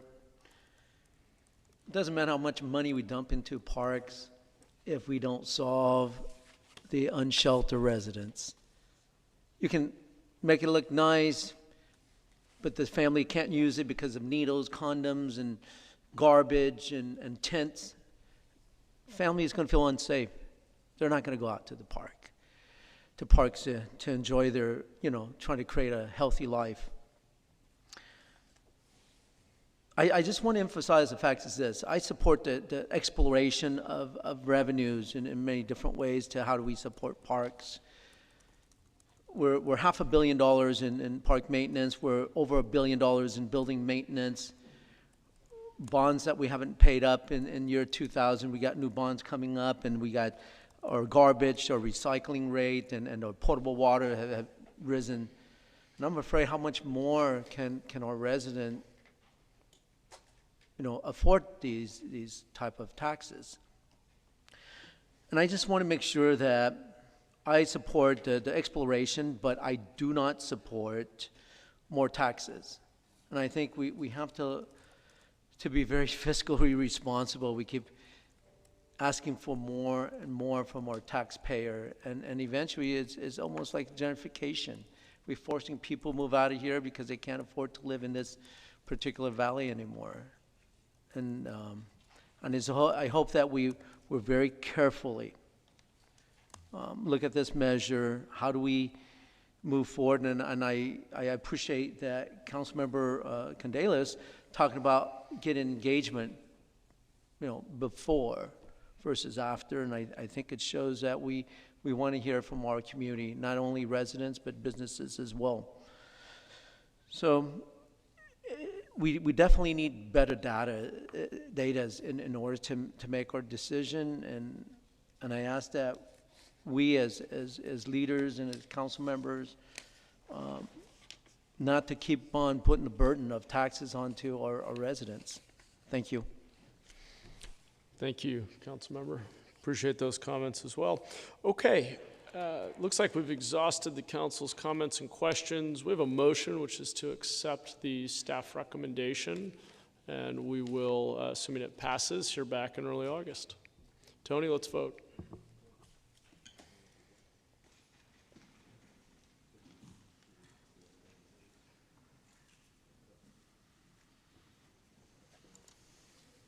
Motion passes unanimously. Great, thank you. Thank you again to staff. We are on to item 3.6. This is a potential city charter amendment related to retirement board contracting for legal services and appointing authority. There's no staff presentation. Tony, do we have public comment? I have no cards. Okay, coming back to the council, do we have comments, questions, or a motion? Councilmember Foley? I'll move the item, and I actually have a question. Great, we have a motion and a second. Go ahead. Just a question about the possible ballot measure and the cost. Lee's not paying attention, so I'm not who's paying attention to this. Oh, Tony. Okay, Tony, if we put the estimate in front of me. Okay, so if we put my question, if we do a standalone ballot measure for the retirement boards, and then what if we do 2 ballot measures with the parcel tax and the retirement boards? Are there different costs? There are. The first citywide measure is $2 million. The additional one is about 60,000. 60,000. Yeah. Oh. So okay. Yeah, because I have actually that's probably incorrect because I have 60,000 per district. So it would be 600,000. Yeah, so 600,000. That makes more sense. They didn't give me a breakdown on the measure. That makes more sense. Yeah. It's not a 2-for-1 deal. Okay, just good to know if we do proceed in that direction. Yeah. Thank you. That's all I had. Great, thank you, Councilmember. I don't see any other hands. Tony, let's vote.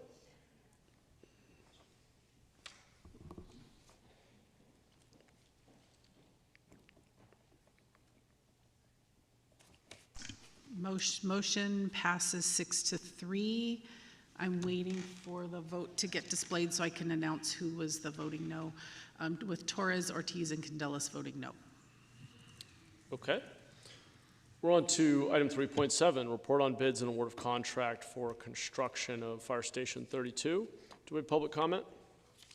We have no cards for this item. Okay, coming back to the council, Councilmember Dewan. I move for approval. Do we have a second? Second from the Vice Mayor. Not seeing any other requests to speak. Let's vote.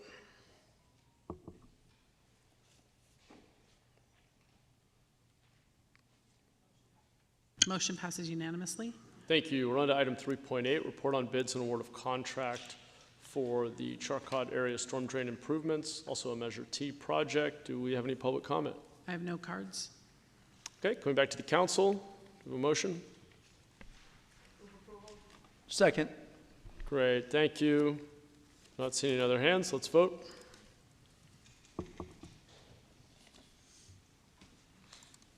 Motion passes unanimously. Thank you. On to item 3.9, action related to the San Jose Airport taxiway. This is Phase 2 project rebid. Do we have any public comment? Robert Purdy.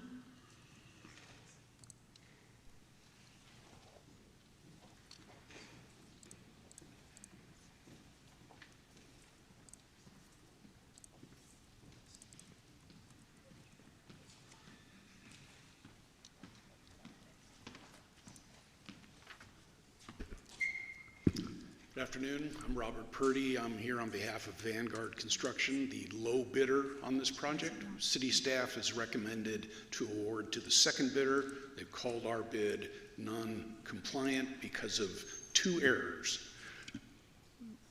The first error was the original proposal, 3-page proposal printed by the city, had 2 spelling errors on it and 1 page number error. They addressed through an addendum to change that. Vanguard used the original proposal. Everything else on that proposal was identical. It was just changing 2 words and the page numbers. For this reason, the city staff has recommended that our bid is non-responsive. Now, the city specifications and the standard specifications and the project specifications and the Court of Appeals for the state of California all say that the city has the right to waive minor discrepancies. And we're asking that the city do that. The difference is $589,000 more to go to the second bidder. So That's your time.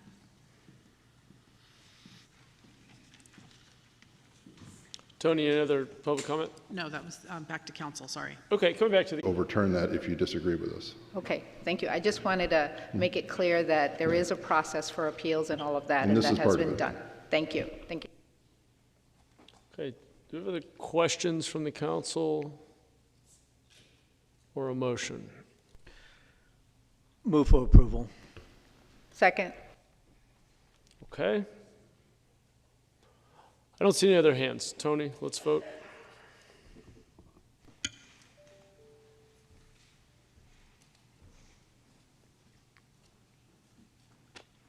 I'm still waiting on one. Motion passes unanimously. Okay. Thank you.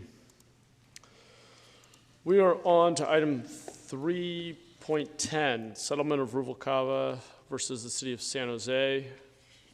Tony, do we have public comment? I have no cards. Coming back to the council. Move for approval. Thank you. Not seeing any other hands. Tony, let's vote.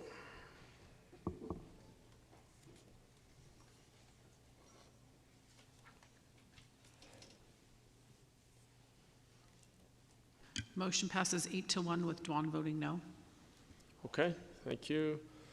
We're on to item 5.1, report on bids and award of contract for major streets resurfacing. Do we have any public comment?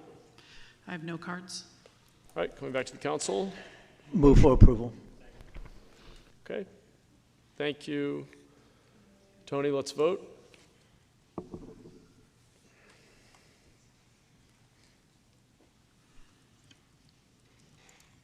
Motion passes unanimously. Thank you. Okay, we're on to item 8.1, amendment to the agreements with Team San Jose. We have a staff presentation, so we'll start there as soon as staff is in the box and ready to go.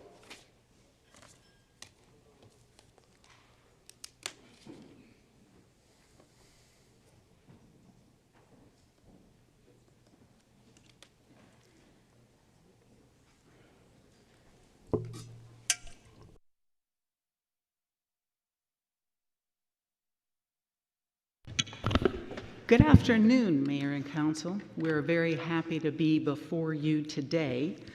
And this afternoon, I'm Nancy Klein, Director of Economic Development Cultural Affairs. I'm here with Carrie Adams-Hapner, Assistant Director, as well as John LaFortune, who's the CEO of Team San Jose, and Rosalind Huey, who is the Deputy City Manager. And we are here before you to recommend that Council approve the option or contract with Team San Jose with the proposed amendments that Carrie will outline for you. And with that, I'll turn it to Carrie. Good afternoon, Mayor and Council. Sorry, volume control.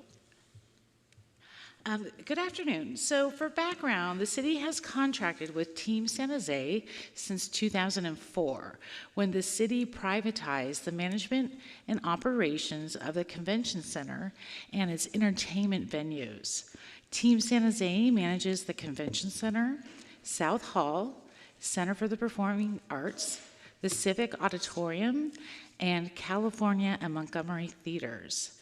It also operates as the Convention and Visitor Bureau, or CVB as we call it, doing business as Visit San Jose. Team San Jose's nonprofit 17-member board represents the arts, hotels, labor, and the community. So annual performance measures are developed for council approval. Measures of our economic impact, gross operating results, theater performance, and customer service. A new 5-year contract was approved by the council in 2014, and it had 2 5-year options to extend. Both contracts expire on June 30th, 2024, and have a 5-year renewable option. So over the past 8 months, the city and Team San Jose have been negotiating amendments for your approval. So just walking through some of the highlights here. For the Convention and Cultural Facilities contract, we have some key changes that we want to make. First of all, for the Convention Center parking garage, Team San Jose provides cleaning and maintenance services, also security, and a parking liaison staff member who submits event information to DOT. So DOT is asking Team San Jose for some enhanced services, and also DOT and Team San Jose took a look at the costs associated with those services. So we are looking to increase the reimbursement to about $140,000 annually, and that will come from the parking fund. We're also recommending some new names of different funding mechanisms that come from the city. So annually, right now, Team San Jose has a fixed management fee of $1 million, which is required to be reinvested into the operations of those facilities. The funding covers things like staff costs, insurance, utilities, equipment, building maintenance, and other needs for the facilities. So we want to clarify that this is distinct and it's not subsidized costs, and they're immediately reimbursed back into the operations of those facilities. So we're recommending changing the name to Fixed Minimum Guarantee of Funding. Also, as you know, Team San Jose has performance targets, and when it meets those targets, it receives what we now call as an incentive fee. But we want to be a little bit more purposeful about how we're calling it. So we want to call it performance-based fee. Also, to better reflect, we think this will better reflect that the funds are awarded based on their actual performance. Also, the pandemic made us realize that we need a force majeure clause to be implemented during any extraordinary conditions, like a national disaster or a pandemic. So in those cases, if Team San Jose's operations need to be suspended, they would not be in default of their contracts. Also, we're recommending some updates to the source for the economic impact of the arts formula to be the Americans for the Arts, Arts and Economic Prosperity in San Jose study, which we commission every 5 years. Also, what we're hearing is that there's a need to be a little bit more detailed in terms of the economic impact related to the convention center and the economic impact related to the theaters. So we are going to ask Team San Jose to provide more disaggregated data when it comes to those two metrics.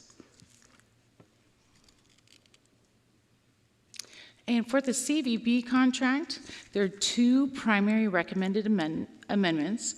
As a new service, Visit San Jose will lead a new collaborative marketing group comprised of the Downtown Association, the Sports Authority, the airport, and others as appropriate. This group will collectively develop a coordinated destination, regional, and marketing effort that will be executed by different stakeholders.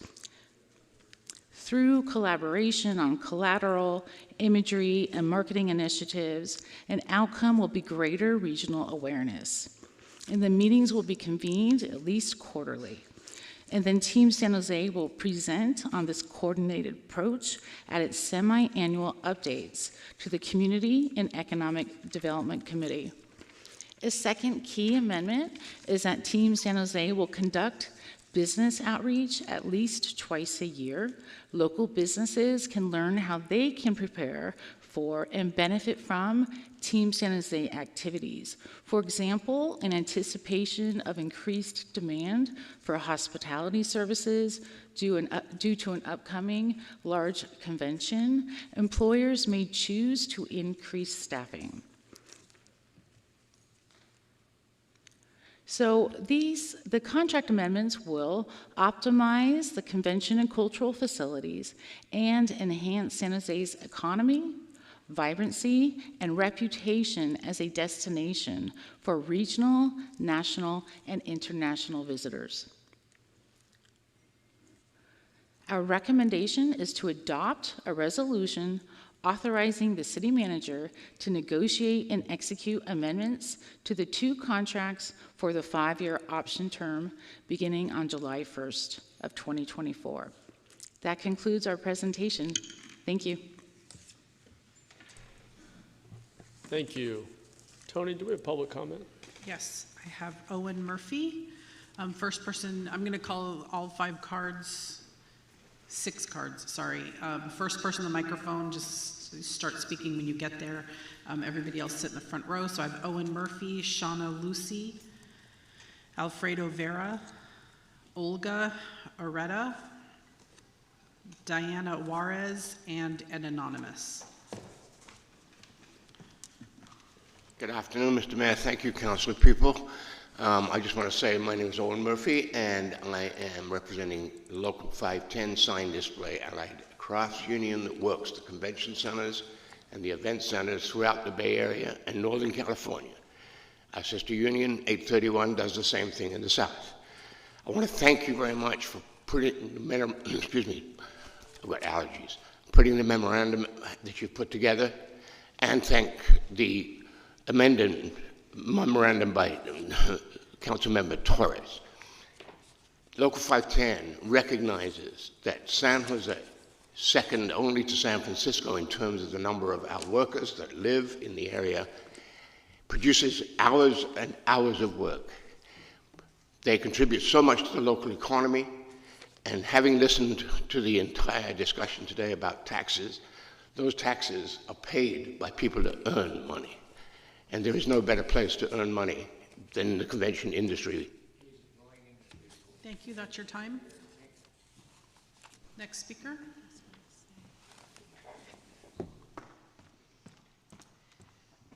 Good afternoon. My name is Shauna Lucy, and I'm proud to be here with each and every one of you representing Opera San Jose. Thank you to our incredible city council and our mayor. I am speaking in support of extending the current Team San Jose contract for 5 years. It's an incredible model that helps the economy and employs thousands of local workers with good jobs. We support the staff recommendation and the memo from Councilmember Torres, and we request that you extend the contract. We are so thrilled to partner with Team San Jose. I'm also proud to be on the board of Team San Jose. And, you know, it's an incredible model that really does support a vibrant arts economy and downtown. Thank you again for having me here today and for all of your service to the city that we love. Thank you. Next speaker.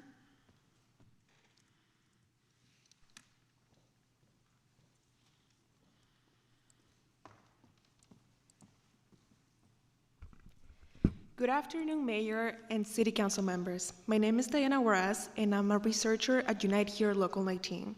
We are the union who represents workers in hotels, food service workers at tech cafeterias, the San Jose Airport, and the San Jose Convention Center. For many years, Local 19 has enjoyed a good and solid working relationship with Team San Jose's management. We share the same goals that are to provide good wages and benefits for workers, so they are able to keep up with the cost of living while providing the best service to our guests. For this reason, I'm here on behalf of our local to express our strong support for the extension of the 5-year contract between the city and Team San Jose for the operation of the Convention Center and the Visitor Bureau. Thank you. Thank you. Next speaker.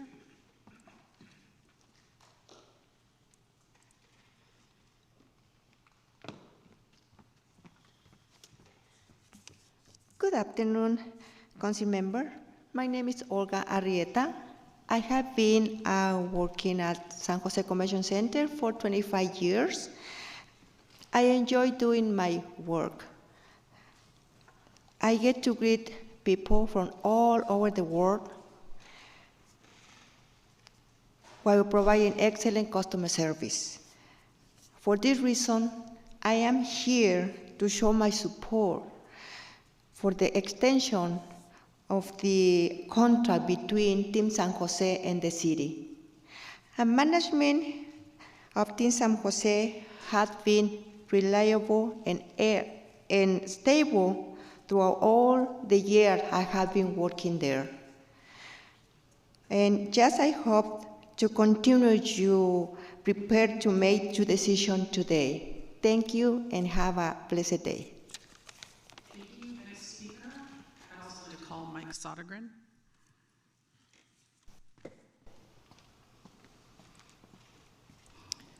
Good afternoon, members, councils. I'm here. My name is Alfredo Vera. I've been working for Convention Center City Team San Jose for 10 to 12 years. I'm proud to work for them. I always give my best for all the events that is there. I support 4 more years of the contract. Please, we need those contracts. Without a contract, our job is at risk.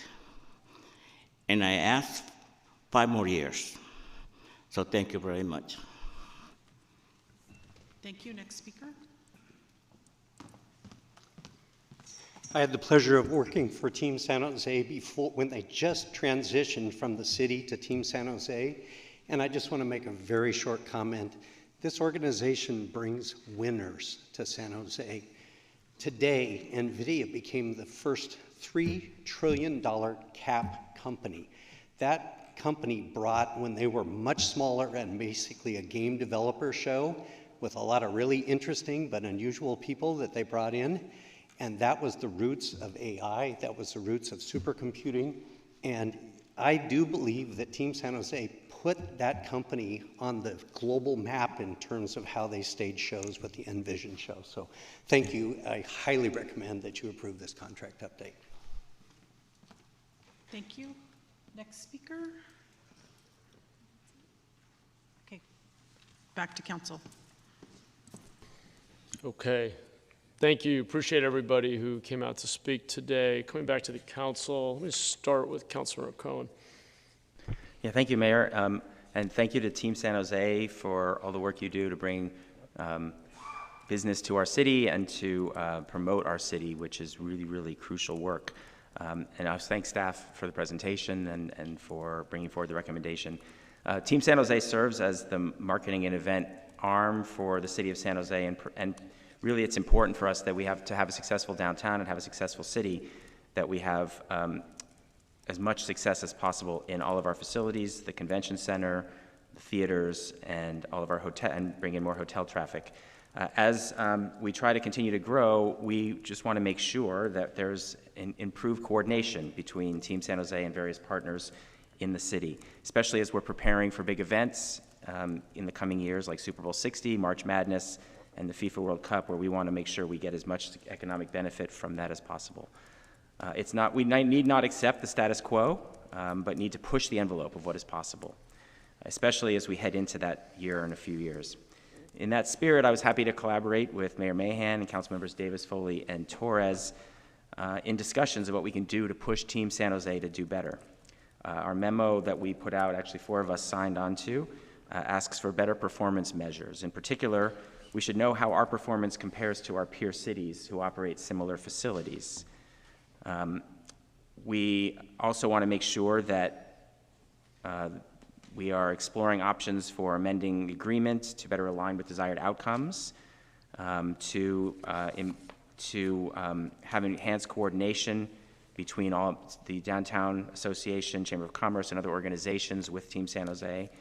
Make sure that we are planning for the end of this renewal in 5 years so that we're ready to lay the groundwork for the next contract that we will be discussing 5 years from now. I think it's important for us to be thoughtful about how to operate our city's convention, visitors bureau, and theater facilities. And there are 3 primary functions that Team San Jose does. Some cities have what's known as a convention and visitors bureau, and that's rolled into Team San Jose, along with the operation of our convention center and the operation of our theaters. While this may be the best structure for the city of San Jose, I think it's important that we retain the flexibility to consider whether or not separating these functions in the future will allow us to gain maximum value from each of those functions. So our memo includes the idea that as we come back in 3 years before we come out for the next renewal, allowing for various types of bids to see what is best for the city of San Jose. So I'm going to make a motion to accept staff recommendation and the rest of the items in the memo signed by myself, Mayor Mahan, Councilmember Davis, and Councilmember Foley. Great, thank you, Councilmember. I appreciate that. Councilmember Foley? Thank you. I didn't think I was next. I am now, though. Thank you for the presentation. I, too, appreciate the work of Team San Jose, and as the chair of the CED committee, we benefit from presentations you would make to us twice a year. And I know the pandemic was a tough year and that you're recovering and our hotels are recovering and your efforts have been outstanding. And at CED, I appreciate that you are very thoughtful and responsive to suggestions that we make about and ideas we have on potential conventions that might be able to come here. And I certainly recognize that business has changed. We're no longer, people are not doing as much business travel as they used to, so how you market San Jose and set us apart from other regions is important, and I think you're doing a good job at that, and I just want to express my support of Team San Jose. But I want you to be really successful, because your success means that the city of San Jose will be successful, and it means that the Unite Here folks who are here will have jobs, and more jobs will be available by our continued success. So our memo really is designed to encourage that. It's not designed to be punitive. It is a 5-year option, or renews a 5-year option.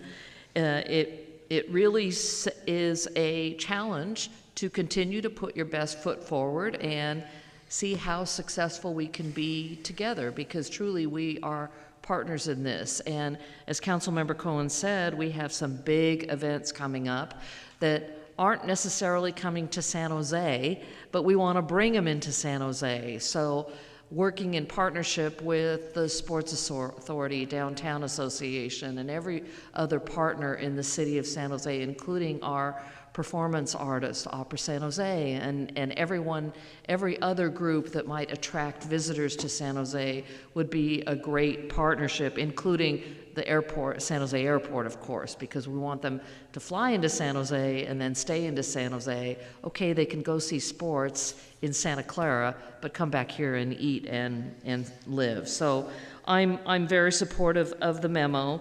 I would like to add one little thing, if the maker would allow that.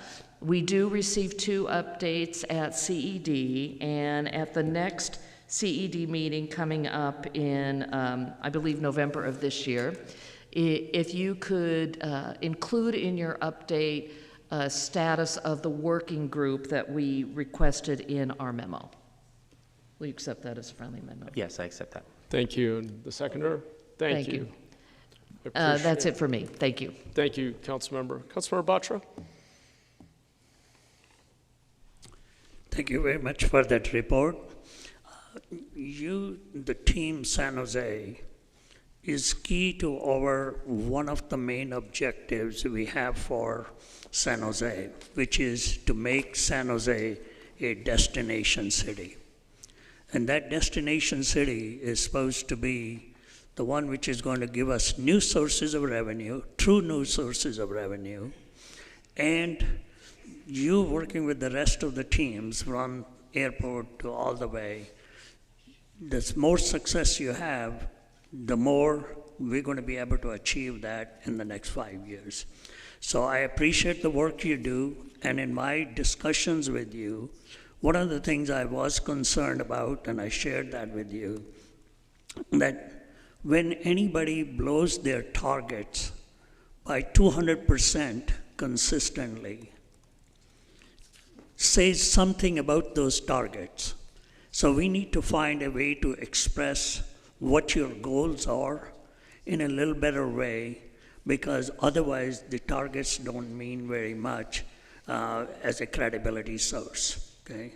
So I think you're doing a great work, and we are happy that you are our partner, and you're the one who's going to make our city a destination city. And just fix that little item for me, because it's very hard for me to accept give the incentives and incentive fees when somebody is blowing the targets by 200%. So let's try to state that more realistically, okay? Thank you very much for all the good work you do, and I'll be supporting the memos. Thank you, Councilmember. Appreciate that. Councilmember Torres? Great. Good afternoon. Thank you so much for the presentation.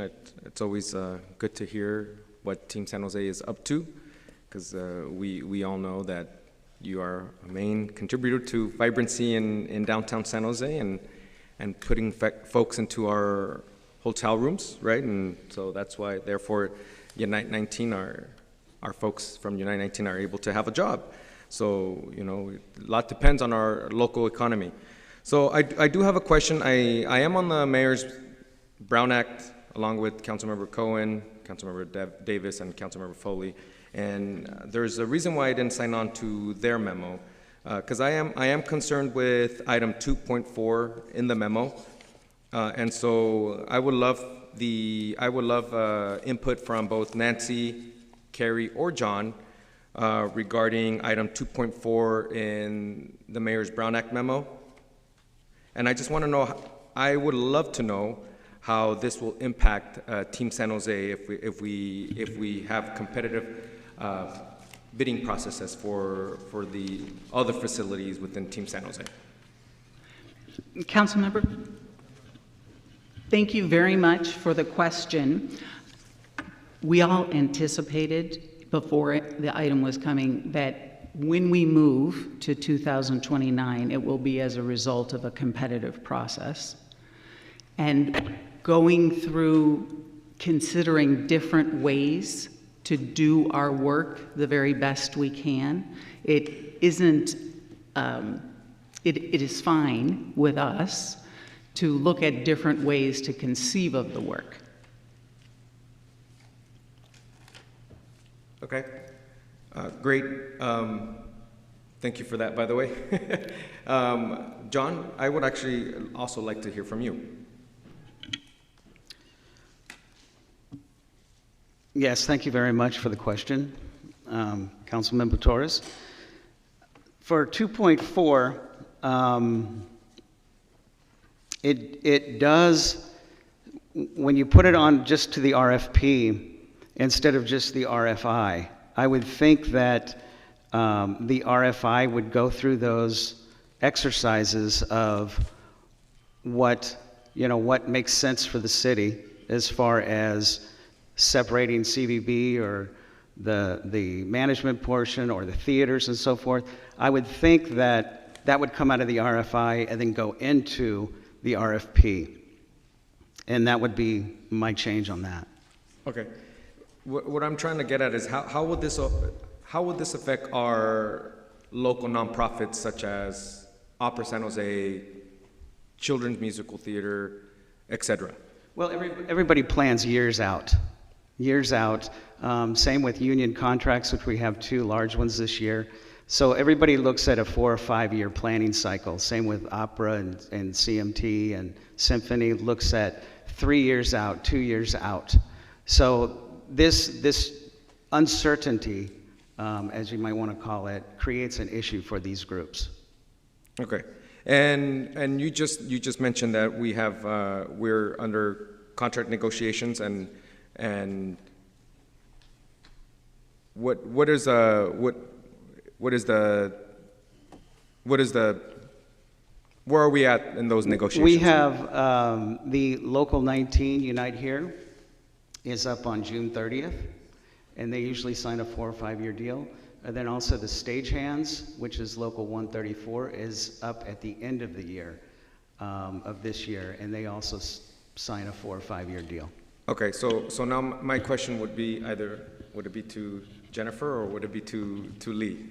So if the motion passes today, right? How would this action affect the union contracts for Unite 19 and what did you say? I'm sorry, I can never say that other bargaining unit. AKI? IATSE, thank you. IATSE? Yeah, thank you. Councilmember, let me jump in here. I think what we're saying is that we're asking for council, and the memo indicated a 5-year contract. So it on the face of it, based on recommendation, none of the doing an RFI or an RFP would get in the way of a 5-year extension. Well, actually, and just to be clear, I agree, Nancy, but just to put a finer point on it, the uncertainty that was referenced is inevitable in 5 years because the intention all along, in fact, the way the contract is structured is to start a new process and have a competitive process in 5 years. Is that the case? That's correct. And just one other point, and we certainly have talked through this with John and his staff. The council and Team San Jose began this model, which has worked very well, in 2004. And then the last contract is 2014, coming to this end of this 5-year extension. In an industry that's changing and where we are, as the mayor has liked to say, in an experience economy now, it makes sense for us to rethink if we are doing all that we should be doing, maybe we are, and or should we think about ways to do even better for San Jose? Yeah, no, that I understand. I definitely don't want to vote against the Team San Jose contract. The only issue, the issue that I have with 2.4 is obviously we're all entitled to our opinions, but I see it as one, either privatizing those other 5 facilities, contracting out those 5 facilities, and so someone who has worked in a working class my whole life and who was a union member, my family members were all union members, right? I can't wholeheartedly support that item on my colleague's memo. But I do support the work that Team San Jose does. It's clearly outlined in this memo that more work needs to be done, right? And it's obviously the work that we're seeing is not the result of Team San Jose not doing their job, right? We are coming out of the post-COVID-19, right? And so we're seeing other downtowns not recover. That's with a NOT, not recover. We're recovering at a faster rate than most downtowns. Our hotels are filling up at a faster rate than most big cities. And so I definitely do want to support this motion, but I just can't wholeheartedly support that little portion of my colleague's memo. But But, I'm also reading the tea leaves, so, it'll probably be a hard pill for me to swallow, but I'm going to continue to hear from discussions of my other colleagues before I decide how I want to vote. So, thank you. Thanks, Councilmember. Appreciate the questions and you expressing that. I am a little confused in that it seemed to me that 2.4 was maybe the least controversial and that is the process we were always going to follow as I understood it. So that part actually seems to me to be almost just reiterating the existing plan, but maybe my colleagues can help clarify. Let me go to the Vice Mayor next. Thank you. And I guess I need some clarification on the 2.4 because I think, in terms of the process, it seems like this will be the next cycle moving forward. And, I'm open to consider different ways of doing things. One of the things that I would ask is to proceed cautiously because there are many different groups that touch downtown and touch, sort of like different events. And I can see a scenario where creating subsections of operations separately may not create the same type of connectivity. I don't know. I'm just saying to proceed with caution as you start thinking about these things, because right now, I like the idea of directing the city manager in number 3 to create that working group so that people are continuously talking to each other, that you know what events are happening so that we're not stepping all over everybody, and be able to sort of like move together more effectively. So to me, that makes a lot of sense. But, when you start breaking a piece of this and a piece of that, and, everything sort of like has its own way of being, can create more confusion and difficulty. So I'm open to it. I think, it's good to proceed. I don't have a problem, but I do feel a little bit like we should proceed with caution when we're trying to create these subsections, simply because of, what unintended consequences may end up by separating things up too much. So that's all I just want to advise. Thank you. Thanks, Vice Mayor, and certainly something worth looking at and better understanding. Luckily, if the motion moves forward, we have a lot of time to better study it and understand. Councilor Cohen? Yeah, thank you. And I want to start first with that point because I don't think I have any preconceived idea about which model is better. The model of putting them together, which might be somewhat unique actually among big cities, but may be better and may actually create better synergies and better results. But we don't know, and other cities do it differently. And I think one of the things that I'm just anxious to see in the next few years is maybe some investigation or study as to how do we prove which model is working better and whether this particular way is actually doing us a service or is holding us back in some way, and how do we measure that compared to the performance in other cities? How are theaters that are similar in Oakland and San Francisco performing versus our theaters here in San Jose? We don't necessarily know. I mean, we see numbers going up and improving, and that's great, but we don't know for sure how many days per year are they booked and how many days per year are theaters in other cities that have similar facilities booked. And we need to know, are we maximizing our potential or not, and is there another way that might maximize it better, or maybe not? But the answer is not predetermined, I think, by the item number 2.4. I will also just I think Councilmember Torres makes a good point about the other organizations that count on these facilities. I mean, as many people know, my daughter performed in CMT, and with their partnership at Montgomery Theater is important. Opera San Jose's partnership at California Theater is important.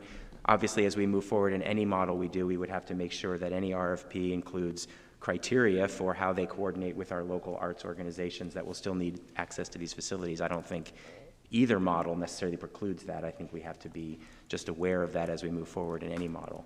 So I think that hopefully all those things will be taken into account as we move to the next process, which I presumably that vote will happen when I'm no longer even on the council, because that'll come 5 years from now. But it's important for us to be prepared for optimizing what we get out of our contracts as we operate our facilities downtown. Thank you. Thanks, Councilmember. Councilmember Foley? Thank you. Oops. Thank you, and I appreciate the conversation, and Councilmember Torres, I appreciate your comments and concerns, but I have a question for you. You mentioned that the proposal to look at a different model, which is all this is looking at potentially a different model, could come back and say that model won't work, and what the model that Team San Jose has it does work and will be the most successful in the city of San Jose. We don't know unless we try, or unless we look. But the question I have for you is that you mentioned something about labor being at risk here, and I don't see that. I see this as an opportunity. If, as Team San Jose grows in success and brings in more conventions, more opportunities for people to explore in the city of San Jose, that's good for Team San Jose, that's good for the city of San Jose, and that's good for labor, because we're going to need staff.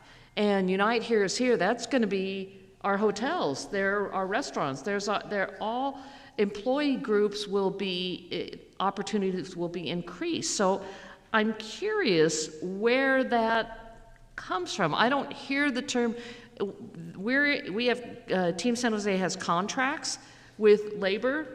Those are being negotiated. They'll be extended, however, whatever term they are, 3, 5, 4 or 5 years, whatever they are. If another entity comes in, they have to assume those contracts. They can't supplant those contracts. So I'm curious where that comes from and educate me on what that issue is. Well, I'm explaining how I'm seeing it, Councilmember Foley, right? So I know that Team San Jose employs a lot of folks who are part of a union, right? And that our local economy depends on Team San Jose. But the way I'm looking at it is that we are bifurcating these facilities, right? And sending them to the highest bidder. And for me, yes, it's important to hold whoever's gonna come in to operate, if this does go through, whoever comes in we need to hold them accountable.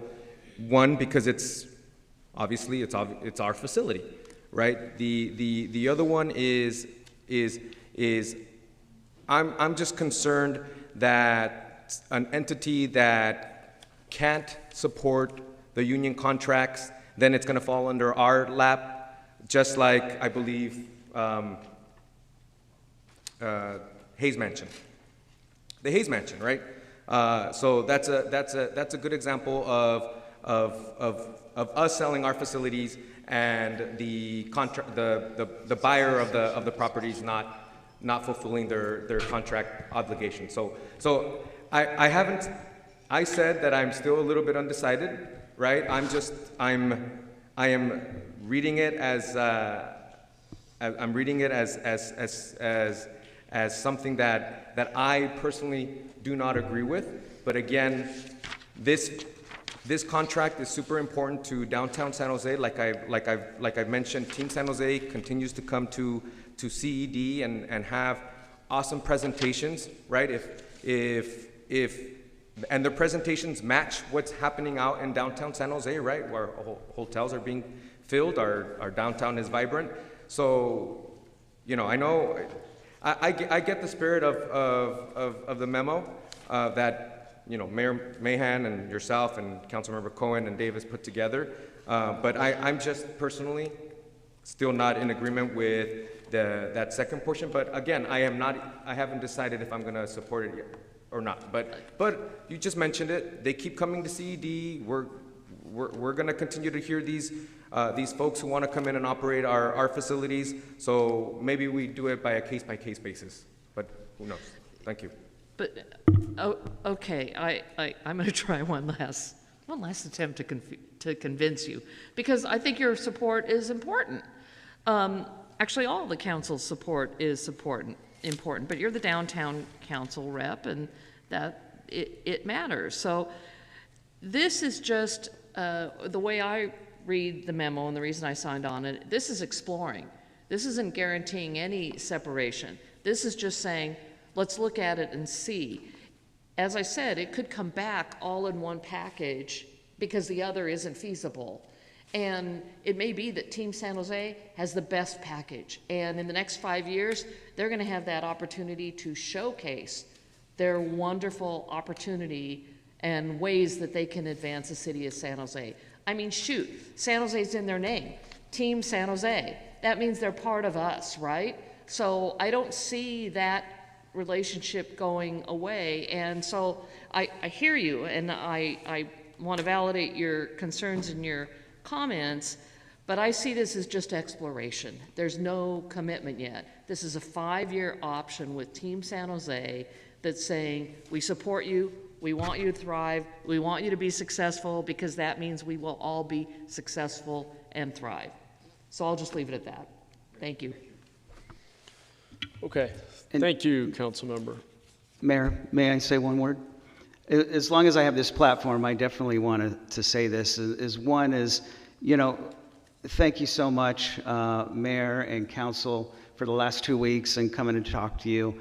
And we should have probably done that prior to negotiations, so we understood fully what is needed there. But, you know, rest assured, and I also want to thank city staff for the last 8 months. But, you know, we agreed on several different items, and, you know, we hear loud and clear that there's more we can do within the contract to ensure the best for San Jose, including an analysis and possible change of performance measures and possibly local regional marketing and so forth. And we welcome that opportunity. And I'm very excited to partner with the city in the next few months and years to do that. So I just wanted you all to know that. Thank you very much. Thank you, John. Appreciate that. I've got just a few comments. I don't see any other hands up from colleagues, but you know, first let me say, John, I think you, Team San Jose, generally do a lot of very important work for the city, and I do want to thank you for that. And my team and I have enjoyed collaborating with you to secure additional conventions and support bringing large events and performances to downtown and ensuring that those event organizers and their attendees and patrons have a good experience. And as Nancy said, that experience economy has actually been, frankly, one of the bright spots for our downtown coming out of the pandemic. It's nights and weekends where we're seeing greater engagement. So I don't in any way want to discount the hard work Team San Jose has done, or the quality of many of the conventions and other events that have been brought into the city, and I do very much value it. You know, that being said, I do have concerns about the process, frankly, on our staff side as we headed towards this renewal, and a little bit even with the presentation and conversation today. So I just want to make a few points here to folks as we move to, I hope, approving the motion on the floor, which sounds like it has pretty broad support. Number one, you know, no matter how effective Team San Jose or any operator is, I believe that when we have a significant 5-year contract extension coming before the council, we should never, just as we talked about with nonprofit contracts a moment ago for homelessness services, they should never be on autopilot. We should never be complacent. We should never assume we're just going to renew, even if it's very likely. We all agree, just as we said around homelessness services for our EIHs and other critical services, or operating the convention center or a theater, continuity of operations is really important. But frankly, I think that 18 months ago, staff should have come to us formally as a council and let us know that this renewal was coming forward, and not because we were going to suddenly decide to go do an RFP and competitively bid it out. There's a reason that we've had these extensions baked in for that very continuity, but it's an important moment for us to negotiate updated terms, for us to take another look at our goals, at our metrics. And frankly, you know, that didn't happen. We didn't have the conversation and anticipation of this renewal early enough to really allow the council to influence the negotiation of the renewal sufficiently, in my view. I also think that that is reflected in the presentation here. The slides, frankly, are incredibly high level. I don't see concrete goals, metrics. Here's what we did in the last 5 years. Here's our commitment to improvement in the next 5 years. There's some of that in the memo, but you know, it says optimize the convention center and cultural facilities. What does that mean? I see we're renaming minimum guarantee to performance-based, but what is the new performance-based model we're proposing? It feels very perfunctory. It feels like it's on autopilot. And I think our residents deserve us always looking at this, particularly when we're renewing for 5 years, to say, what can we do better? Where are we going to be more aggressive? What do you need from the council to enable you to be more ambitious and more impactful? And I'm just not feeling from the presentation, the comments today, or the process leading up to this renewal that that has been the spirit lately. So I have to convey that. Now, I think we're about to renew this, and that's great. We'll do a request for information. We'll get more information. We will be doing an RFP at some point in the next 5 years. And I am also concerned that if anyone on this council has predetermined that there's a particular operating model that's right, whether it's the roll-up of everything that's in there or it's the bidding out of individual facilities and competitively bidding them each out individually, if anybody's come to that conclusion already, that would concern me, because we haven't done an RFI. We haven't had any council discussion about this. I'm just a little concerned that we're on the verge of doing a 5-year renewal at a time when our performance measures were last updated in 2017, before the pandemic. So we'll renew, that's great, we'll go through the process, but I want to push us to be ambitious for our residents, and frankly, when we do that, it's going to be good for our workers as well, because there's going to be more acts, there's going to be more conventions, there's going to be more work. And so I want us to have that spirit of always pushing, setting more ambitious goals, and ensuring that we don't allow contract renewals to be on autopilot. So that's where I'm coming from with this. It's not in any way a critique of Team San Jose so much as our process that led us to this point. And I think we need to do better, and I'm confident with the memo we're about to pass that we will. So with that, I think we're ready to vote. Councilor Torres? Okay, go ahead. Thank you for that, Mayor. And thank you for the questions, Councilmember Foley. So as the downtown council member, I don't want to leave without saying the last word. But I support Team San Jose. I support the work they're doing. This memo calls for all of us to work together to improve downtown San Jose. And so I definitely get that. You know, as an elected official, is it a perfect memo? No. But it calls on all of us being accountable for downtown San Jose, and so, you know, I do have concerns with it, but again, as the downtown council member, I can't vote against it, because this work is important, not only for our vibrancy, but for folks here from Unite 19, so I will be supporting the motion. But I'm so glad that I serve on CED and Team San Jose, because we can continue to hold each other accountable to make sure that folks up here in the next 3 or 5 years feel a little bit more comfortable voting on your contract in 3 years from now, 5 years from now, 10 years from now, et cetera. So thank you. Thanks, Councilmember. I appreciate your support of the memo. Unless we have any other, and I'm sorry, I'm losing my voice here. Unless we have any other questions or comments, I'm not seeing any. Tony, let's vote.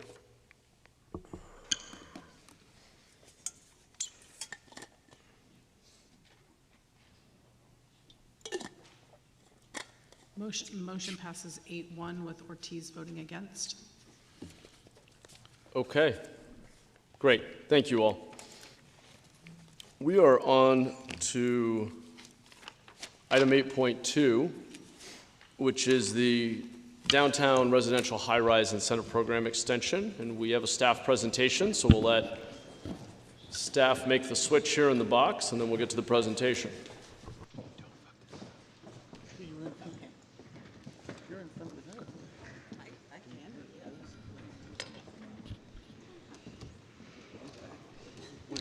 Mayor and Council, Rosalind Huey, Deputy City Manager. As we're getting ready, staff adjusted for the presentation, I just wanted to make a few opening comments regarding the Downtown Residential High-Rise Program, and really can sum it up in one word, and then that's collaboration.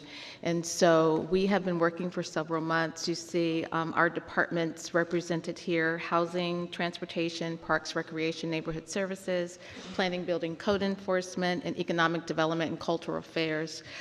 The one thing that we have all agreed on and pushing toward is how we can collectively together facilitate housing development in our downtown. And we know in doing that it's going to be a conversation about other policy goals that we have in the city as well. So with that, I'm going to turn the presentation over to Blage Zalalaj, Deputy Director for OADCA.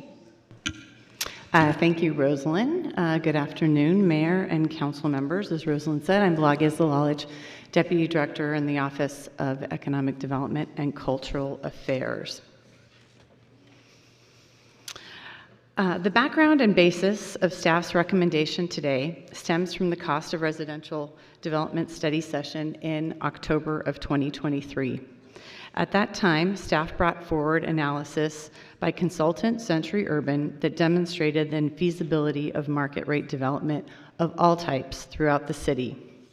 5 conceptual prototypes, consistent with prototypes in previous reports, were studied.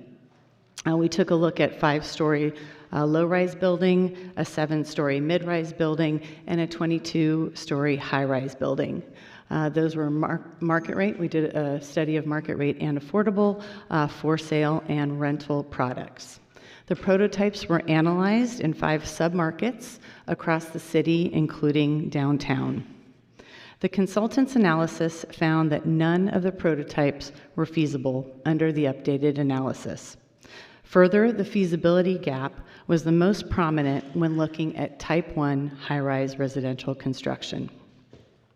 The report noted that rental rates and condominium sales prices had increased, but were insufficient to offset the higher development costs.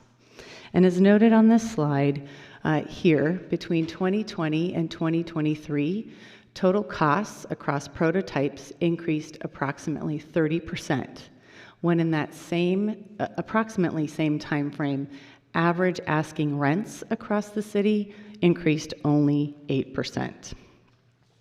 Council comments and discussions at that October study session were centered around the question of what levers the city has under its control to support housing production, and what the impact of pulling some of those levers, or all of those levers, would have on city service and program delivery. As mentioned previously, staff's conversations around this issue have been extremely difficult. Our recommendation was not arrived at without thoughtful consideration and weighing a number of very important city objectives and intentions. Ultimately, where we landed is that housing production is the priority. As noted on this slide, San Jose has a RENA goal of 62,000 units by 2031. By anyone's account, that is quite a number of units in a relatively short time frame. City fees associated with housing production reflect multiple important policy values.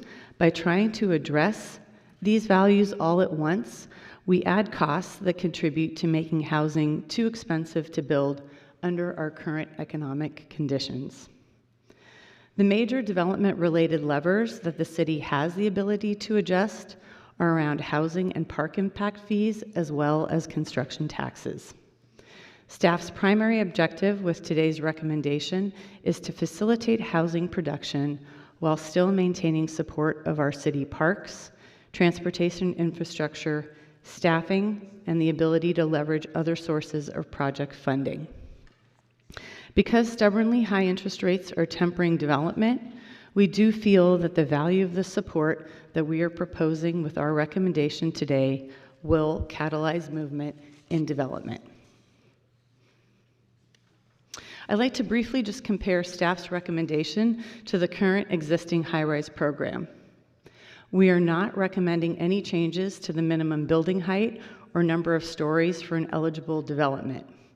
And we are maintaining the same program geography the downtown growth area.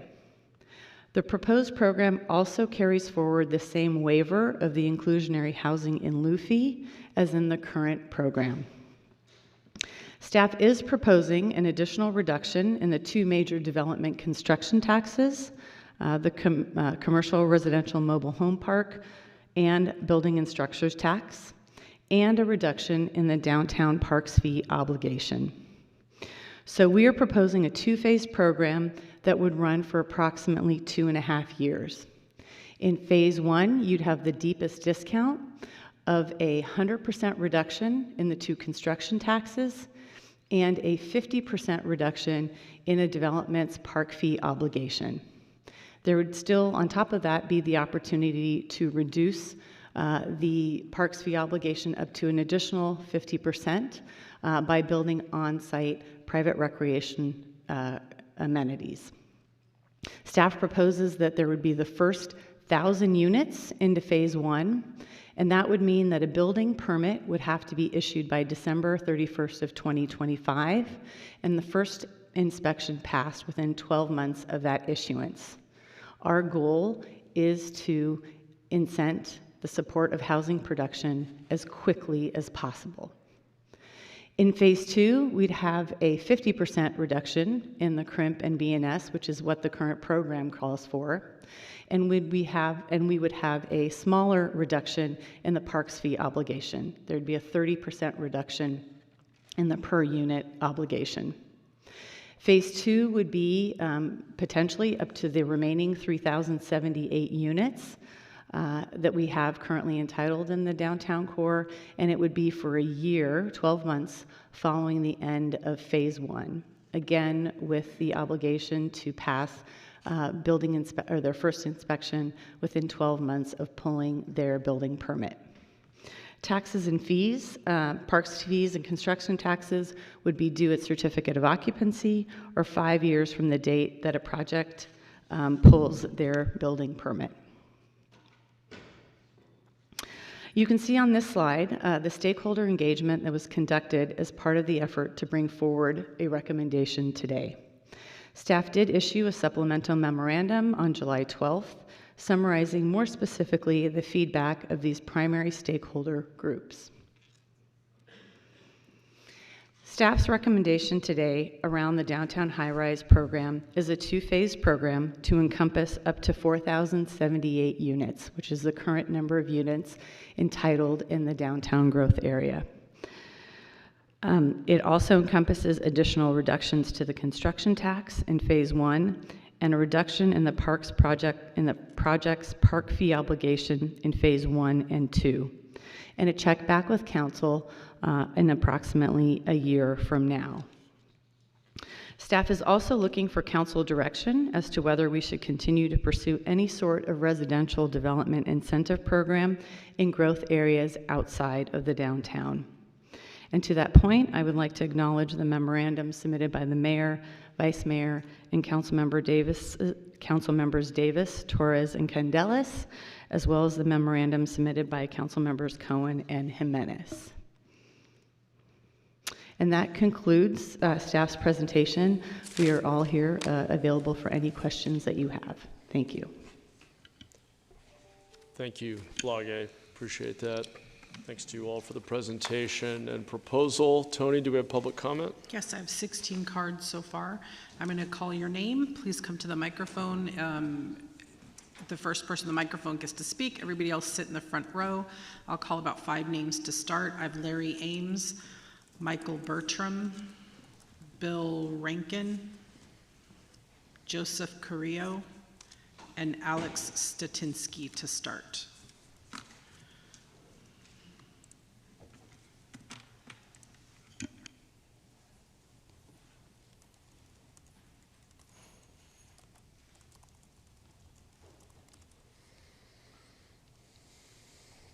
Hi, Larry Ames, now speaking on behalf of the San Jose Parks and Rec Commission. As we said in our letter, we ask that you reject point C, the discount for the high-rise park fee, and point D, the study extending the discount program beyond downtown and now to low and mid-rise housing. Housing and parks are both important parts of the city. We can't have a city without housing, but also we won't have a thriving and attractive city without quality parks. The way to encourage downtown residential development is to make downtown more living, more attractive, with more quality parks. The park fees are minor compared to the developer's high cost of land, materials, and the cost of the borrowed money. But the park fees are critical to the city's parks, providing a major portion of the funds that build and maintain our parks. In many parts of the city, the only way the park can be repaired or enhanced is if there is a nearby development that will provide the park fees. Thank you. That's your time. Next speaker.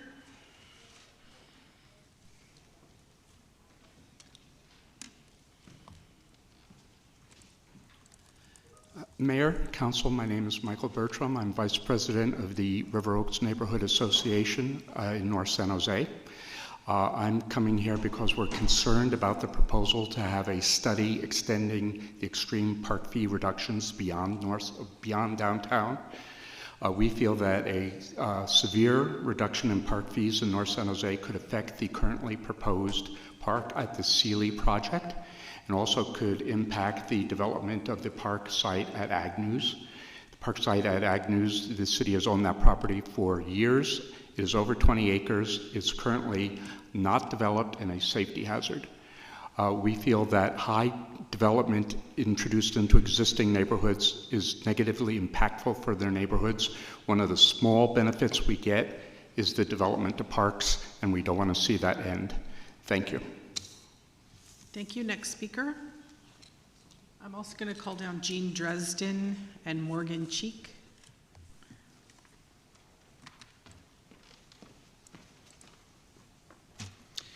Hi, my name is Bill Rankin.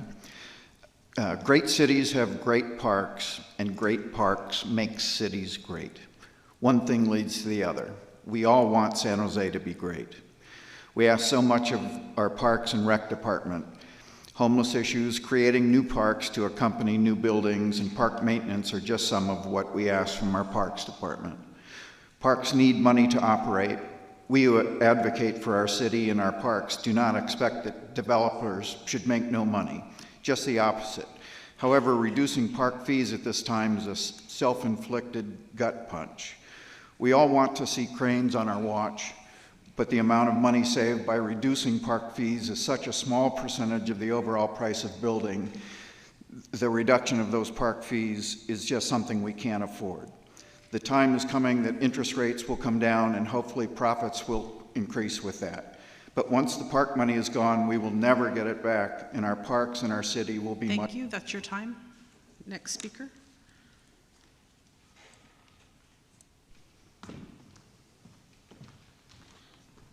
Honorable Mayor, Council, my name is Alex Zatinsky, CEO of the San Jose Downtown Association. I'm here today to speak on behalf of the SJDA and our 2,000 members. We are in support of the Downtown Residential High-Rise Incentive Program extension. For SJDA, downtown high-rise means more residential density, more eyes on the street, more demand for small business, more attendees at events, and more supply of housing, which should make downtown more affordable over time. High-rise real estate development in downtown is virtually non-existent at this moment, and compared to the explosion of the cost to build, these incentives are rather humble, but we find they are still very important and show goodwill to developers to come to downtown and build. We urge you to support the 6/18/24 memorandum from Councilmember Davis, which incorporates efforts from the mayor, vice mayor, Torres, Davis, Cantlett. Thank you. Next speaker.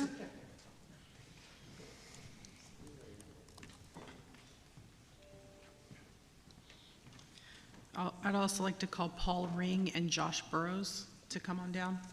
Thank you. Hi. Go ahead. Hi, I'm Jean Dresden, a park advocate.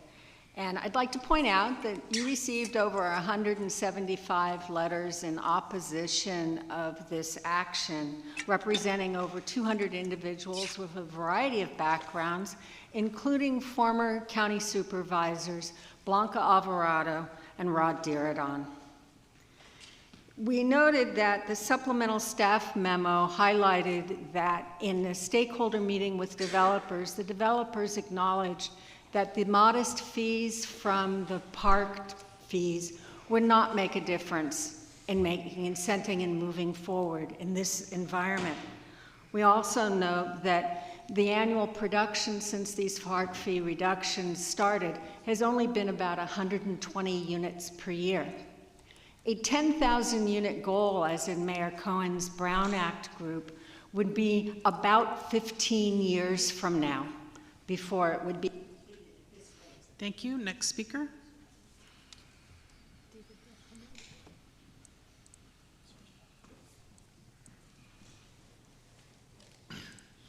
Good afternoon, Mayor Mahan and members of the council. My name is Morgan Cheek. I am a project executive with the Hanover Company. I'm here to speak in support of the memo prepared by Mayor Mahan, Vice Mayor Camry, Council Members Davis, Candelas, and Torres. In addition to boosting housing production downtown, the memo asks staff to return in September with fee incentives to unlock existing multifamily projects outside the downtown.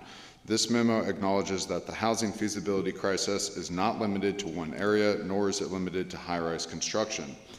There are two ways to increase the financial returns for a project. One is reactive and one is proactive. The reactive way is to simply do nothing. Eventually, as new supply falls off a cliff, rents will increase as demand for housing outpaces supply. While higher rents increase financial returns, this approach doesn't help housing production, and critically, it hurts renters. Thank you. Next speaker. I'm also going to call down Doug Block, Danny Mangan, and Dominique Toriano. Go ahead. Thank you, Mayor and Council. Josh Burrows with Urban Catalyst. I just want to say a big thanks to all the divisions of staff that worked on pulling this all together. I urge Council to support the June 18th Blue Memorandum from Councilmember Davis, which incorporates, I believe, additional 7 council members' feedback to achieve the vision of a thriving downtown, while increasing the long-term, consistent annual general fund revenue through the incremental property tax increases that these buildings provide, and the advancement of additional sales taxes that come from 25,000 new humans supporting our downtown museums, theaters, nonprofits, restaurants, and retailers, so they do not have to survive on just 2 nights a week of business. These market rate projects are an insurance policy for anti-displacement. Thank you. Next speaker.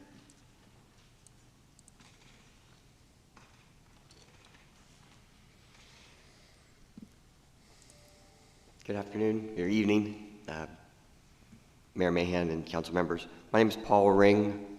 I'm a partner with Urban Catalyst and a housing developer in downtown for the last 20 years. I'm here to speak in support of the motion, particularly the memo that Councilmember Davis had drafted on the 18th, and it's been done collaboratively with the mayor and other council members. I'm excited about this policy. It's very thoughtfully done, and it's effective at addressing the heart of the difficulty in production of housing. It's recognizing the deep headwinds that has to be something bold, and it also the deep need for housing. So I'm encouraged by the leadership of the council, all of the work that staff has put in to make this come forward. So I look forward to you supporting it. Thank you. Thank you. Next speaker.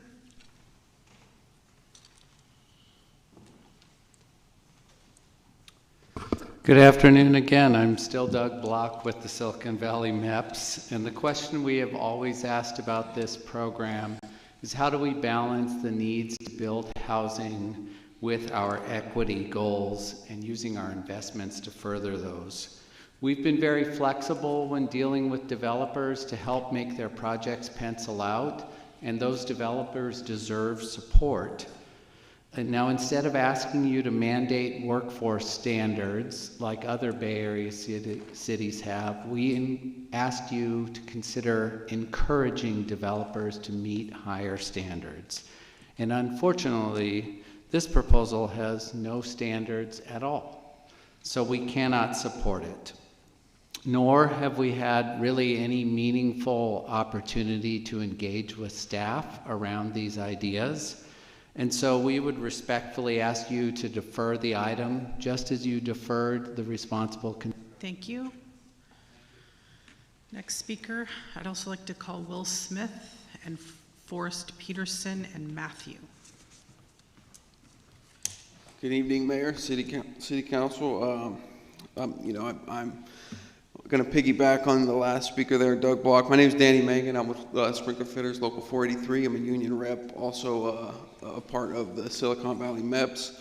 And yeah, kind of what Doug said, we're flexible with developers to try and make the projects work, and we need the city and developers to work with us and be flexible as well. And we can't just give out money with no strings attached. So we, again, as Doug said, I would like to see this deferred. So thank you for your time. Thank you. Next speaker.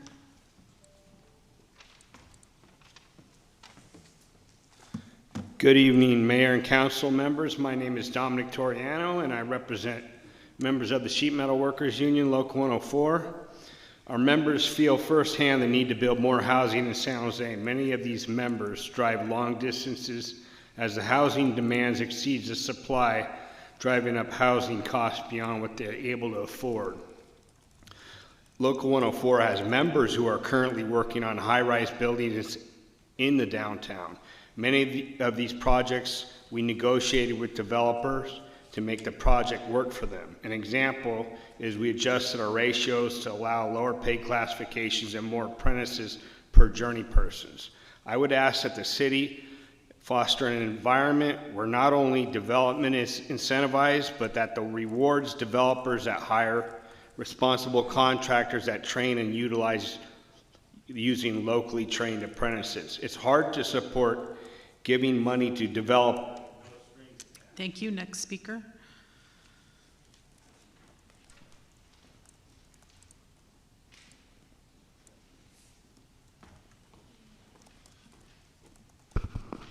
Good evening, Mayor and Council. Will Smith with IBW 332. Since the birth of this program, it's been a failure. The reality is these incentives and fee breaks that are given to developers are to encourage more development in downtown, more high-rise development, but yet we fail to see these cranes going up in the air. You've heard from the community, you've heard from labor, there's no standards, there's no park fees, things are being waived, taxes, so on and so forth. So who is really benefiting from this incentive program? I don't think the community is in any way, shape, fashion, or form. It'd be one thing if we see these buildings going up and we see cranes going up in the air, but we don't see that happening. We don't see it happening. So without any type of labor standards, any type of benefit for the community, I don't understand the purpose of this besides stuffing millions of dollars into the developers and contractors' pockets, because those are the only people here today that have supported this. Thank you. Thank you. Next speaker.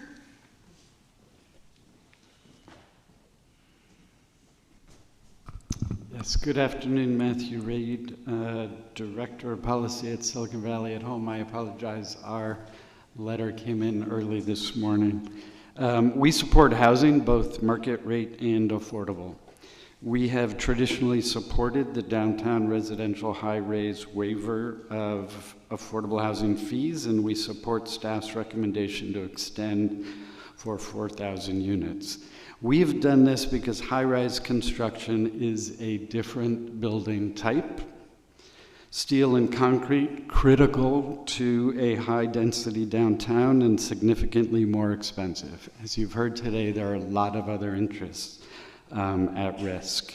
And the rents downtown have not been high enough to support their construction. We do not support expanding this targeted incentive to residential development throughout the city. We do look forward to a meaningful conversation about the multiple ways that have yet to be explored Thank you. Next speaker.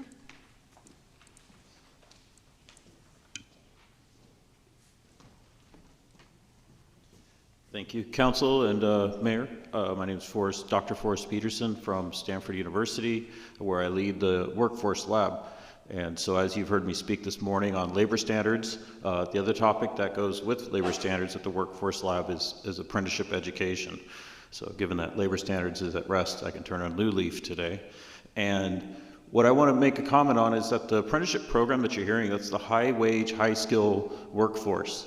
That's at Foothill College. What you're hearing about the apprenticeship, those are college students at Foothill College, where they get college credit for working in the apprenticeship program. It takes 5 years, which is a pathway on the high road workforce to degrees at CSU Chico, Hayward, San Jose State. So it's incredibly important that you don't gut that apprenticeship program, and it's continued to be funded and to support education. Thank you. Thank you. Next speaker. Oh, I don't think I called this one. Blair? I called Joseph. Blair, I think your card stuck to somebody else's. So I have two cards. I called Joseph and Blair.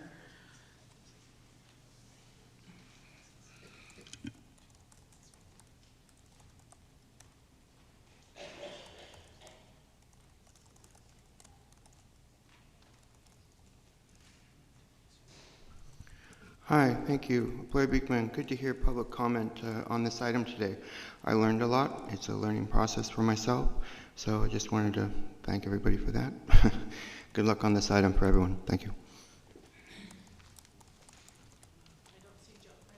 I don't see Joseph coming down, so I'll go back to council. Okay, thank you, Tony. Appreciate that. Just get my screen set up here again. Yeah, appreciate the various memos that have come out and staff's work on this and the staff briefing I received. I know there's been a lot of work done across many departments at City Hall to get to this point, and a lot of external engagement as well. I appreciated Councilmember Davis's blue memo that I think is a very good compromise and brings together the group memo from the Brown Act I'm a part of with elements of the memo from council members Cohen and Jimenez, and I think gives us a path forward that tries to help address, and we should be clear, the city doesn't have enough levers on our own to do this. I think to one of the points that was made by the speaker from SV at Home, these projects have been really challenged in San Jose. In fact, it's precisely the lack of cranes that leads us to want to look at extending and deepening this incentive and finding other things to do. I think especially in terms of the levers we have at our disposal, it's increasing speed and certainty in addition to really minimizing upfront one-time fees that, frankly, we're not getting in the downtown in particular because we're not building much.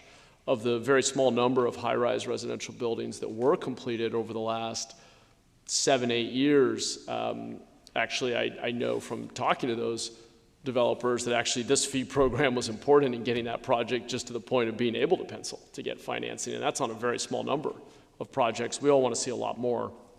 And I think one of the shifts that we're trying to make with the group memo that I was a part of that's included in Councilmember Davis's blue memo that incorporates a couple of different memos from across 7 council members is to try to start keying the milestones off of unit production and moving away from what I think is a faulty assumption that if we create a deadline in 18 months, we can just tell the market when something's going to pencil. I mean, if anything, the folks who have put in entitlements are very incentivized to get that funding and get going, because that's how they make money. And so if anything, what we're trying to do is create a policy that creates incentives up until the point where downtown has enough density that we hit a critical mass where the market dynamic starts to shift. Because the fundamental problem we have with high-rise development in our downtown is that our cost of construction, and our independent research has shown this over and over again, our cost of construction is a regional phenomenon. It's part of a regional market, and that type of construction is extremely expensive, and it costs us just as much to build it in our downtown as it does in Palo Alto or San Francisco or anywhere else in the region, but our rents are lower. And until we can get out of this chicken and egg problem and get to that level of significant residential density downtown with all of the foot traffic and vibrancy and consumer base for small businesses and patrons for those cultural venues we just talked about a moment ago, it's very hard to see how we're going to get the rents downtown to a place, again, this is for the market rate side, to actually get to a place where these projects are going to pencil, given the high cost of construction that we face regionally for this type of construction, once again. And we have a real interest in incentivizing it for all the reasons I just gave, but perhaps also from a sustainability standpoint. The next 100,000 people who live in our city can't live by us just paving South County or Coyote Valley or going up into the hills. We've very intentionally said we want to see infill, that there are a lot of benefits in terms of less traffic, less pollution, use of public transit, more walkability and transportation options. But if we want to build up, we've got to recognize when it's not happening and try to do everything we can within our power, which again is very limited. We don't have the unilateral ability to force the market to go build high-rise residential. But we should look, I think, at every lever we do have and try to pull every single one of them to get to a place where we start to see that kind of dense residential infill happening in the places where we want it, particularly in downtown. So I think that Councilmember Davis's blue memo is very sensible. I think it's balanced. I think it gives us the best shot we have to getting to that density and that critical mass in our downtown.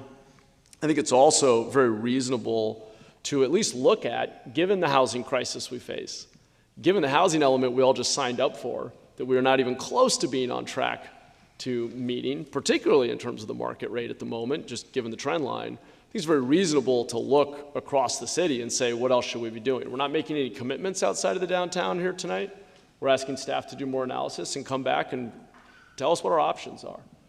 And aside from this incentive, we're going to have more conversations, I think. We need to have more conversations about other things that are not part of this item tonight, like further streamlining and speeding up approvals and doing everything we can to give greater speed and really greater certainty to the market. So much more to discuss, but I think this is a meaningful step forward.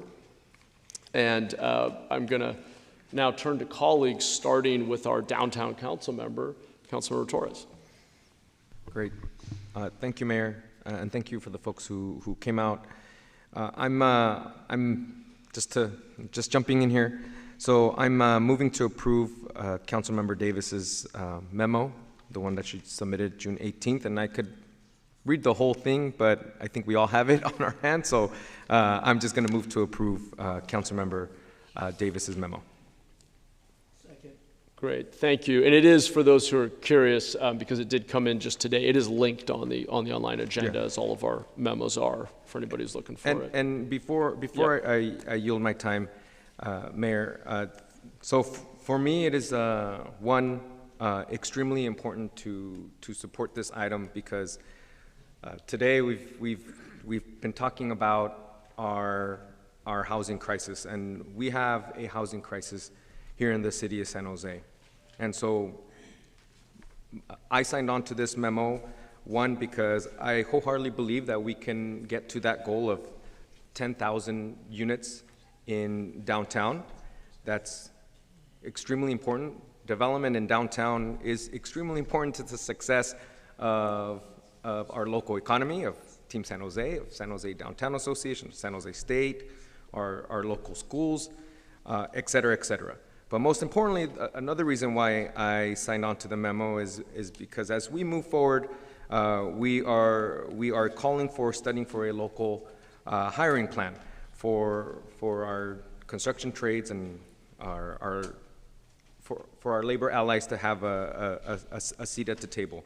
But the other one where you might not think of it as something super important.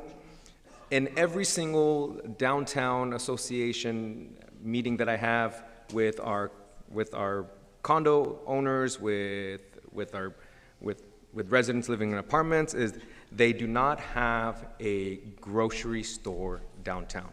And believe it or not, as the council member for downtown, I have been meeting with potential folks who want to bring in a grocery store. But after they do their study, there's not enough residents to sustain a downtown grocery store in the city of San Jose. And so, as weird as it sounds, right? We definitely need a grocery store in downtown. But most importantly, we're seeing major revitalization in the SOFA district. And I know that pushing this incentive forward is going to help build Bowtown. If you drive through Bowtown right now, it's ready to go. Over 500 units in our downtown core in our SOFA district, and that's why it is important for me to vote for the downtown high-rise incentive for the success of downtown San Jose. And so, with that, I don't know if I think Councilmember Dewan. Yeah, thank you, Councilor. Appreciate those comments. I had the second from Councilor Dewan. I think next hand up though was Councilor Cohen. Yeah, thank you, Mayor. First, I want to start by thanking staff for all the analysis that's gone into this. Obviously, there's a lot of details that goes into bringing forward a recommendation. I do want to ask some questions first about your recommendation. The staff recommendation says that we should use the most extreme incentive for the first 1,000 units over the first 18 months, whichever comes first. Can you talk a little bit about the number 1,000 and why you thought that was an adequate number of units for that first tier, that first phase? Sure. As we mentioned, there was a significant amount of discussion around arriving at kind of the numbers. And we really felt that based on some of the discussions that we'd had with developers, that was an achievable number for the first phase. We had kind of 2 projects, 3 projects that probably could get going in the time frame that we were proposing. And our objective was really to get that momentum going. And so that's how we arrived there. We actually started with a larger number, but then, as mentioned in the presentation, kind of weighing the reduction in fees and taxes and the impact on services. That's the balance that we arrived at. Can you talk about, since the original incentive was put in place for downtown high-rise, how many units have taken advantage of that incentive? So with the most recent incentive since 2017, we've had 3 projects, 2 completed, 1 under construction. So the Miro, across the street from City Hall, a significant number of units, over 600. The graduate housing, which at this point is on the market, and potentially brings the transfer tax money that we know from the developer that wouldn't have gone without the incentive at that time. And then currently in SOFA, we have the FAY under construction. So in 7 years, we've gotten about 2,000 units out. Is that about right? Probably a little bit less than 2,000. A little bit less. We haven't even gotten 2,000 units in 7 years of the incentive that we've put in place. Okay, whether it's 2,000 or 2,500, I don't need to know the details. I'm just kind of surprised by the movement in the memo from my colleagues that increased that number to 2,000 and eliminated the timeline. It seemed to me that we were here today because the current economic environment is so difficult and challenging with high interest rates and high cost of construction that we want to incentivize, and we want to incentivize quickly, the construction. By having a small enough number of units, we want projects to be racing to be among the units that are getting built, as opposed to saying, we don't have to hurry. We can still wait for interest rates to come down for 18 months before we even think about proceeding, because we know the incentive will still be there in 2 years and 3 years and 4 years, or 7 years, because it'll take that long to build 2,000 units. So I'm not convinced that removing the timeline and increasing the number actually puts us on the track that we're trying to go. So I'm hesitant to go beyond the staff recommendation for downtown. I know there's other elements of the memo, the joint memo, that I'm not as opposed to. Although the idea of applying this to 10,000 units means that it'll be 20 years before we have a check-in again at the council, because it's going to be probably that long before 10,000 units are built in downtown San Jose, if even that long, if even ever. We hope it will be, but I'm concerned about loosening the incentives in such a way that we haven't really bought us anything in the next year in downtown, which is to me, the crucial goal of what we're doing here today. So can I ask, my colleagues who wrote the memo for some feedback as to the value of increasing that number and eliminating the timeline, because I feel that's counterintuitive to this entire exercise today. Yeah, a couple of things. I think the most important point is that I think there's been a mistaken assumption that setting a timeline somehow incentivizes developers to magically secure the funding and move forward. And I could ask any of the developers here in the room if us setting an arbitrary deadline of 18 months or 24 months makes it any more likely. And I think what you'll hear consistently is no, they are highly incentivized, in fact, actively pitching financiers to get funding to move forward, because the way that their business works and that they make money is when they build things, sell things, lease things. And so I think that this idea of this sort of scarcity of if we just do a few units or a small time frame, we're going to magically change the market dynamic is not correct. And in fact, when we had these shorter timelines and we were back having this debate every 3 years, developers like the Miro had to come back and wonder, will the council renew it? And it actually injected more uncertainty because of how long these timelines take. Your point that 10,000 is a big number is a fair one. Now, it is phased over 3 years. Not over years, excuse me, I misspoke. It is 3 phases, so the incentives change and actually come down over time as we hit certain milestones. I would say we should be doing everything we possibly can, including a very unique opportunity to help San Jose State to unlock what could be a couple thousand units at the Alquist building, for example, for student housing.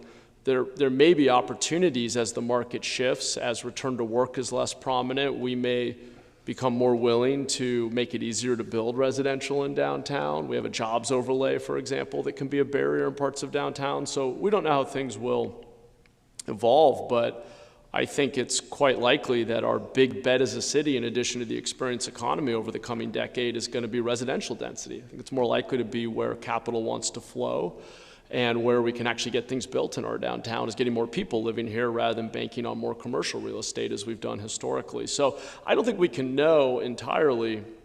What I do know is setting ourselves up to have this debate, which is very contentious, and we do the same thing every 3 years, it's not very productive. I think it should be keyed off of meaningful milestones that get us to critical mass in the downtown, because the real problem right now isn't just interest rates. More than anything, it's that our cost of construction regionally is higher than you get in rent on the other side, and it's extremely difficult to get projects to pencil. So we're going to need to pull every lever we possibly can and hope that interest rates come down to get meaningful residential development to happen in our downtown. So I think that was some of the thinking. I would argue, if anything, and I'll end on this point, creating certainty around unit production milestones, if anything, creates greater certainty than setting an arbitrary timeline where they could be in negotiations and get to a point where they might run out of time and then there's uncertainty, well, will we get this incentive or not? So I think that was the thinking behind the memo. Councilmember Davis was obviously a key part of our Brown Act in this as well, and is out sick today, unfortunately. But we did have quite a few conversations. Yeah, and I heard you introduce this item with a statement which was, we don't want the timelines being put in there won't necessarily work because nothing can pencil within these timelines. And if that's the case, I kind of wonder why we're having the discussion today.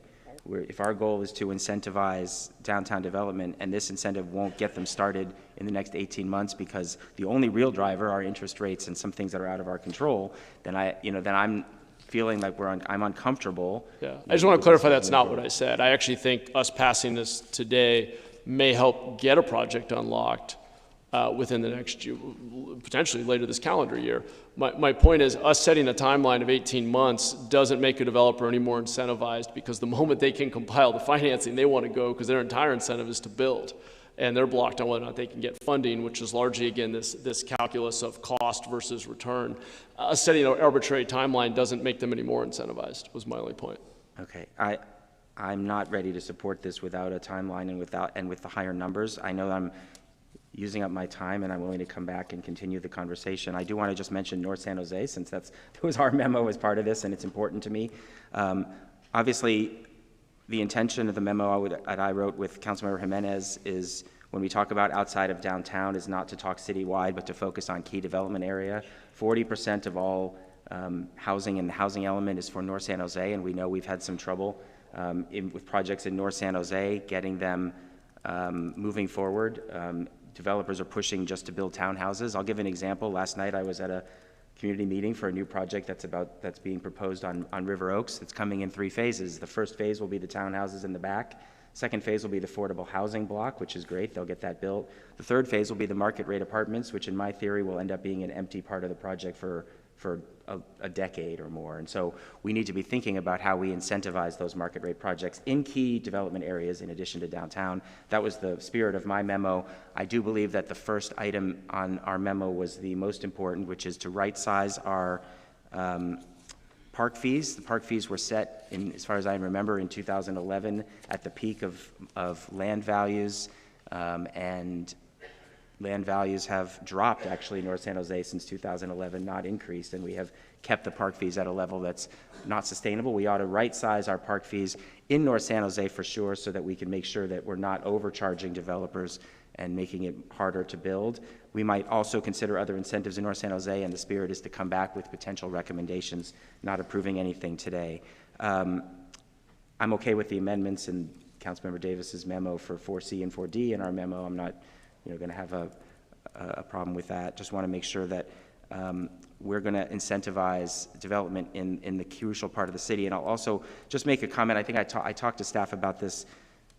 I can't even keep track. Was it yesterday or last Friday? Anyway, about the different kinds of projects and whether we need to be more thoughtful, especially outside of downtown, about which projects receive an incentive, because there will be some projects that are at a large enough scale where they can build everything and might not need the same incentives or are self-financed, that are different than projects that are of smaller scale on single parcels. We might need to focus our incentives differently on different kinds of parcels. And I'll just point for an example. When Irvine Company comes into North San Jose, they're looking for 100 acres, and they're building 3,000 units on a site, and that often can pencil out for them differently than even the downtown projects do. And we may not need to provide incentives for a project like that, whereas we might need to provide incentives for that infill project on Bay Point, which has 500 units in it and can't be built right now. So I just want us to think, as we're moving forward, looking at North San Jose, on being creative on how we might target the incentives to the type of projects that need that incentive right now. So I'll leave that for now, and I'll come back in a second round, but I want to hear from some of my other colleagues as well. Okay, thanks, Councilor. Vice Mayor Kamei. Thank you. I know we always have to deal with different trade-offs, and first I want to say I'm really conflicted in wanting to move development forward. And then on the other hand, we had an item earlier about asking the public to potentially pay for park fees or, parcel tax, whatever it is that comes up. So I'm sort of like, having difficulty with reducing fees on the one hand for developer, and then asking the public to, support the parks through parcel tax or something else. So, just having that dynamic to me in the same day is sort of difficult. So I'm just going to say that. The other thing is that while I am willing to try in the downtown core area, I think that it's an area that if we want to really mobilize and move forward and all of that, I think it's a great place to start if we're going to try something to see if it works. I don't know if it's going to work. I hope it works. But, I think that in balancing what the trade-offs are, I'm willing to try. So I think that in the downtown core, I'm okay, but opening it up to obtain other, sort of other areas. I know that in our memo, we talk about going to the areas, the planned growth areas in the Envision San Jose 2040 plan. I think that I'm also willing to obtain information to find out, hey, how's it working in the downtown? Does it work in a more strategic way, such as North San Jose, where there are areas that we can target, as opposed to blanketly looking at all of the city in terms of opening it up much more broadly.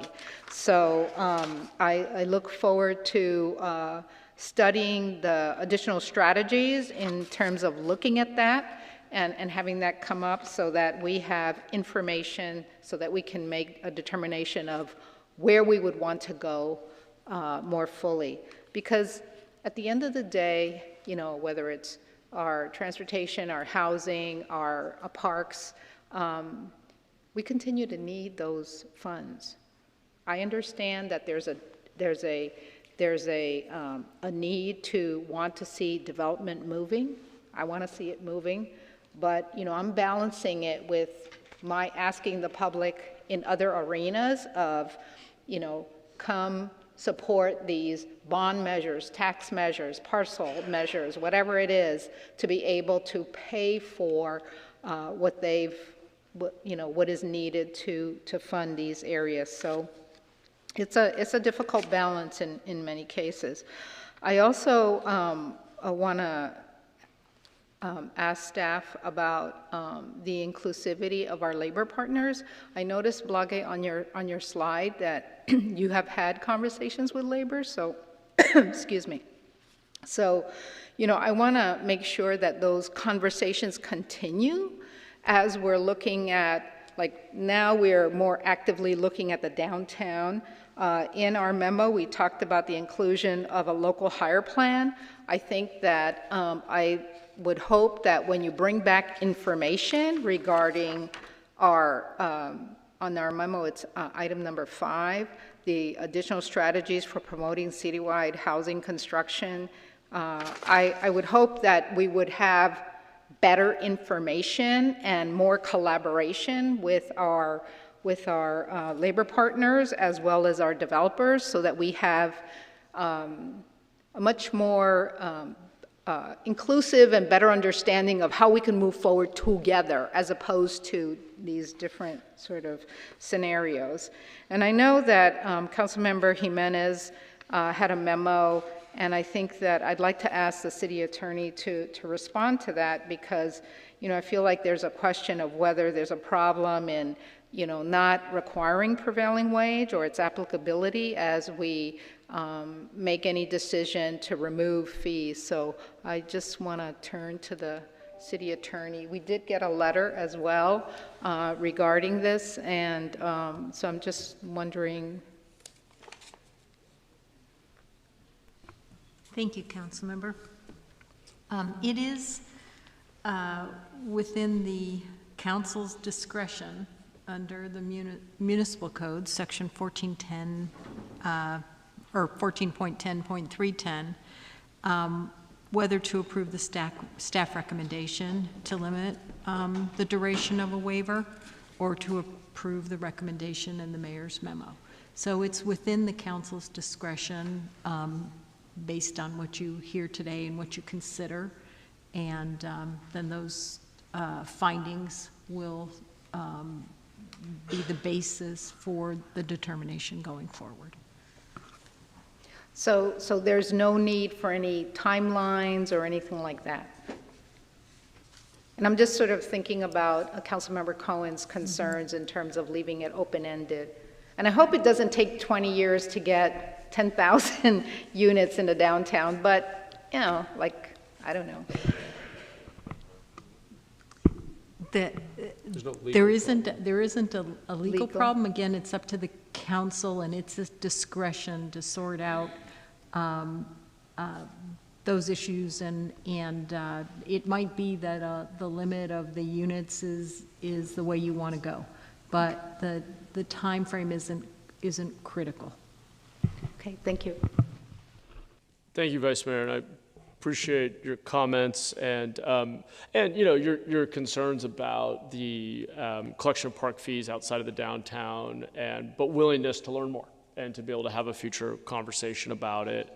I think it's a fair question, and it's a trade-off, and you know, I have my own concern about it, though I think it's very much worth studying and thinking about and better understanding, because fundamentally we have a housing crisis that can't be solely resolved in downtown, as much as I would love for a ton of additional housing in the downtown.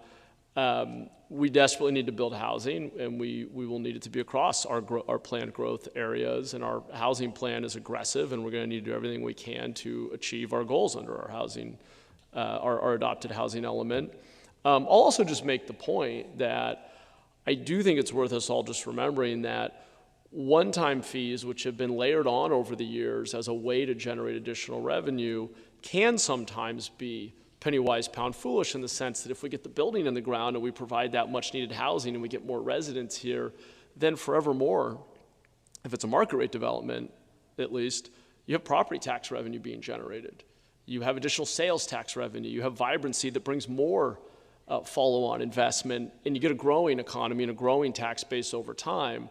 And as much as we can kind of fight over the small one-time revenue today, I'd much rather get that investment that leads to a bit of a flywheel effect and gets more investment, more housing getting built, and grows the tax base in a greater and more sustainable way. But I appreciate the concerns about looking beyond the downtown, and appreciate your willingness to get more information and have that conversation in the future.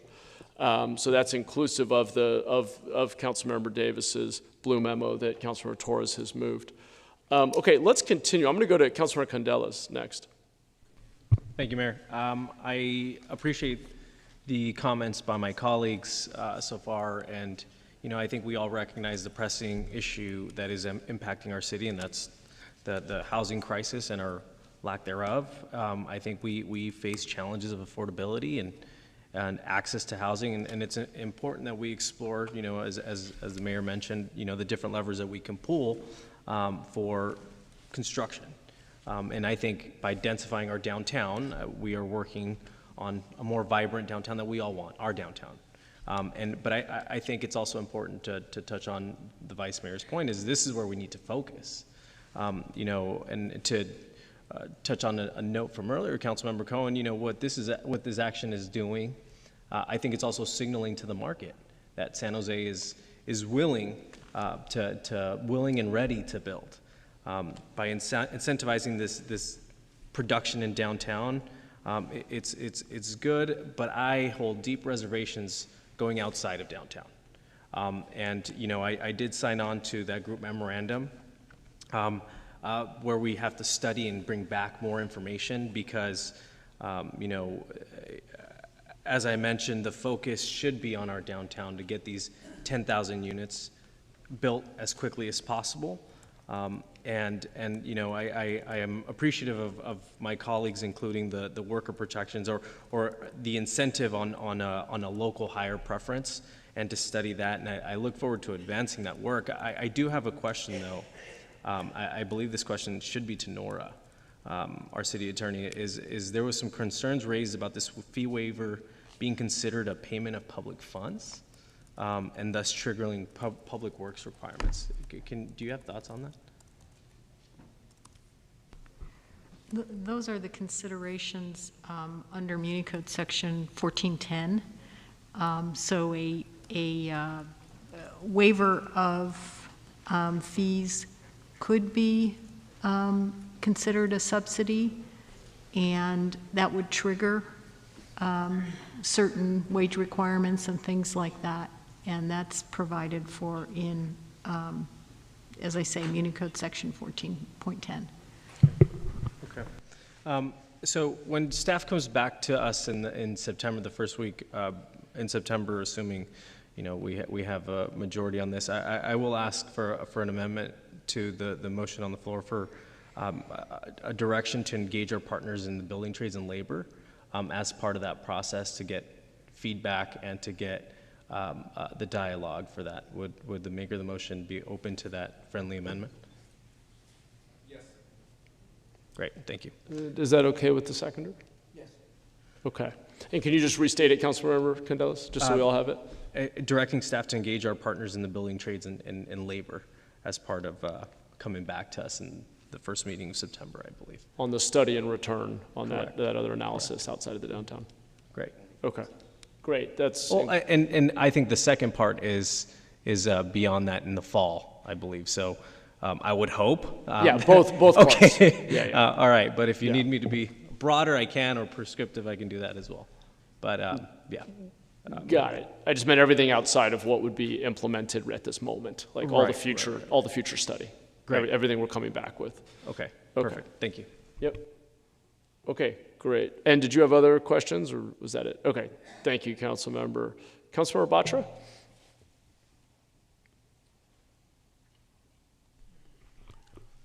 Thank you for that detailed analysis and the recommendation staff, because there was I've been pro-housing from the time I came on board, and knowing that how short we are in housing of all types in San Jose, I've been asking for identifying the barriers and removing those barriers from development, even for renovations and remodels. So I'm glad that we have a proposal in front of us to remove some of the barriers or identified barriers. Now, Nancy, what if you were going to pick one factor which is not allowing it to pencil in these projects? What would you call that to be? Councilmember, thank you very much for the question. Could you clarify, if we were going to pick one question, what's the most important factor? Right, in terms of their not being able to financially work these projects out for them. As your colleagues have said, I don't believe it's one factor, but a constellation of at least 3 or more of costs, lower rents in San Jose, and the interest rates. Okay, so our interest rates, we hear all the time as one of the primary, if not the most important item. Our incentive scheme ideally should have been linked to the interest rates. We would have known that, hey, at 4% or 5% prime rate, we would be able to get the development we want as much as we want.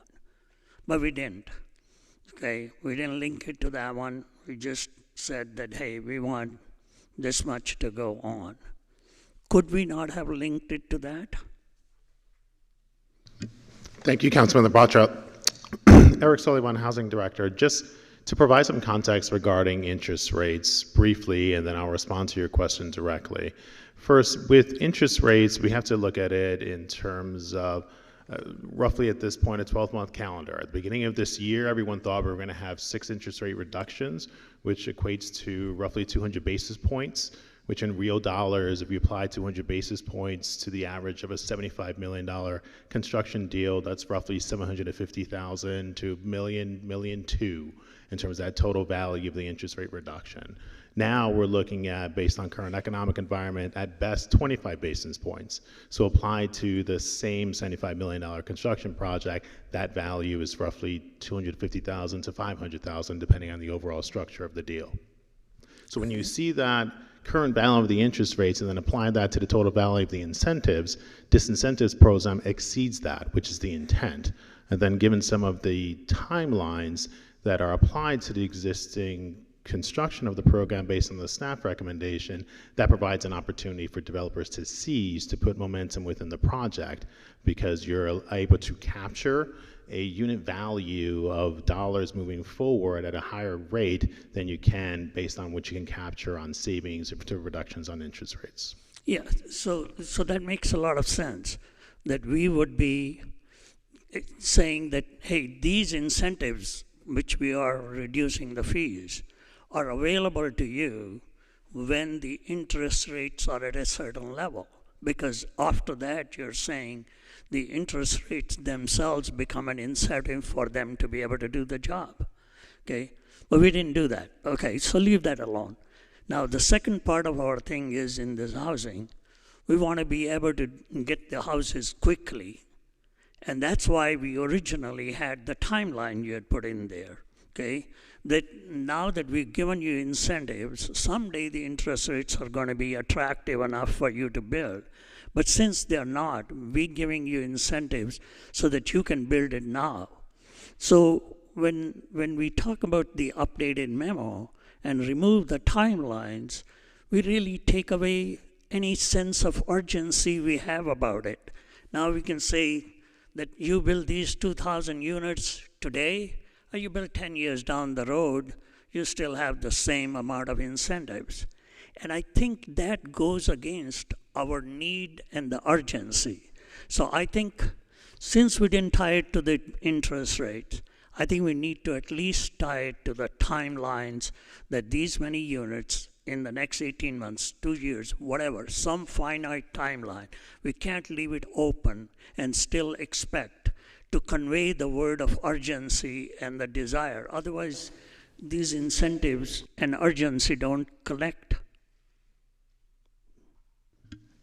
I understand what you're saying, and I think part of this is the challenge before the mayor and council and this body today is where do we find, given those three challenges, as Nancy had articulated, interest rates, overall cost of materials, current economic environment, where does this incentive fit?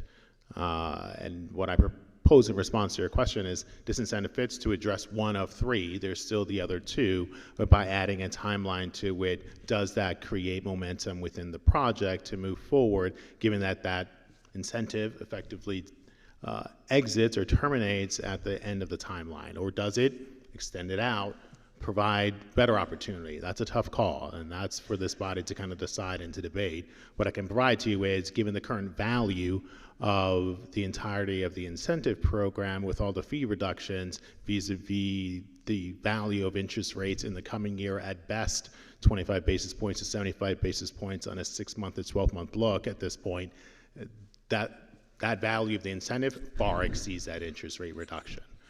So you can make a credible argument that that is going to put momentum into projects moving forward.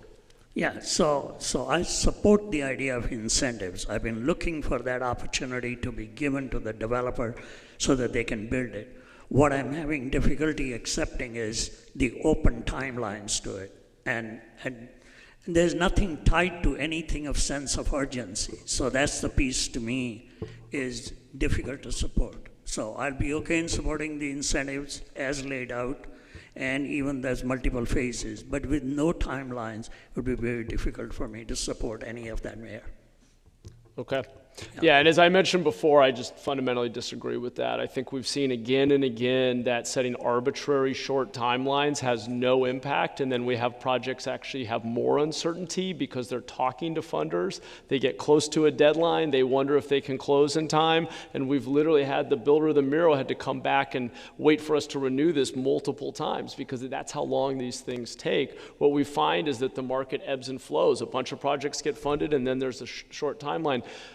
The developers who want to build in the downtown are already strongly incentivized to build.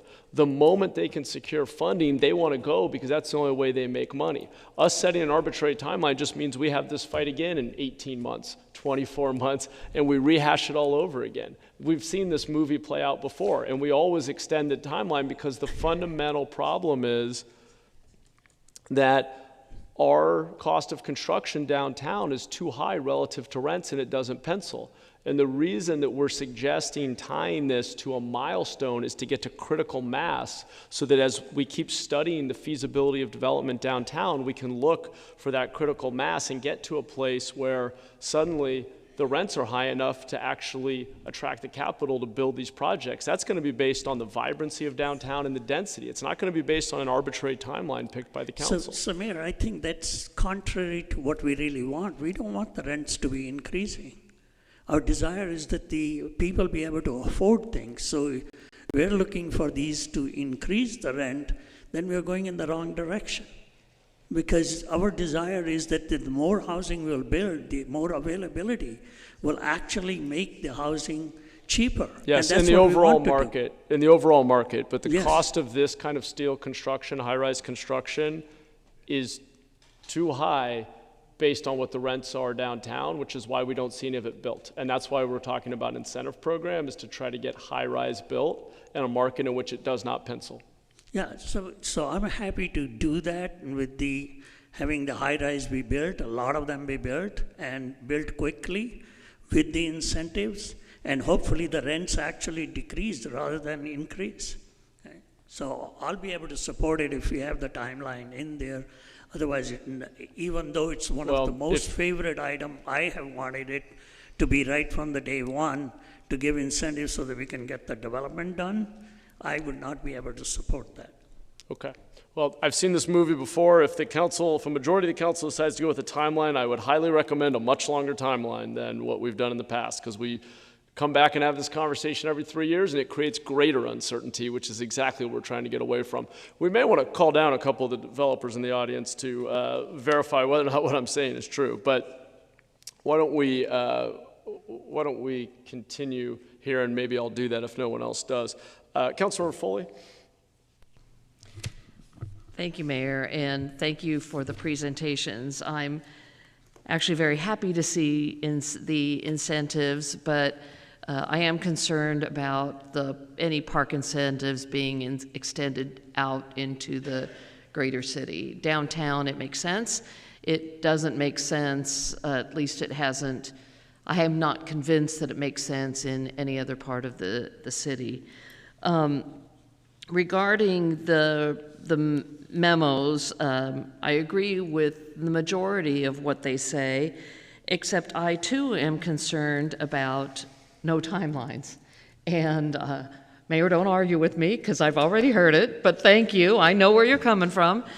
And so it's clearly there's two different sides here, and that's okay too. But I do have a question. We do have some developers in the audience. So whoever wants to come down to the podium and talk to me, I would like to know that if we approve this today, who's ready to break ground? Anyone?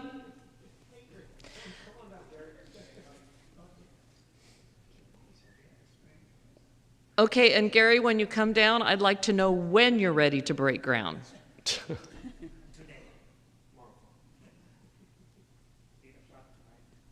Because the argument is that here we set this incentive, we remove these park incentives, and it stimulates your ability to develop. Okay, that's great.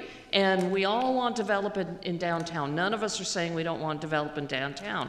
My concern is to give you, frankly, an open checkbook that says 10 years from now, you can use this incentive. I don't want you to use it 10 years from now. The need is now. The need is actually 2 years ago, when interest rates, by the way, were historically really low, and development did not occur when interest rates were at their historic lowest. So talk to me. Sure.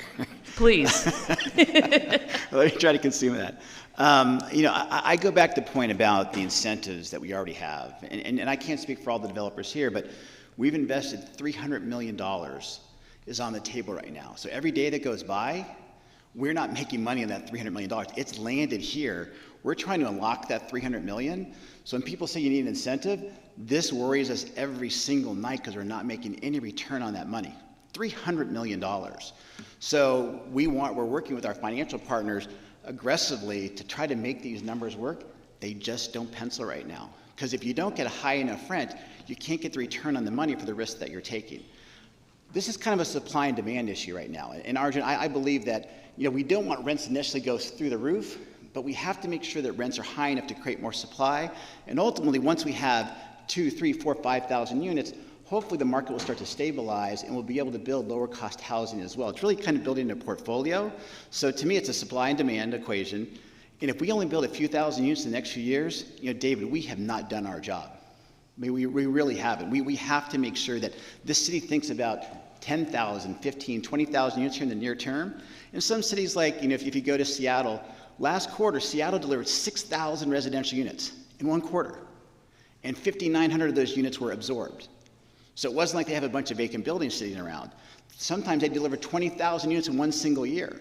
That's the mentality that we need to get into. But unless we get this pump primed and get our construction cost more in line with where they need to be, where the rents are right now, we're going to be stuck. And so that's why some of these incentives we believe will be helpful to kind of unlocking this. And then, again, we with regards to Boatown, our hope, and I wish I could guarantee it, and if you want to talk to our lenders, I'd love to have you talk to them. But it's hopefully the next few months, certainly by the end of the year, is when we believe that project will break ground. So Okay, so I know you're not giving me a guarantee. I appreciate that. You shouldn't. I wish I could. I know. really wish I- I'd love to hear one. But so what you're saying is that the incentives are helpful, Mhm. and if we approve it today, you're close to breaking ground. You have your financing In months. In months. And in months, not years. Months. And I will tell you, one of the things I think the city has suffered from in the past is that there are some developers who have very low bases on their property. They bought their property 40 years ago, and so they're not paying taxes, they're not looking at big carry Right. costs, so they can hold their property for 20, 30, 40, 50 years. It doesn't matter to them. We didn't buy properties in the 1970s.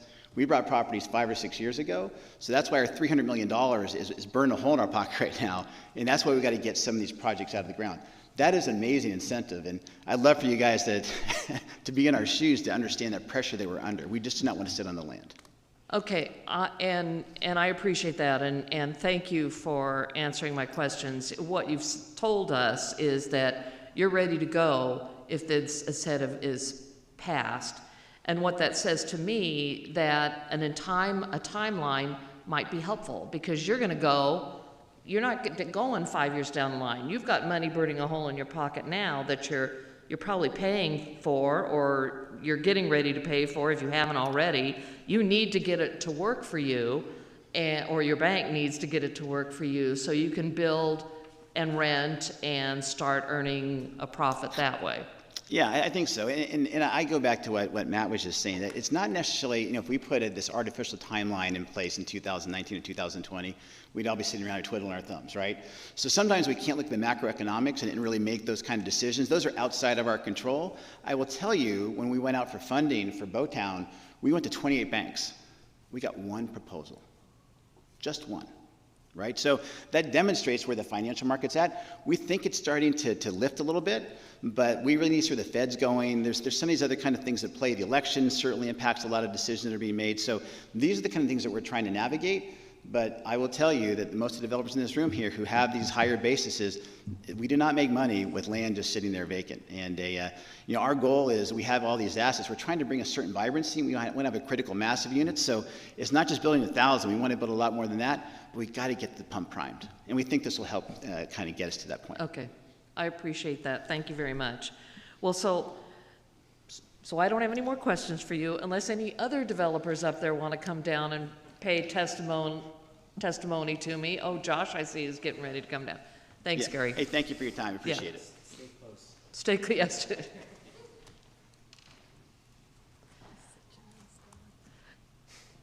This is helpful for us to hear about what you're going through, boots on the ground, you're developers, you're getting ready. I know you've got a lot of projects that you're hoping to build up and you haven't been able to. So tell us what's going on with you and how close you are. So I was going to give you an anecdote on the Graduate. So I did get one of the towers built downtown, and Pam, I don't know if off the top of the head, do you know how much of high-rise incentive went into that project? I have no idea. Exactly. All anyone cares about today, 5 years later, is that there's 1,100 San Jose State students plowed into the SOFA district supporting all the theaters, all the restaurants. The amount of increase in property tax that has gone to the city's general fund from that, since taking what was a single-story building and vacant land at the time and putting a $200 million high-rise on it, has outweighed all of the incentive that went into that project. Staff mentioned it is on the market for sale this year. That'll be additional revenue there. So, and by the way, the initial incentive that went into that project, as an example, it lowered the cost, and all these projects are being built to a minimum return. I don't think anyone on council would actually invest your own money into these projects, but there are larger institutional equity groups out there that invest in these types of things. But it lowers the costs, and that goes to the renter. All costs just get passed through into a rent for a minimum return. And as staff mentioned, there was a report from Century Urban. I mean, even in the months since that initial report where they did that nexus with for staff, the return metric hurdles have changed with the equity markets. I do want to give you another anecdote. In anticipation of this coming back to council, we got turned down by multiple equity. We pitched about 4 to 5 equity groups. None of them live here, to invest hundreds of millions of dollars into San Jose, into our projects in downtown. Most of our portfolio is downtown. And it's interesting, in anticipation of this, it is a really good marketing tool, and it has moved the needle enough with some other massaging of the financial models that they're like, actually, I think we will take this to committee and look at it.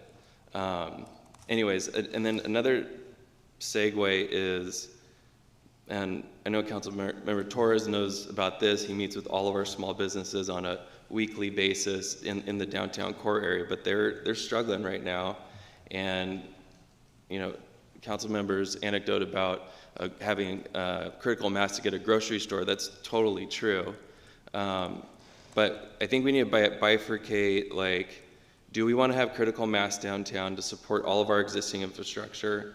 We have BART coming. I was just at a BART groundbreaking last Friday. We have billions of dollars of infrastructure coming in. We need to get folks to use the trains that we're building. We need folks to support all of our existing lifestyle entertainment and nonprofit infrastructure downtown. And by the way, in addition to all that, any one-time incentive things, the city's gonna make up 10x over the life cycle of these buildings. And council gets to vote on what to do with all that excess general fund money that'll come in. And it's in perpetuity, and it goes up 2% every year.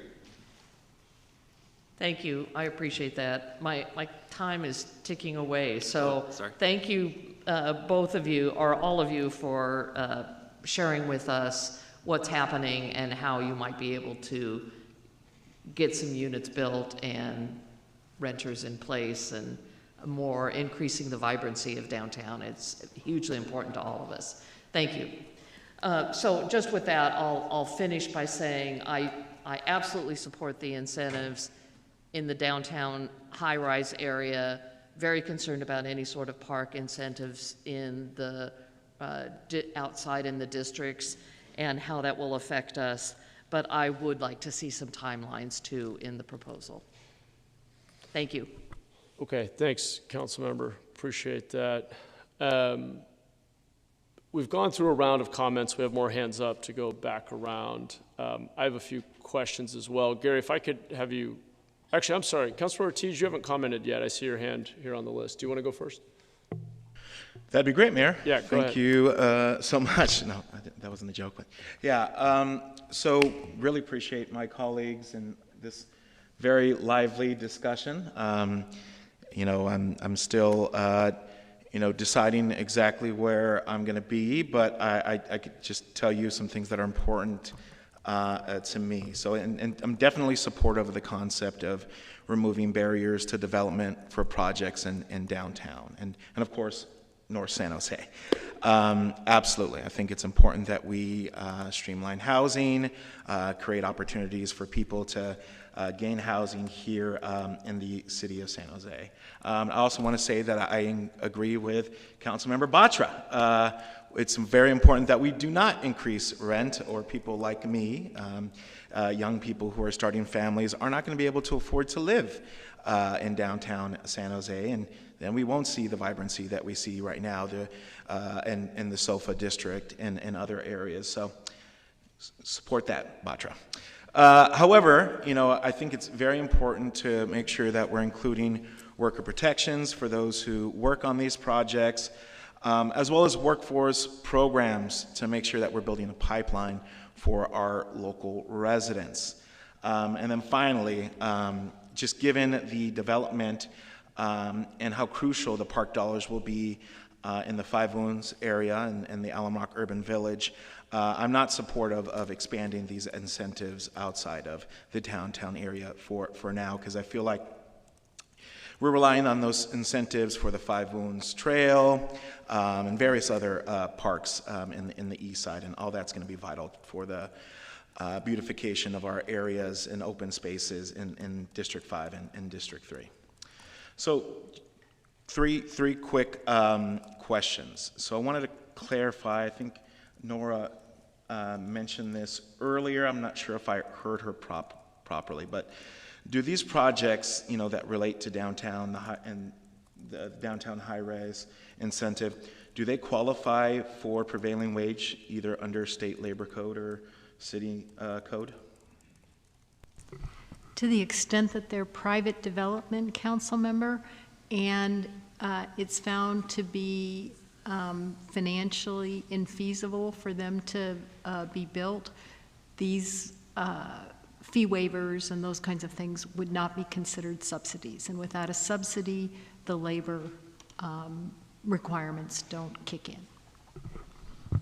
So just I want to make sure I understand that. So if it's financially viable, yes, but if it's not financially viable, no?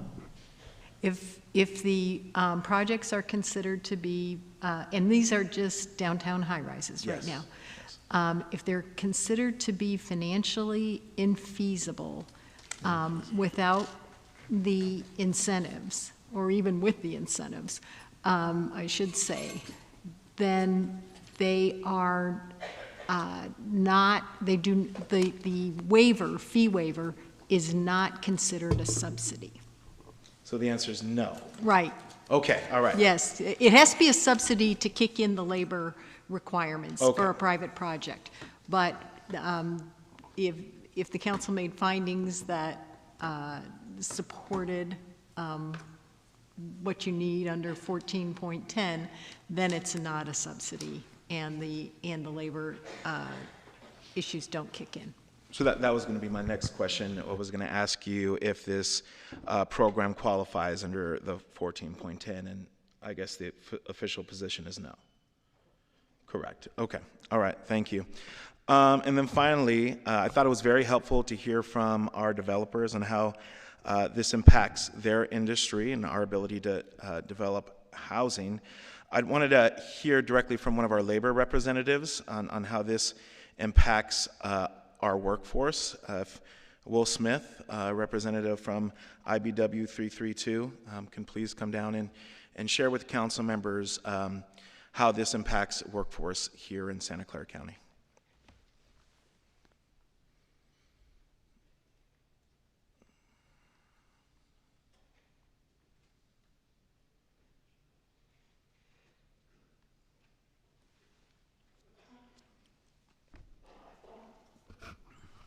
Thank you, Councilmember Ortiz.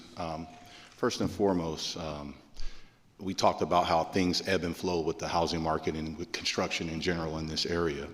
And with some of the ebbs, I've been told by developers time and time again that sometimes we don't have the skilled and trained workforce to man these projects. And that's why it's huge to have a pipeline. That's why something like this was important to have an incentive-based program that encourages local hire as well as apprenticeships, as well as pre-apprenticeships. IBW 332 MEPS, the building trades, we work hand in hand with the TOP program. And so this program gives people of color, at-risk youth, it gives veterans, it gives people an opportunity to find a pathway into the middle class that may not be going to school and getting a degree, because it's always preached to go to school, get a degree, so on and so forth. And that's not everybody's path. So having highly skilled, highly trained workforce and giving people opportunities into the middle class, I think is something that should definitely be attached to any incentives or giveaways for the community. Thank you. Thank you, Will. I appreciate that. That was my main question, just to make sure that your voice is included in the discussion. In regards to timeline, I know that's a major debate right now. Personally, I feel like we should always be bringing this back to council because, you know, as Will mentioned, these sort of, the market ebbs and flows, right? We may not have money to do certain things right now, but that may change in the future. We may not, you know, be able to attach local hire right now, but if we look in the future of making sure that we have robust apprenticeship programs, pipelines, that is something that we can do in the future. So I don't agree with necessarily putting a no end date on this sort of incentive, and I'll support making sure that there's timelines. Thank you. Okay, thanks, Councilmember. I want to ask a couple questions, and I think I'll ask the two developers to come back down. I want to be clear that there's a deadline. There seems to be this notion that somehow there isn't accountability because we haven't set a date. The argument we're having is fundamentally about whether or not the deadline for the first set of incentives is based on an arbitrary date that we set here tonight that says in 18 months this must have happened, versus a deadline of a number of units. And my argument is simply, and I've heard this in my stakeholder engagement and from colleagues like Councilmember Davis, who have looked at this very closely for years, and Councilmember Torres, who represents the downtown, that setting a short timeline with interest rates, with the time it takes to amass financing, with negotiating with bargaining units, with all the things that occur, actually is counterproductive because it creates uncertainty and greater risk, because it may lapse, and then you're in limbo and you got to come back and hope that the council wants to renew it, versus setting a different kind of deadline that is based on a unit count, which is actually meaningful progress in an actual market milestone that we care about, which is that we now have 2,000 new housing units in the downtown, or we now have 4,000 new units in the downtown. And it makes sense for the incentives to be keyed off of where we are and to come down as we hit actual milestones that we care about, not arbitrary dates that we set. And in all my, so let me just, I'll reframe the question here. Why don't we start with Gary, and then I'll go to Josh. If you guys, Gary, if you're willing to come down, I'll just ask again. I'm not sure we got clarity from your answers before. Is it better, in your perspective, for the council to set a deadline of the first incentive, which is the deepest incentive, to disappear based on an arbitrary date that we set, or based on the downtown hitting an actual milestone of getting 2,000 more units built? I think that's fundamentally, there's some other things that have been raised about incentives outside of the downtown, which I appreciate. We're just talking about studying that, no decisions being made tonight. But just on that point, can we just get clarity? Which is better in terms of giving you the certainty to go get the financing? Yeah, I guess my point is that we as a city, we need to send a message to the financial markets. And I think at a place like Seattle said, hey, listen, we're open for business. We want to build at scale. We want to create certainty. And because of that, it's created this tremendous amount of construction that's taken place over the last few years. I think when we talk about kind of micromanaging, this is 18 months, 24 months, 60 months, all of a sudden financial markets go, well, is this city really trying to get to 20,000 units? It just feels like they're just so focused on these arbitrary timelines. You know, how do they make decisions? So our hope is to say, guys, listen, the financial markets recognize that this is a compelling place to work. The city council said, hey, we just got to get these first few thousand units out the door. And that's why I do think that the units are much more important than the timeline. But I think as soon as you start to put these boundaries on, it just makes things more complex. We have to get thousands of units out of the ground. We need more developers to come here and to believe in the city and to kind of treat it more like a Seattle. That's where we should be in 5 to 7 years. So in my opinion, the timelines, is it 19 months? Is it 22 months? Is it 10 years? That's an impossible question to answer. But if we get a few thousand units out of the ground, it demonstrates that momentum's starting to build. That's why I think that's the thing to be most focused on. And it really will send a very strong message to the marketplace that here's the way we're trying to do business. We're trying to remove risk and allow you to really try to take this to scale. But it has to start with these first few thousand units. And I also say that, we work very closely with guys like Will. We spend a lot of time with Will, and we really believe in you have to have the best workers on these projects. And these guys do a tremendous job. So ultimately, our goal is to create thousands and thousands of jobs here, and hopefully allow those construction workers who build this city to live in this city. And that's what they deserve. And the only way to get to that, I'll give you an example. Like, we're working on Bowtown right now, but right next door to it, we're working on Pacific Motor Inn. The goal there is to actually have affordable, supportive, and market rate. And in that complex, we'll be able to share a garage. And then we'll take the construction crew that works on Bowtown, we'll move it on to PMI, and all of a sudden you start to create economies of scale to take that pricing down. And we want to get our affordable units down to $500,000 versus $1.2 million. So these are the kind of goals that we have. But the more constraints we have, the slower it's going to be to move. And I do think the financial markets are right there. They want to move it in the city. We just need to make a few tweaks. Okay. Thanks. Anything else? Josh? let me call you up and ask the same question. In terms of sending a signal to the market and enabling you to go secure financing and move projects forward, is it preferable to have the council set a deadline of 18 months or to key off of a unit count milestone of that we actually got to a new milestone of residential density in the downtown? Yeah, thank you. You know, when I read in the blue memo proposal, one of the attachments, how I read it with, there's like the different phases, that is an artificial timeline in that, like, which is great because it creates competition, which is speed. And so, like, I'm chasing up against Bowtown or a handful of other projects to go for that first batch. But I'm not worried about, like, the entire program sunsetting.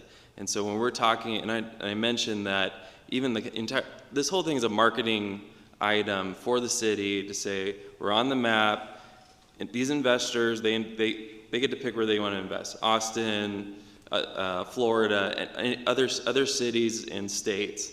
And so we're trying to put San Jose on the map to get these projects built. So you're racing to get to that 2,000, just to be clear, want to make sure my colleagues hear this, you'd be racing to get to the 2,000 unit milestone. Yeah, the incentive is already right there.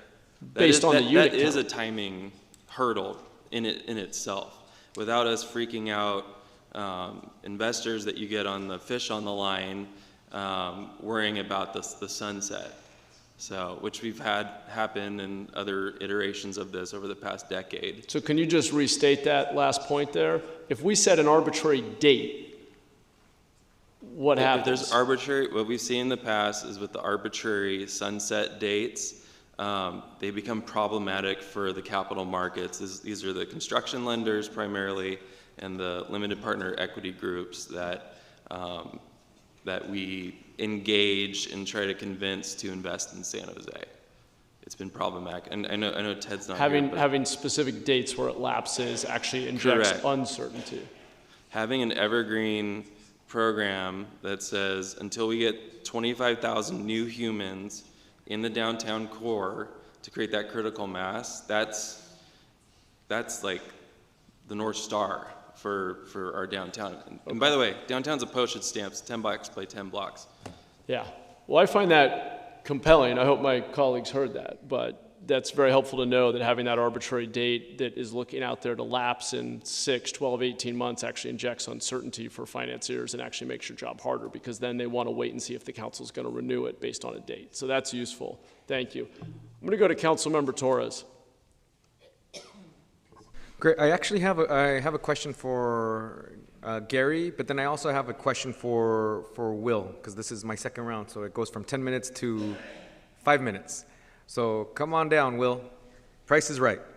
And then before I do ask my timeline on how long I can stay here. Yeah.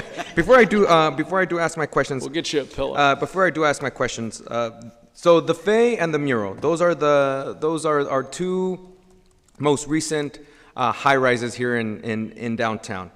And I want to let folks know who especially on the dais who are kind of still skeptical about passing this. Those two buildings used union shops.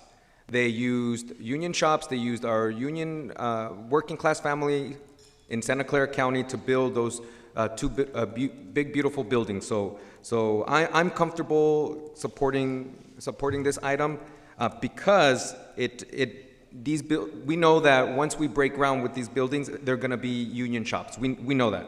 And so the question I have for Gary is, if this incentive, and I know there's concerns from some of my colleagues regarding timelines, but if this incentive is not passed today, what happens to Bowtown? Bowtown would probably just sit on hold for a while. And we're not sure if that's 6 months, 12 months, 18 months. We're just not sure. But we're in active conversation right now with a number of different financing institutions, and they are just saying we are close to getting this out of the ground. An incentive like this, I think, pushes us over the top. Okay. So effectively, it'll just sit there, sorry to use this term, but it is kind of blighted. Say that again? It's going to sit there empty and vacant. right? Well, listen, when something's sitting there empty, it's costing us money every single day. Okay. So these are things that are extraordinarily painful to us. Okay. And then the question, thank you, Gary. The question that I have is, again, Will Smith, love the name. Will Smith, was IBEW used for the Fay and the mural, or were union shops used for the Fay and the mural? For the mural, for sure. And what was the other project? The Fay, which is in the Sofa district. The Fay. Yeah, there's the 27 building at the end of the Sofa district by Reed. I believe so, yes. Okay, great. Thank you, Will. I appreciate it. So, you know, I really want to get this over the finish line, so not sure if, David, your hand's up for a potential sub-motion for timelines, but if you want to let it say it, go ahead. He's not asking for it, but I mean, all right, we'll go to Councilmember Khan. Look, there's a whole lot in these memos on downtown high-rise development. And I get that there's a big vision for downtown, and I know that, Gary, you know, you have a vision beyond the next project and the next project to something bigger, and maybe this will lead to 5,000 units in 5 years, or maybe, you know, it'll take longer. You can understand the hesitation based on the history of these incentives and how they didn't incentivize the way we wanted them to, because we got to maybe not even 2,000 units in 7 years of these incentives. And so you can understand why it's not clear to me that these are the incentives that are going to make it work, that there's so many other factors that make it work or not work. Having said that, I fully support extending the incentives. The question really is, what's the right timeline to do that? And I know we've had this debate about timelines are better or not. We have plenty of chances to check in, and I think it's healthy. I mean, I know many of us say, oh, we don't, listen to this is difficult, but I think that's our job, is to have difficult conversations periodically and check in as to what's working and what's not. I have no problem with having this difficult conversation again in 2 years and figuring out today what's the right timeline that will incentivize enough projects, but will give us time to make sure that we don't get right up against a deadline that causes a problem for the next round and allows us to have this conversation. There are 4 items in the agenda or in the motion memo that make me think we have other conversations to have. Number 1, item 2 in your group memo, continue to identify and implement additional administrative and environmental measures to streamline the approval and construction process. That's important, and we should be doing that. Number 3, if fewer than 1,000 residential high-rise units receive building permits by December 2025, return to council. Talk about what else we can do to make it even more advantageous. On the flip side, we could even amend that to say, and if more than 1,000 are hit faster than our deadline, let's come back and talk about whether we want to extend it further, right? I mean, we have plenty of flexibility to do that in our motion today. Number 4 in that memo, provide annual updates on downtown high-rise residential construction. In other words, is it working? Is it not working? Is this the right lever? Number 4A in the memo from me and Councilmember Jimenez, complete recommendation 5 of a memo from last October, which asked for other levers that could be studied that would help incentivize construction, including building code design guidelines and other things to incorporate those findings. If we move forward and say this is the incentive, and we're saying it's open-ended without deadline, the incentive for us as a council to look at those other things, figure out what works, figure out what might be better levers, figure out what the current interest rate environment is in 2 years, goes away, and I am loath to do that. I will, may say the same thing we said about the conversation that happened somewhat publicly, not as a council meeting, but somewhat publicly, about the proposal to downsize the flea market property just this year. When we had a negotiation with the property owners there, they were saying, well, this doesn't pencil out. You have to let us do a lower density here because it's the only way you're going to get a project. And my argument was, we shouldn't make permanent decisions based on current market conditions. We have to understand the market and make decisions based on market conditions. So I get that there are some questions of certainty, and maybe 18 months is too short of a timeline. I'm not convinced that this is the right approach to just put number of units and say, even if it takes 10 years to build those 2,000 units, the incentive should still be there. So I don't know what, I would like to ask for a friendly amendment. I understand that the other group is sort of, less incentivized to do that, but I feel like there's a timeline we could put in here to incentivize us to have conversations regularly on what are the right incentives for this to incentivize development downtown. I do just want to note that even over the last 10 years, even with some of the lowest interest rates in modern history, these projects were incredibly difficult to get to pencil. And we've never seen our downtown have the rents and the cost of construction get to a place where it's very favorable. Not to say some projects don't move, but I think the reason I personally, and I think our Brown Act, felt comfortable with targeting units built as a milestone was acknowledging the fact that even looking back over the last 10 years, it's never been easy to get financing, and this is almost table stakes. Right. This but is we like, had these incentives. This is even with right. these incentives. Right. And exactly. So, I mean, that's kind of my point. So this is, right? to me, sort of baseline, even though we've renewed the incentives multiple times, even though we've come back and sort of said to ourselves, well, we'll check in 3 years the cost of construction, which we'll continue doing the analysis. We'll continue having that conversation at CED, but we've always found the need to extend them because of how far off we've been, and that looks to be the case for the foreseeable future.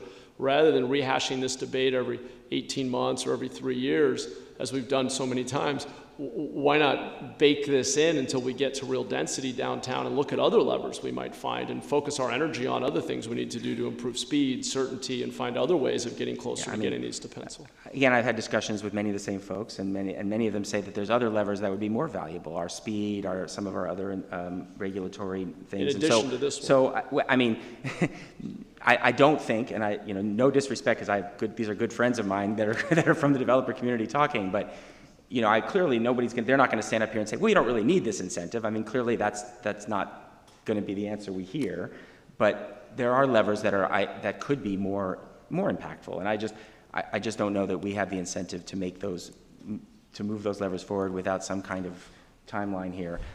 I mean, I'll just ask one more. I'll do this. I haven't asked yet for a friendly amendment, so I'll do it. And obviously, I'm not wedded to some 18-month number or something like that. So I will suggest, and I'm okay. Look, if the compromise is 2,000 units instead of 1,000, which increases even the number this applies to, on your 2,000 phase one, put in a 30-month. It's an extra 12 months, an extra year, 30-month timeline on that one, and then increase that. The second phase that the staff recommendation said 12 months after for the next 22,000 units. I think it was 2,080 units or whatever it was, increase that to another 2.5 years and the next 2,000 units. So you have 4,000 units in 5 years of time. To me, we will see, because I don't think if these projects are going to move forward, they're going to move forward in the next year or two, and we'll have time to identify how that's working, to come back with some of these other 4 items on here that we're asking for about other levers, and to reevaluate whether or not those levers could be more valuable, whether these even made a difference, and they hopefully will, as we've heard from testimony here. And it gives us time to have lead time to reduce uncertainty at the end of that window. So I'll ask for that as a friendly amendment, which,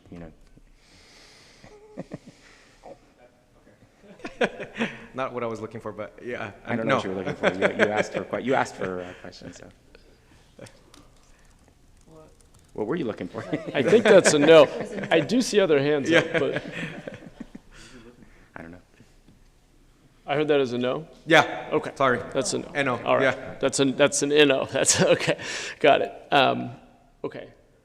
I did see other hands go up after Councilor Cohen made his comments, so there may be other suggestions, but can I turn to other colleagues? I mean, I made my comments that I was going to make. I'm trying to avoid at this point, the option that we also have available to us of substituting the entire motion. I'm trying to see whether we get somewhere. It may come to that. I'm waiting to hear other feedback, and I'm still taking all my input here. But okay. Thanks, Council Member. Let me turn to the Vice Mayor. Thank you. I was thinking it'd be great to have some kind of monitoring as we look, as we look into what works and doesn't work. And I know that there are many reports that come to CED. It would be natural if I don't know what the frequency would be, maybe twice a year, that we would get updates on how's it going. And those we could always cross-reference to the City Council to let you know so that everybody has the ability to have that discussion. Hey, look, we got our first 1,000, or, it's going well, or, oh my gosh, we didn't even get one. So I think that it would be appropriate to send it to the CED committee and have that sort of at least be the information monitoring that we would need, instead of saying, oh, well, we're going to do 2 years or 2.5 years or 3 years or whatever time frame it is. At any point in time, we should be informed as to how's it going, right? Maybe it's an annual thing. I don't know. But I would think that it is something that can come to committee. And I'm hoping that I can do a friendly amendment of just having it go to committee and then can be cross-referenced to the entire city council. Yes. And sorry, just so I'm clear, so so that was accepted. I want to clarify the friendly amendment. Councilor Dewan accepts the friendly amendment. So the update would come to CED at what frequency? Just so I'm clear. Well, that's kind of open to how it would be. Looks like Chris wants to weigh in. Okay. Thank you, Mayor. So we do provide a lot of this information currently in a couple of different forums. So we include it in our updates to CED with the Housing Crisis Work Plan. The other thing that we do is we bring the cost of development report and the development fee framework to City Council on an annual basis, which is intended to be the framing in which we talk about where development feasibility sits throughout the city. So it includes type 1 development in downtown. It looks at the vast range, and it tells you kind of how are we doing against housing production versus where the sort of cost and feasibility are. So it was most likely that we'll use that as the vehicle to continue having this conversation with the City Council. That's fine. Okay.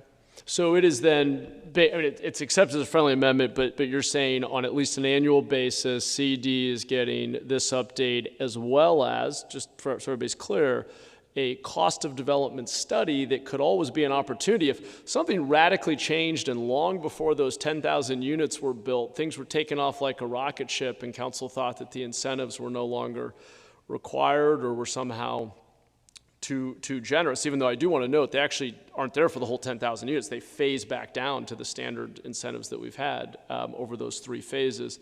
But then the council could always, as we always can do, could bring back and change our policy.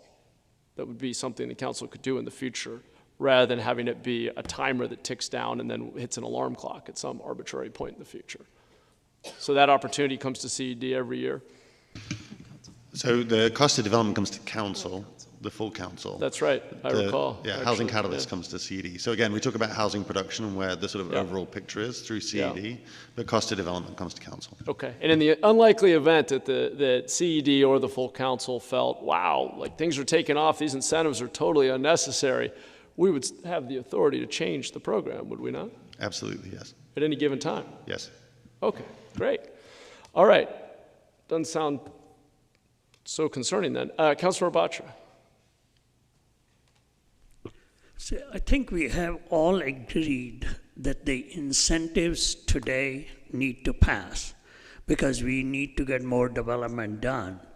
The idea about those units, if we get at any time, was okay, but we are not doing that. We are trying to convey a sense of urgency that we want this development yesterday, but we are okay tomorrow.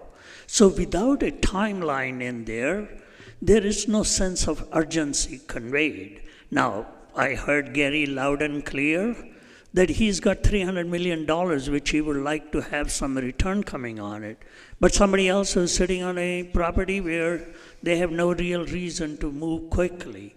I think this is an important message for everybody to hear, the financial market, the developers, and the future residents, that we do consider getting more housing in San Jose, a important item, an urgent item, and hence we are giving incentives, we are encouraging people there, but we are also at the same time putting a time limit so that they will move faster. So I don't see that this thing is in contradiction with, in fact, it is much more in line with what we want to achieve.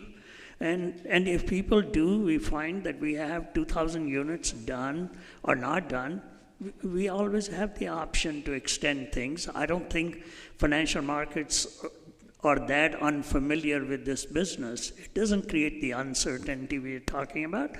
It gives them an opportunity to move in faster and close on the project. If they're realistic reason, they haven't, like if the planning and other stuff goes slow, well, those are the other items we are trying to work on to make things go faster.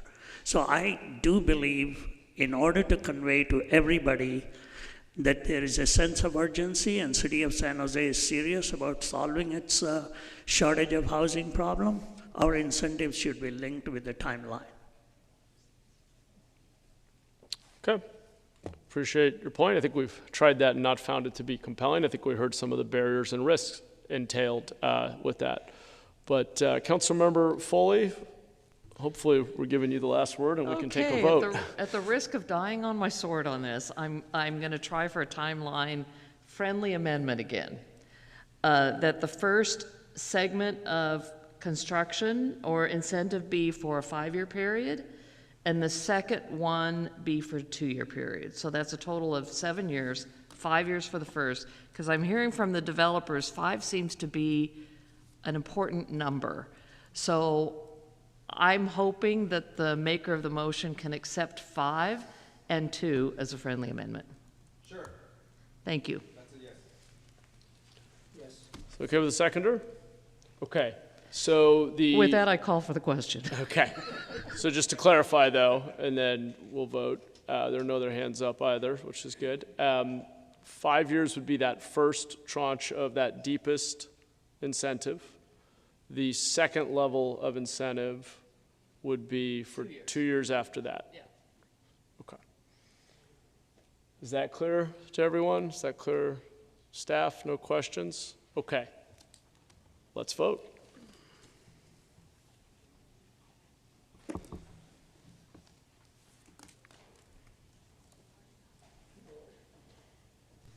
Motion passes unanimously.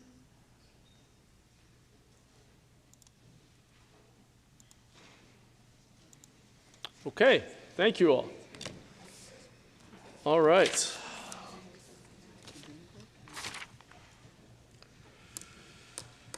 We have a couple of items left. It is 6:30. I think looking to the council, do we want to push through or do we want to pause and eat? Okay, well, let's see how we do on the next one. And I'm hoping the next one's going to be fairly straightforward. We'll go to item 8.3, and we have a staff presentation. Eric, when you're ready, feel free to begin. Thank you, Mayor. So what I'm presenting you today is a brief recap of an affordable housing deal with our partners with Charities Housing, who are in the audience today, to bring forth the Santa Teresa project. So I'll briefly kind of go through the construction of the deal. So this is a 9% low-income housing tax credit application. This will bring 48 units of deeply affordable onto the market, both 25 at the extremely low income, 23 at the low income.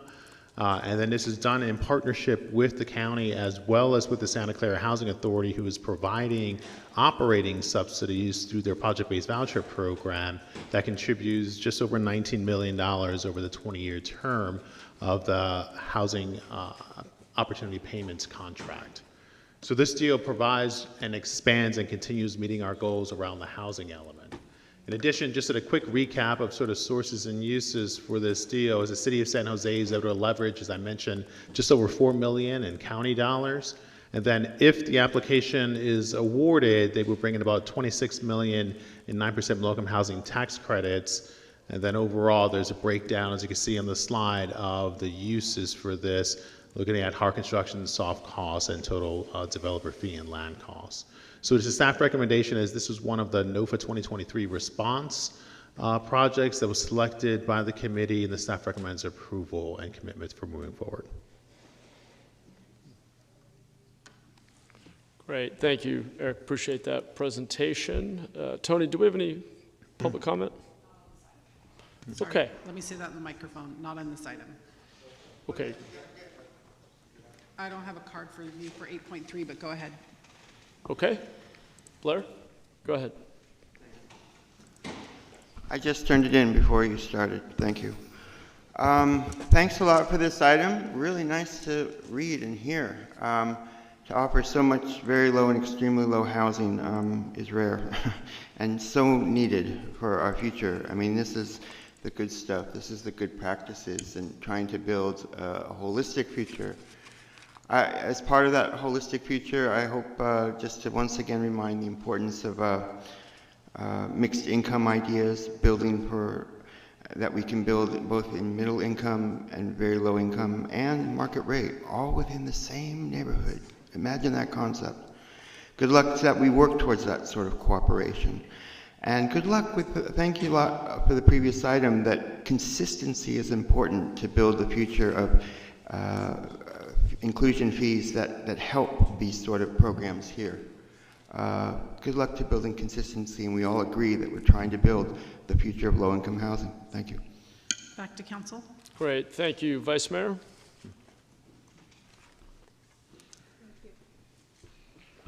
Thank you. You know, I am extremely supportive of affordable housing. I did have a question regarding when the final award recommendations of the NOFA came out. I did have a lot of questions as to why the NOFA score was different than the panel ranking. I mean, to me, it's sort of like there were NOFA scores that were higher than what was finally ranked in the panel. And I understand that there is a distinction between qualitative and quantitative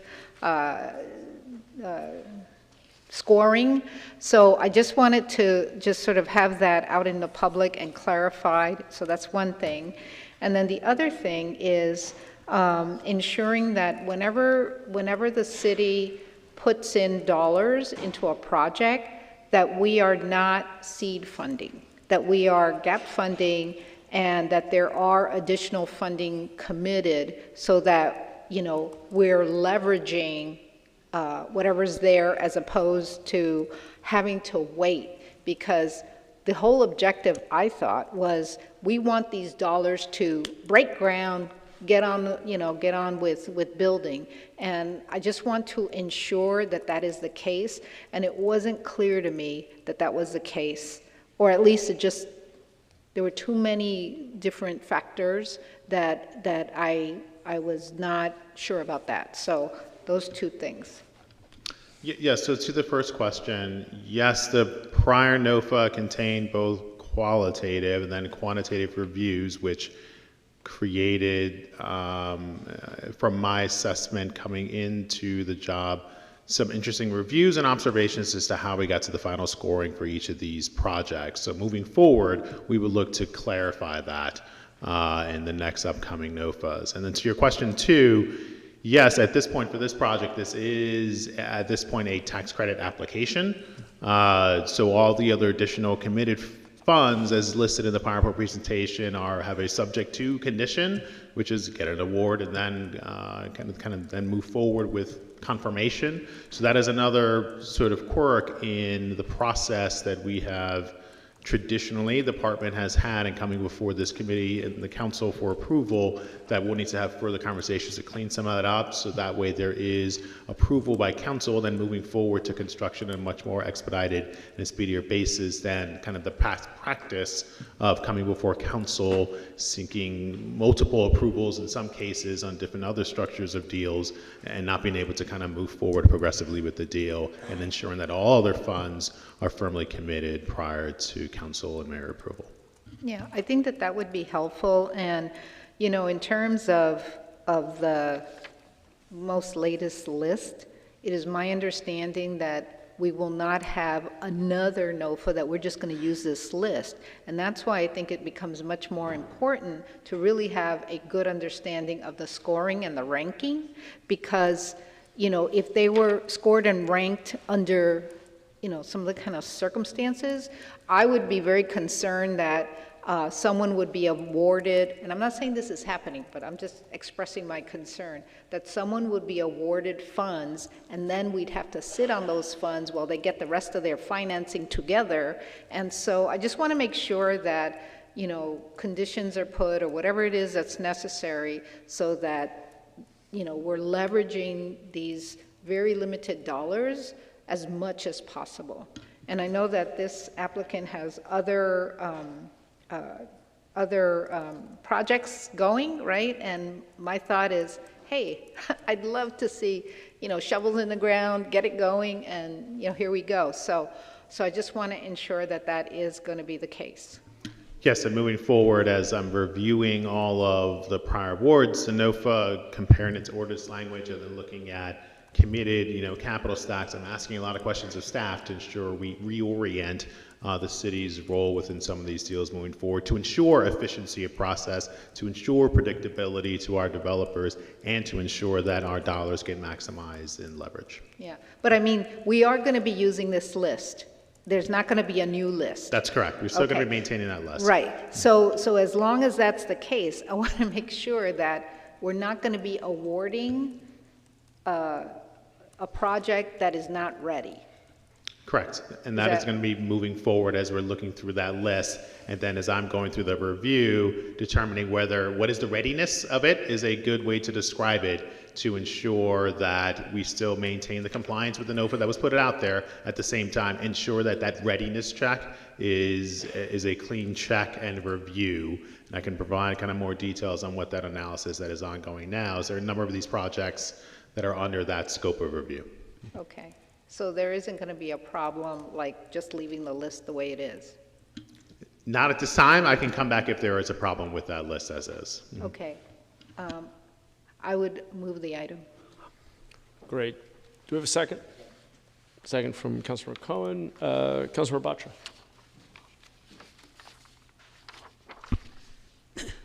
Since this project in my district, I was going to comment a couple of things about it. This is a SB 35 project, which means it was under ministerial approval. City did not have to go through that. Charities Housing, who is the builder, they have gone through some of the community meetings, which they were not required to do.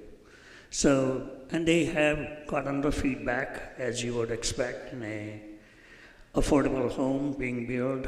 You always have the neighbors who show up and are concerned about, is it going to fit into our neighborhood or not? Charity Housing has met, including myself and the neighbors together, trying to take their feedback. They made some modifications, but till date, not all neighbors are all happy. So you're going to continue to hear about that. And in spite of that, we have to approve this thing because it's Charities Housing has done a great job in terms of their proposed project, and the accommodation they have been able to make are really good. And hopefully the neighbors can see that they have managed other properties pretty well. And we have offered them the chance to go and see those where the Charity Housing is running these.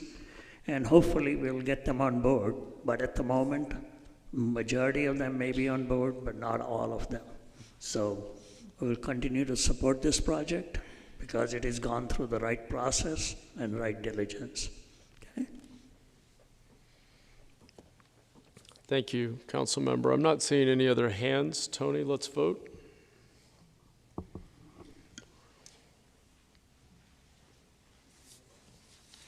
Motion passes unanimously. Great, thank you, Tony. Thank you, Eric. Okay, we have one final agendized item. It sounded actually like the will of the council here was to try to complete it and get out of here while it's still light outside. Does that make sense? Shall we move to our final item? Okay. Let's take up the staff presentation.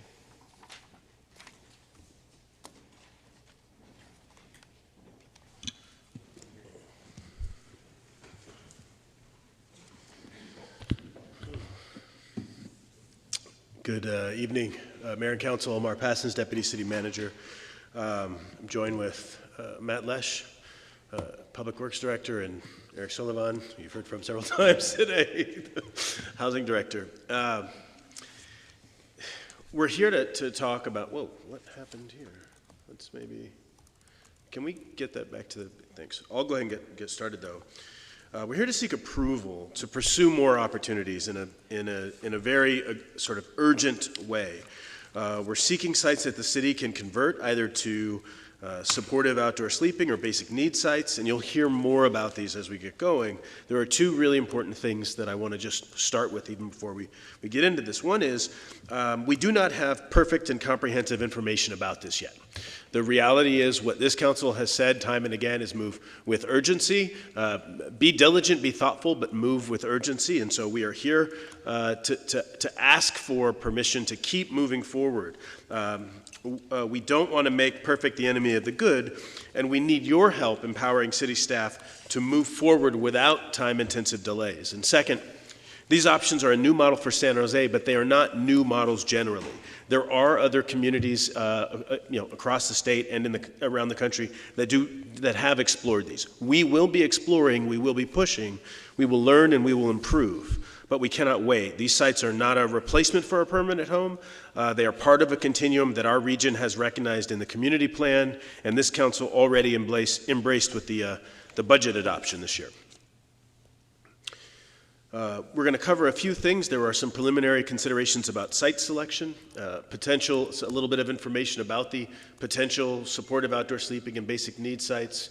Then we'll actually show some of the potential locations. You'll hear me say the word potential probably 50 times today. I want to be really clear that there is a considerable amount of additional work that still needs to be done.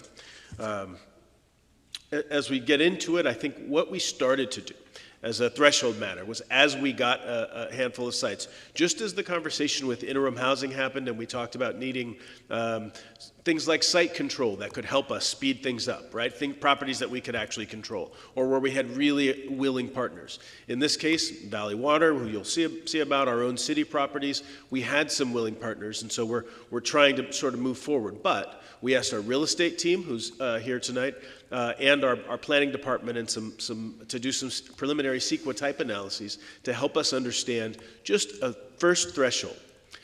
We still have, moving on to the next slide, you can see here are a number, just a map to give you a visual representation. The sites that are potential sites that, again, still need further analysis are in districts 2, 3, 6, 7, and 9. We've met with or offered briefings to all of the members of the council to help provide information about where we are in the process and what it is that we're looking to do. As we move forward, just a quick highlight of what some of the basic needs and supportive outdoor sleeping sites could offer. I think it's important to acknowledge, I said on the lead-in, that this is although this is new to San Jose, it's not a new modality writ large, but we will need time. The operating department will need time to analyze and come up with an appropriate, executable, implementable model.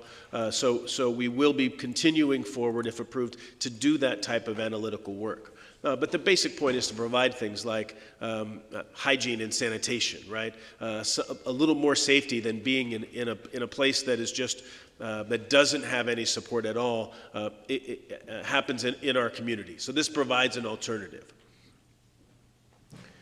In terms of just getting to understanding what the next steps would be, there are a multitude of these sites. There may be some additional sites that we would like to continue to analyze. If this step today occurs, two things will happen. One, we will continue, the supply team will really evaluate of these 9 sites, which ones are we most likely to be able to deliver soonest? And what does that look like? They'll ask of our colleagues in planning and our colleagues in housing and public works, et cetera, to do a deeper dive on what types of additional environmental studies might be needed, what types of additional sort of logistic information may be necessary before coming up with what are the sites that we can then go execute on. So that's one of the things that would happen. The other is you would be delegating to our Public Works Director the authority to really continue to help us move forward more quickly on 2 fronts. One, as to these basic needs and support of outdoor sleeping sites, it would create a delegation of authority up to $5 million so that when we do identify a site that we can move forward with, we don't have to delay the potential couple months to come back here to get authority to actually move forward. Similarly, we've talked about a couple of our interim housing sites at Cerrone and at Cherry. This would provide delegation of authority that would similarly shave some time and save some time once we get to a point where we have when we're ready to move to a construction contractor to do that work. So those are the big principles here. And with that, I'll pause, and we're available for any questions. Great. Thank you for the staff presentation. Let's go to public comment first. Tony? Okay, I have 16 cards, but it looks like only 10 people in the building. So I may be calling names that have already left, but I'm going to call everybody. And when I see a bunch of people start moving forward, I'll stop. So first name person who gets to the microphone, just start. Other people sit in the front row, so I know I have people waiting. I have Bill Schro Jr., Hong Kao, Lok Vu, Kwona Win, Sarah Cornell, Sylvia Carroll, Ken Middlebrook, and I'll stop at O.C. Tinsley, and then I'll call another set. Go ahead. Dear Mayor and members of the City Council, I applaud your goal in trying to find safe sleeping sites for the unhoused in San Jose. However, the K4 parking lot at Kelly Park should not be one of them. As you know, my name is Bill Schro, and I'm the president of History San Jose. Many of you regularly attend events at History Park throughout the year and already know my parking issues that occur. I would like to express my concern that one of the sites being looked at for safe sleeping is the K4 parking lot at Kelly Park. As all of you know, this is the only parking lot adjacent to History Park and is regularly used by History San Jose. The lot is completely full every one of our events. We already have 35 events booked for use of the lot in 2025, not to mention the rest of 2024. Where do you suggest History San Jose sends all those cars to go parking? The K4 lot is an important part of the revenue stream of History San Jose. The parking lot brings in between $50,000 to $75,000 per year. According to the contract between History San Jose and the city, we are allowed to use the lot 25 times a year. Over the past Thank you. Next speaker.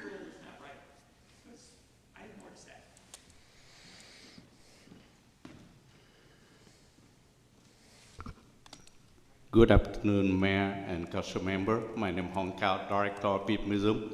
I came here to appeal to you not to yield the K4 of History Park for the outdoor living space for 100 people because of the reason History Park and Beat Museum hosting the student in the educational program, and they come here or come there for studying, for field trip or something.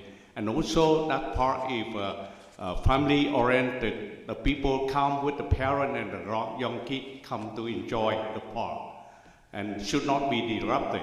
Second one is the parks, the parking is located nearby the Coyote Creek, you know. I don't think the city want to see the in common around the water line.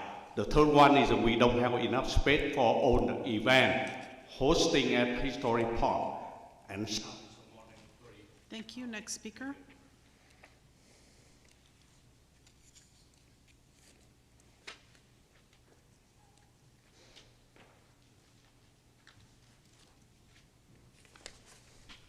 Good evening. I'm Sylvia Carroll. I've been a volunteer at History Park since 1977, which is maybe before some of you were born.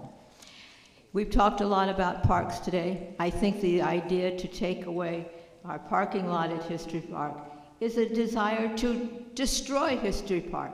Taking away the funds that we get from that parking lot is a very, very bad idea for the park. The park is a place for people of San Jose to gather, and it is a place where all people gather. In just the past several years, we've had Vietnamese, Chinese, Asian Pacific Islanders, Indian, Puerto Rican, Mexican, African, Portuguese, Italian, and even Hmong.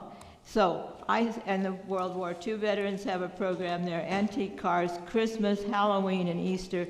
There are plenty of other sites. I could go take you to some of them if you'd like. And by the way, it is a flood area. Even though it says it's not, it is. Remember 7.5?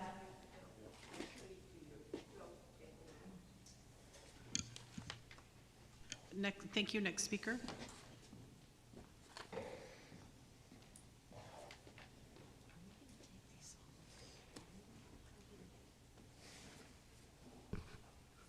My name is O.C. Tinsley. I'm a volunteer at the History Park. I've been at the History Park for 14 years. I'm a 60-year resident of San Jose, the model city, and I oppose any encroachment on parking lot K4. It's been it has a tendency to get overloaded with closures, so it's a very important part of the History Park, very important. It's I've been involved with visitors that come to the park, and I'm more like a docent. I tell them stories, enjoy what I'm doing. It's a good place to visit. People from all over the world come to the San Jose Park, and they look forward and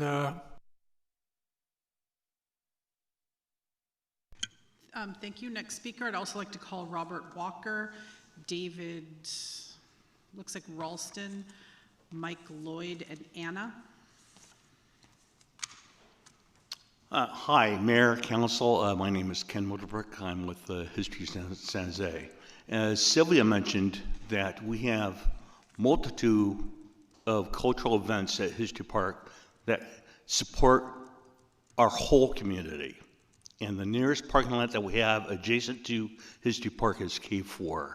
And to ask that a lot of families attend these events, and to ask families to walk half a mile to San Jose State or even down to Happy Hollow to attend our events is asking too much. So I just urge the council here to remove K4 off consideration for this difficult task that's facing you. So thank you for your time. Thank you. Next speaker.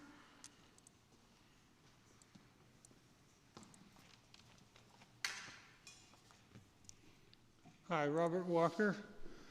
I see you guys got a tough choice here because you got not too many places to put these places. Nobody wants them in their neighborhood.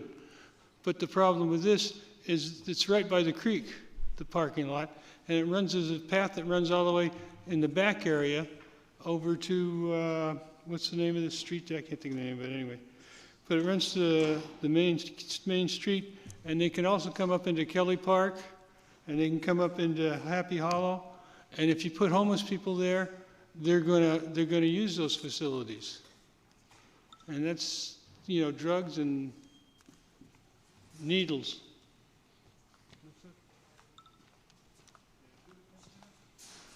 Thank you. Next speaker. Oh, I have 15 seconds left. And you got the koi fish there that have been destroyed more than once. People go in there and kill those fish and take them. And that's a lot of money. And the homeless. Thank you. Next speaker.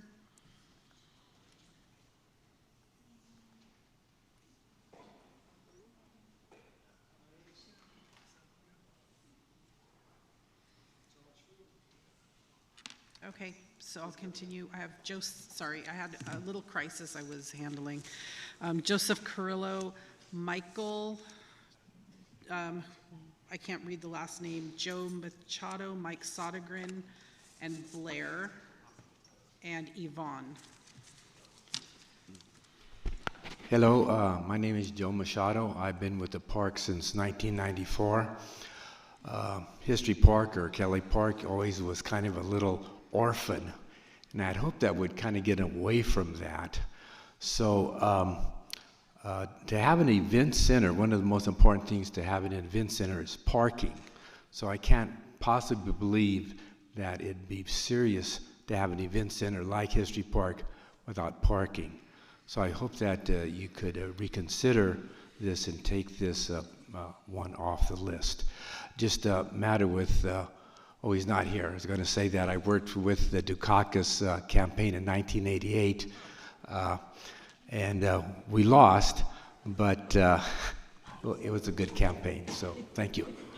We'll pass that along to the council member. Thank you. Thank you. Next speaker.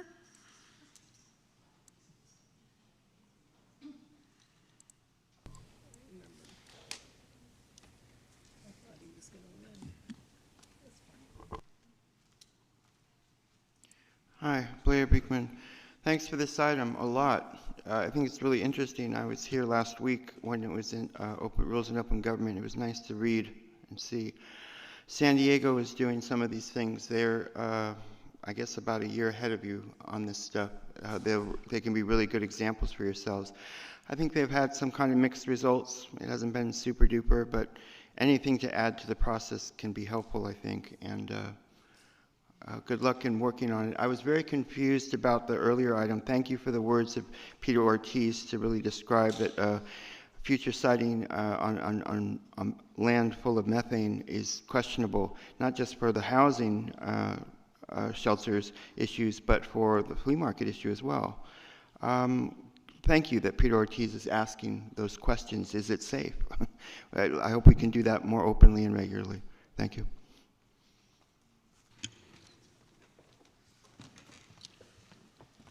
Mike with PAC San Jose.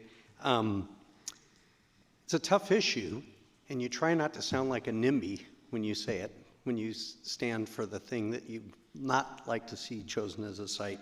But I would request that you take the K4 Kelly Park Phelan parking lot off the list. Why does it always have to be parking lots we're talking about?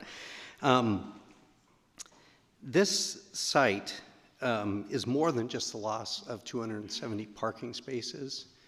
It's the viability of the function of the place. There is no place else to park. So if you take that out, you're taking out the events. It would be like going to Team San Jose and saying, hey, compete against Moscone Center and take out the Cal Theater, the Civic Auditorium, the Center for Performing Arts for doing keynotes, and you won't get those speakers. So please consider taking this one off the list, or at least not shortlisting it. Thank you. Thank you. Next speaker. Good afternoon, Council. Pardon me, sorry, I'm just getting my boundaries. Good afternoon, Honorable Mayor and Council members. My name is Yvonne Martinez Beltran, and I'm the Councilwoman in Morgan Hill. I'm here to acknowledge and support your efforts to better the lives of unhoused individuals and to recognize the hard work that stands before you. I know the work is challenging personally, and the solutions are not easy, and I thank you for your service and the learning required to make these difficult decisions. You've already received letters in the packet from the City of Morgan Hill and the Morgan Hill Unified School District talking about the legal encumbrances and service challenges, so I won't repeat the details. I've read the report and the memos and appreciate the thought given by all to the list. As you move forward with your recommendations on the list of sites, as mentioned in Councilmember Jimenez, Cohen, and Torres's memo, I respectfully urge you to require the sites you move forward with do not have land. Thank you. Next speaker. And it looks like it's back to council. Okay, thank you. Appreciate that. I want to thank everybody who came out and took the time to speak this evening. I know some of you, I noticed, waited through a very, very long meeting, and I apologize for that. But I appreciate your patience and participation. Just on the History Park parking lot specifically, I want to just lift that one up briefly, as the vast majority of our speakers, and I know there were many others here who couldn't stick around. I know all of us as council members frequent the park. There are many community events there. It's a beloved community amenity. As I understand it, the parking lot is the primary parking lot for the facility and is what makes the events there viable. So I too have concerns. I suspect most of the council does on the parking lot specifically. I wanted to ask staff if it was in keeping with the spirit of your memo and potentially could be a part of a motion that might be made. I'm not going to prematurely go there, but just want to throw this out there to start. If we were to look at other flat spaces in Kelly Park, in fact, right past that parking lot, there is in fact a flat kind of graded area. Now, it does happen to be part of a disc golf course, so there are trade-offs. I'm not saying that anything is cost-free here, but there's the site just past the parking lot, and if you take an aerial view of History Park, there are actually multiple areas within History Park that are flat land, some of which are a bit more elevated, and where we would have plenty of risk of rising water levels if we were ever worried about flooding in a major atmospheric river. So I guess I just want to understand, the recommendation was the parking lot. How would staff feel if the council were to so direct, if we were to remove the parking lot but keep the greater Kelly Park area for further analysis for the undeveloped flat land adjacent to the parking lot and potentially in other parts of Kelly Park that could be suitable? Would that be amenable to staff? Thank you, Mayor Mahan. Yes, I think that's in the spirit of the sort of urgency that we were seeking, is to add more sites, so I think that's in line. Matt, do you have anything to add?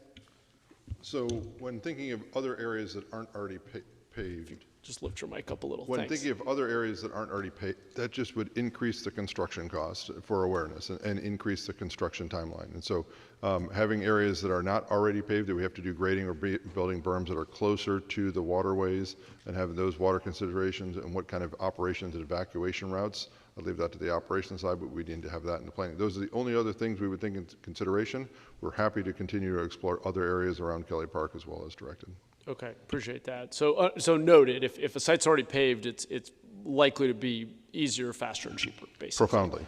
But given that it's a crisis and we don't have a lot of perfect sites, I would suspect more is probably better, even if they're not ideal. And I think there are some real challenges with that specific parking lot, though there is no perfect site, as has been noted by many. Well, okay, I want to just, and I will turn to colleagues in a moment here, but I really want to thank staff for all the analysis.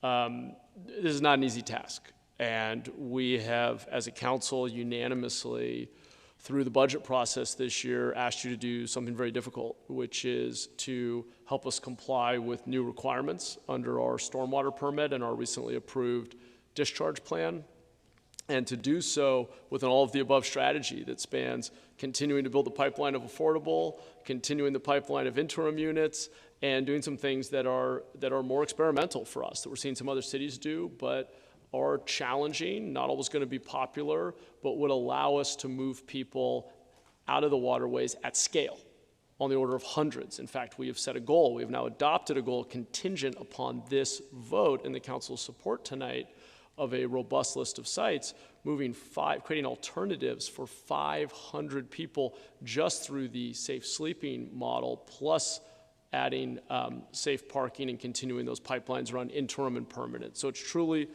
all of the above, and staff leapt into action, did a preliminary analysis, brought us an initial list for safe sleeping.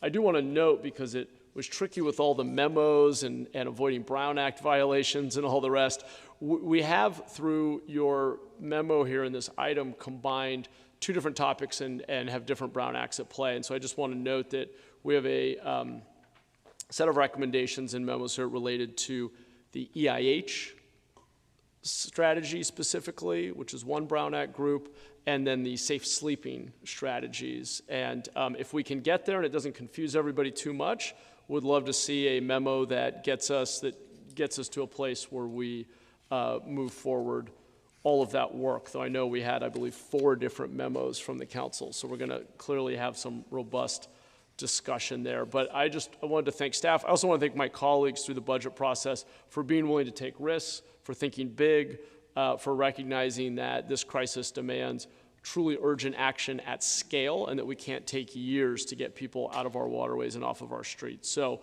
I think we're moving in the right direction here, though certainly not an easy one, and I'm sure we're going to learn a lot, and we're going to make some mistakes along the way, but we're going to learn and iterate and get there together. I'm confident of that. So I have some other comments and questions, I think, but I want to turn to colleagues before I get to those. So why don't I go to Councilmember Foley? Thank you, Mayor, and thank you for the presentation. This certainly is an issue of urgency, but frankly, regarding the EIHs, I felt no sense of urgency. We've approached our community in December 2022 in Cherry Avenue. Cerrone, I'm not sure when you went out there. And here we are, not likely to have occupancy in Cherry until, if we're lucky, September 2025. That is unacceptable. We have gained the support of the community. Without precedent, there was no objections from the community in the Cherry EIH. Yet over time, we're going to lose their trust, lose their confidence in us unless we develop it really soon. So we talk about urgency all the time. I haven't seen it in the connection with this process. And I know we're working with two agencies, ours and Valley Water, and all the issues around the property, but it's time to really move this project forward as quickly as possible. As far as the safe camping sites, so I have a memo, and I'm going to craft a motion, which I will provide in a couple of minutes. As far as the safe camping sites, Councilmember Cohen and I presented a memo several years ago about this very thing and was turned down by our council at that time. So I'm really excited to see it back.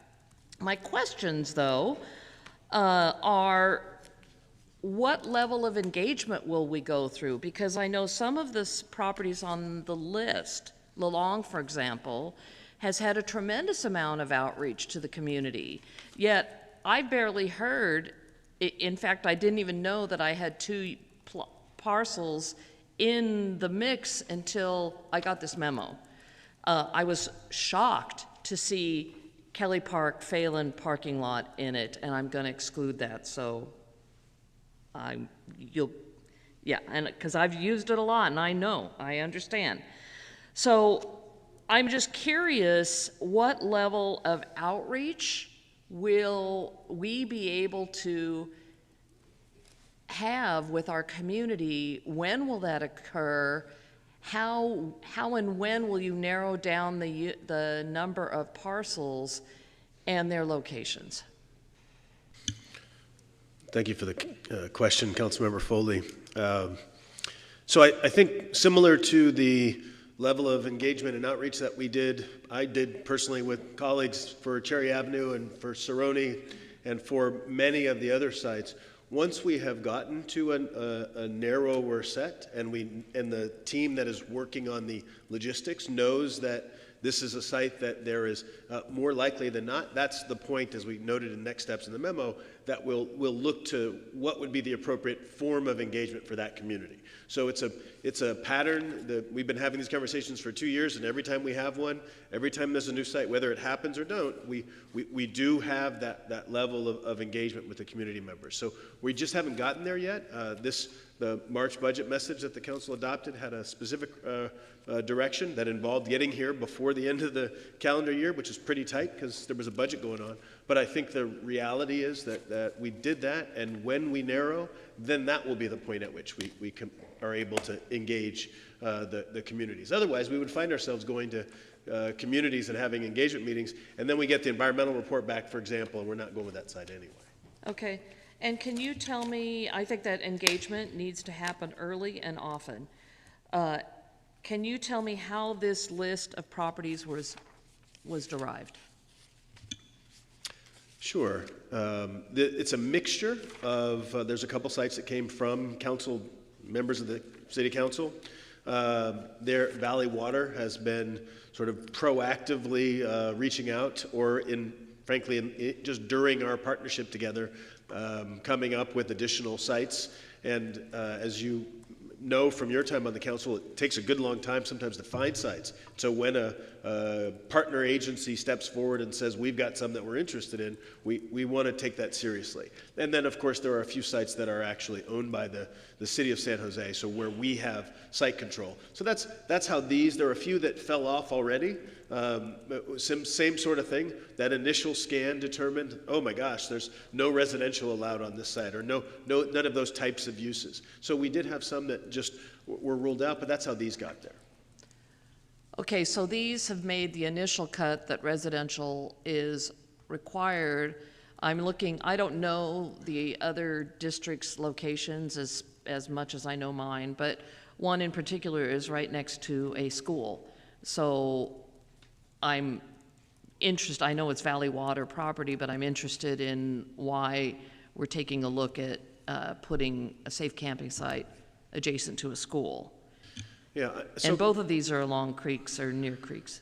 Yeah, so council member, a couple of things. I'll say that what the water board's direction as it relates to the stormwater mandate was not steer 100% clear of all waterways under any circumstances. As a matter of fact, the actual approval allows for things that are managed. What they're concerned about is not having items get into the pollution, actually get into the water. So while we're trying to find locations that are not that are not near the waterways, there is some room as you move, some feet, hundreds, a quarter mile, that kind of thing away from waterways to be able to stand up managed sites.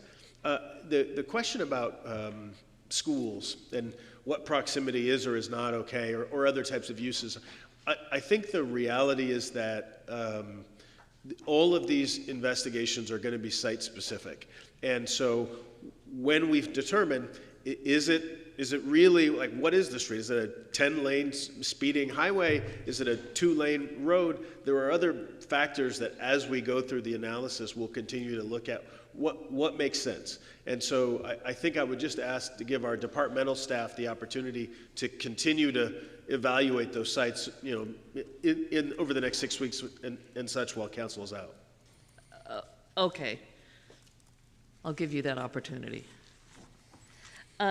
With that, because my time is running short, I do want to craft a motion, and that is to approve the joint memo. It's interesting, we have 2 Brown Acts, 3 Brown Acts. One, the joint memo on the outdoor sleeping with the mayor, Councilmember Jimenez, Councilmember Torres, Cohen, and Davis.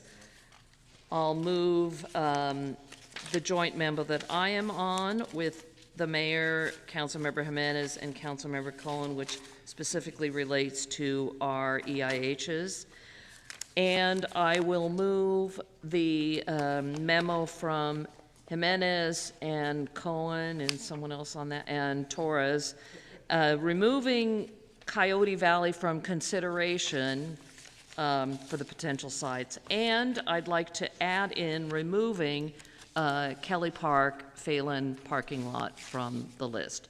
With that, I so move. Second.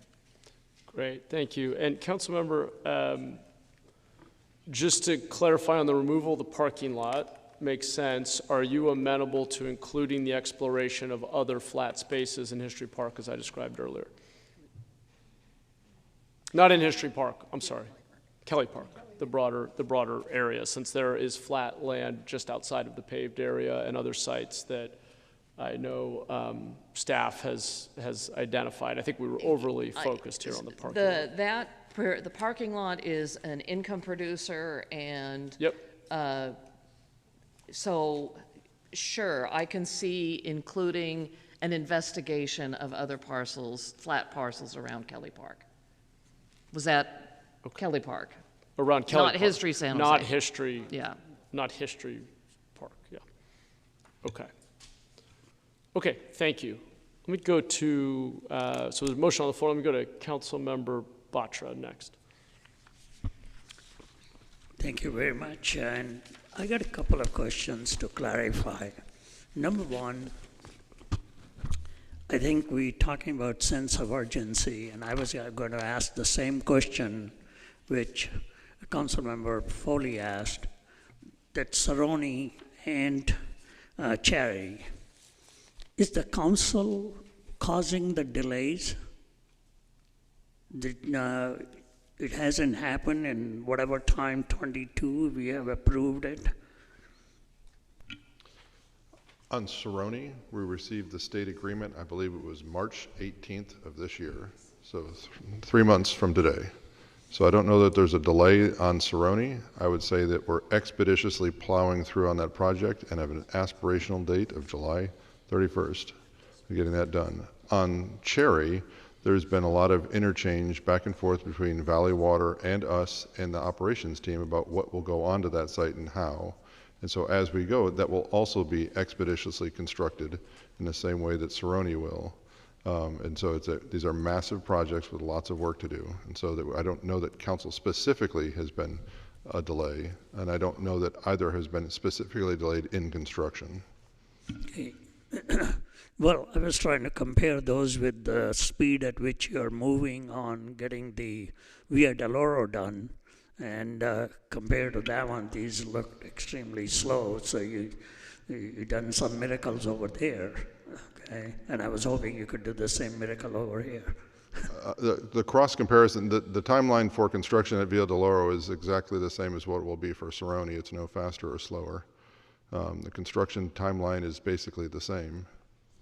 Okay, all right. I got a question for you, Omar. When we approve today this thing, is it the final approval that you or your team or whoever figures out on, let's say the Cali was not removed, do you figure out on the Cali the RV parking would be the right kind of a thing, or on the Coyote Valley sleeping site will be a good one to put on? Do you need any more approvals, or you got the final authority today to do it? Well, part of that, I think, embeds, so what this will do is delegate authority for the construction contracts, right? So once we go through these additional analysis and sites, be able to award the construction contracts. It doesn't necessarily, depending on what kind of service contracts might be associated, it doesn't address those contracts today. So depending on how that all worked, there may be some other type of reason, but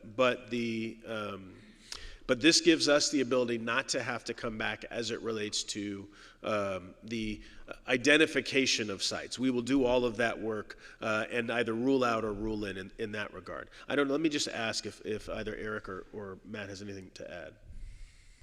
The only addition I would add to that, Councilmember Batra, is that as we look at operations for executing on these sites, depending on where the final structure of those operations and cost of those operations are, that may be an item that may need to come back before council, but those questions are quickly being answered, as well as new questions being arise as we figure out comparing both, Matt's team on the layout of the site, then what's effective operations at the site to ensure that it is aligned to the discharge, the receipt, and then continuing operations from there. So when Councilmember Foley asked the question about when do we do the community arrangement and all that, there is no community arrangement through the council offices anymore. You just got the approval today to figure out, is it feasible and what kind of things should go on there, and you even have the ability to go ahead and assign a up to $5 million contract to build whatever is needed to build there, with no community engagement, with no council members, no council attachment. No, I think, Councilmember, what staff put in the staff memo and what I addressed to Councilmember Foley a moment ago was similar to all of the other sites that we have engaged in this work. Once a site had been identified that we believed would be appropriate, we would then be going and looking to do the appropriate types of community engagement, depending on where the site is and what the circumstances are. So just like the sites that we came and spoke to your office about even after the approval was granted, and many of your colleagues similarly, we don't stop having conversations once the approval is given. We haven't in the time that you've been on the council, and we wouldn't be doing that moving forward. It just allows us to keep moving and not have to take it's a substantial amount of staff work across multiple departments to gin up the memos and practices and all the other work that actually goes into bringing an item to council. And so that's what this helps alleviate. You see, we have the unsheltered we need to take care of. We have the city who provides those services. We have the community which lives nearby, and we need their buy-in, and it takes time to work their buy-in. We didn't have any protest for Via del Oro because we worked with them. We understood their need, and we gave them some of the compromises. I'm afraid that the way we are going on this one, we're probably going to lose some of the trust which we have built with them, even though none of the sites is in District 10. I'm saying generically, there is a risk of this thing, the way it is being asked for, giving a blanket authority for you to be able to figure it out, what you want to do there, and have even the ability to give the contracts and start the construction done with no council involvement, no probably council member involvement, and no community. So I feel we may lose the trust of that, or we may not be able to build the trust which we need of the community eventually to be able to get the things done. And so I would be very hesitant on going with, I like the idea of doing the feasibility analysis, coming back to the council, saying that this is what we have found feasible, this is the kind of thing we want to put on site A, this is the kind of site we want on B, and whatever the time it takes, it's probably worth it because it will be with a buy-in of the community. Okay? So I would be hesitant to give a blanket authority like we have talked about in this memo. I would want you to come back to the council with that feasibility analysis completed, and you can put any sites you want on the feasibility analysis.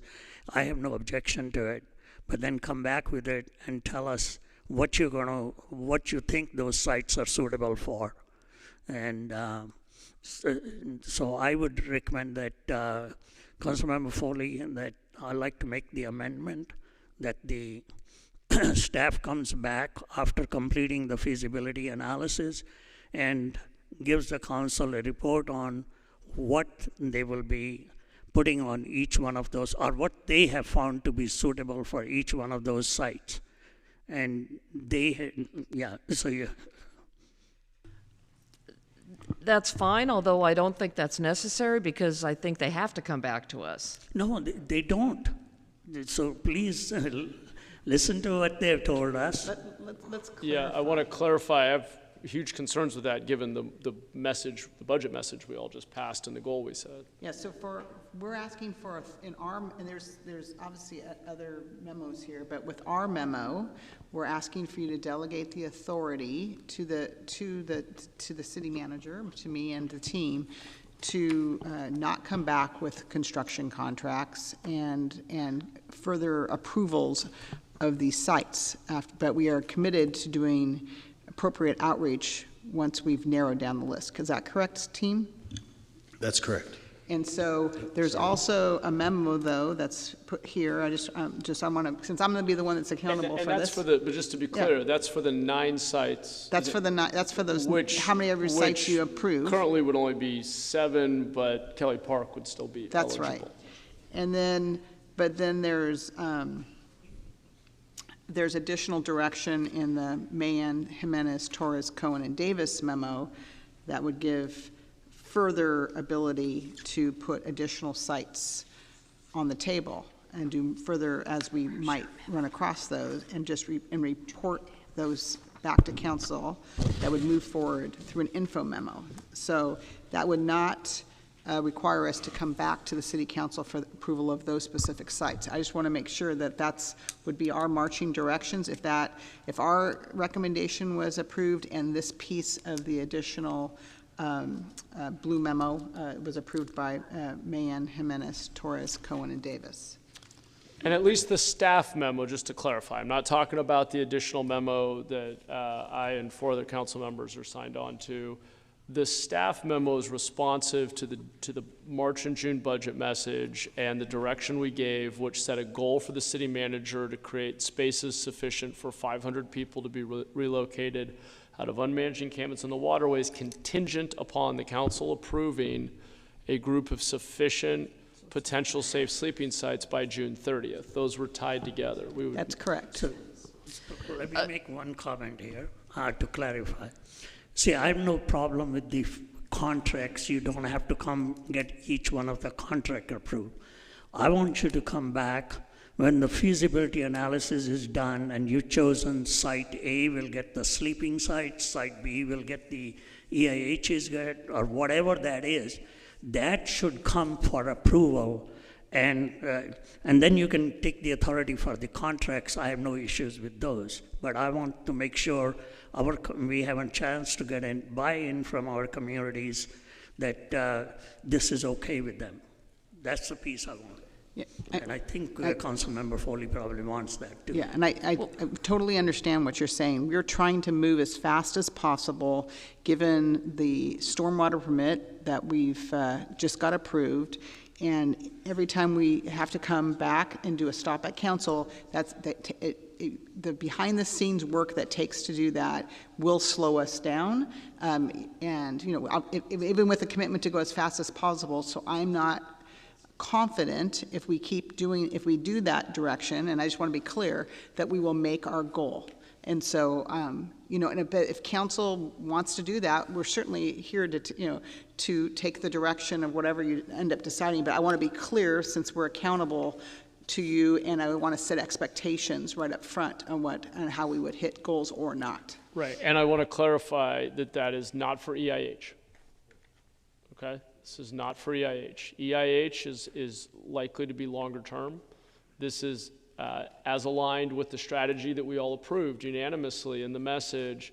This is basically pre-approving a small subset of the items that have been listed in the staff memo that was published last week for the city manager to move as quickly as possible to hit the goal of 500 people in temporary safe sleeping sites so that we can get on the road to complying with the stormwater permit as we agreed to with the Regional Water Quality Control Board. This is not for EIH, this is not for affordable housing, it's not for motel conversions, it's not for anything other than the safe sleeping to get the 500 up and running and out of the creeks, which we all already unanimously approved as our strategy with the expectation that sites would need to be pre-approved for the city manager to move forward by the end of this month. May I take this opportunity to respond to Please. the friendly amendment? Apologies. Actually, so this is all about timeliness and trying to get this through, but Councilmember Batra wants to make sure that his community is engaged, and as do I. So instead of coming back to council, what I would like is your commitment that you will engage the council office every step of the way once you have the site narrowed down to the best of your ability, so that then the council office can work with you to interact with their community, because it's the council office who's going to take the heat on this and needs to work with their community to get acceptance on it. So all of us up here want to make sure you're going to reach out to us and you're going to let us know and work with us on the process as it goes forward. It doesn't need to come back to council. I think that delays things, and I don't need to hear what's going on in Councilmember Cohen's district, but I do need to know what's going on in my district. And, you know, Councilmember Foley, I'll just, so the short version is yes, providing the type of engagement that we had over Cherry, that I had with your colleagues over their sets. We as a city team are committed to that type of engagement. So I don't think that there's any issue. That's why we put in the staff memo that once we narrowed to the right sites, we would be able to engage the council office and the community in the appropriate level of engagement. Okay, considering the council office a partner in this and able to go forward together, right? Okay. Thank you. Do you have further questions, Councilmember? Not on that item. If I'm given permission, I want to talk about one additional site. Sure. The one which we had to pull out from the 2.37, the Singleton site. In 2014, a study was done to look at whether that site could be of any use. And I would say at least we should update that study and come back with the information that if the 10 years have changed and our needs have changed and the technology has changed, that can we get a report out to say that if this site can be used, can it be used for with what prices, what timeline? Basically, the study which was done in 2014, update that one and bring it to the council.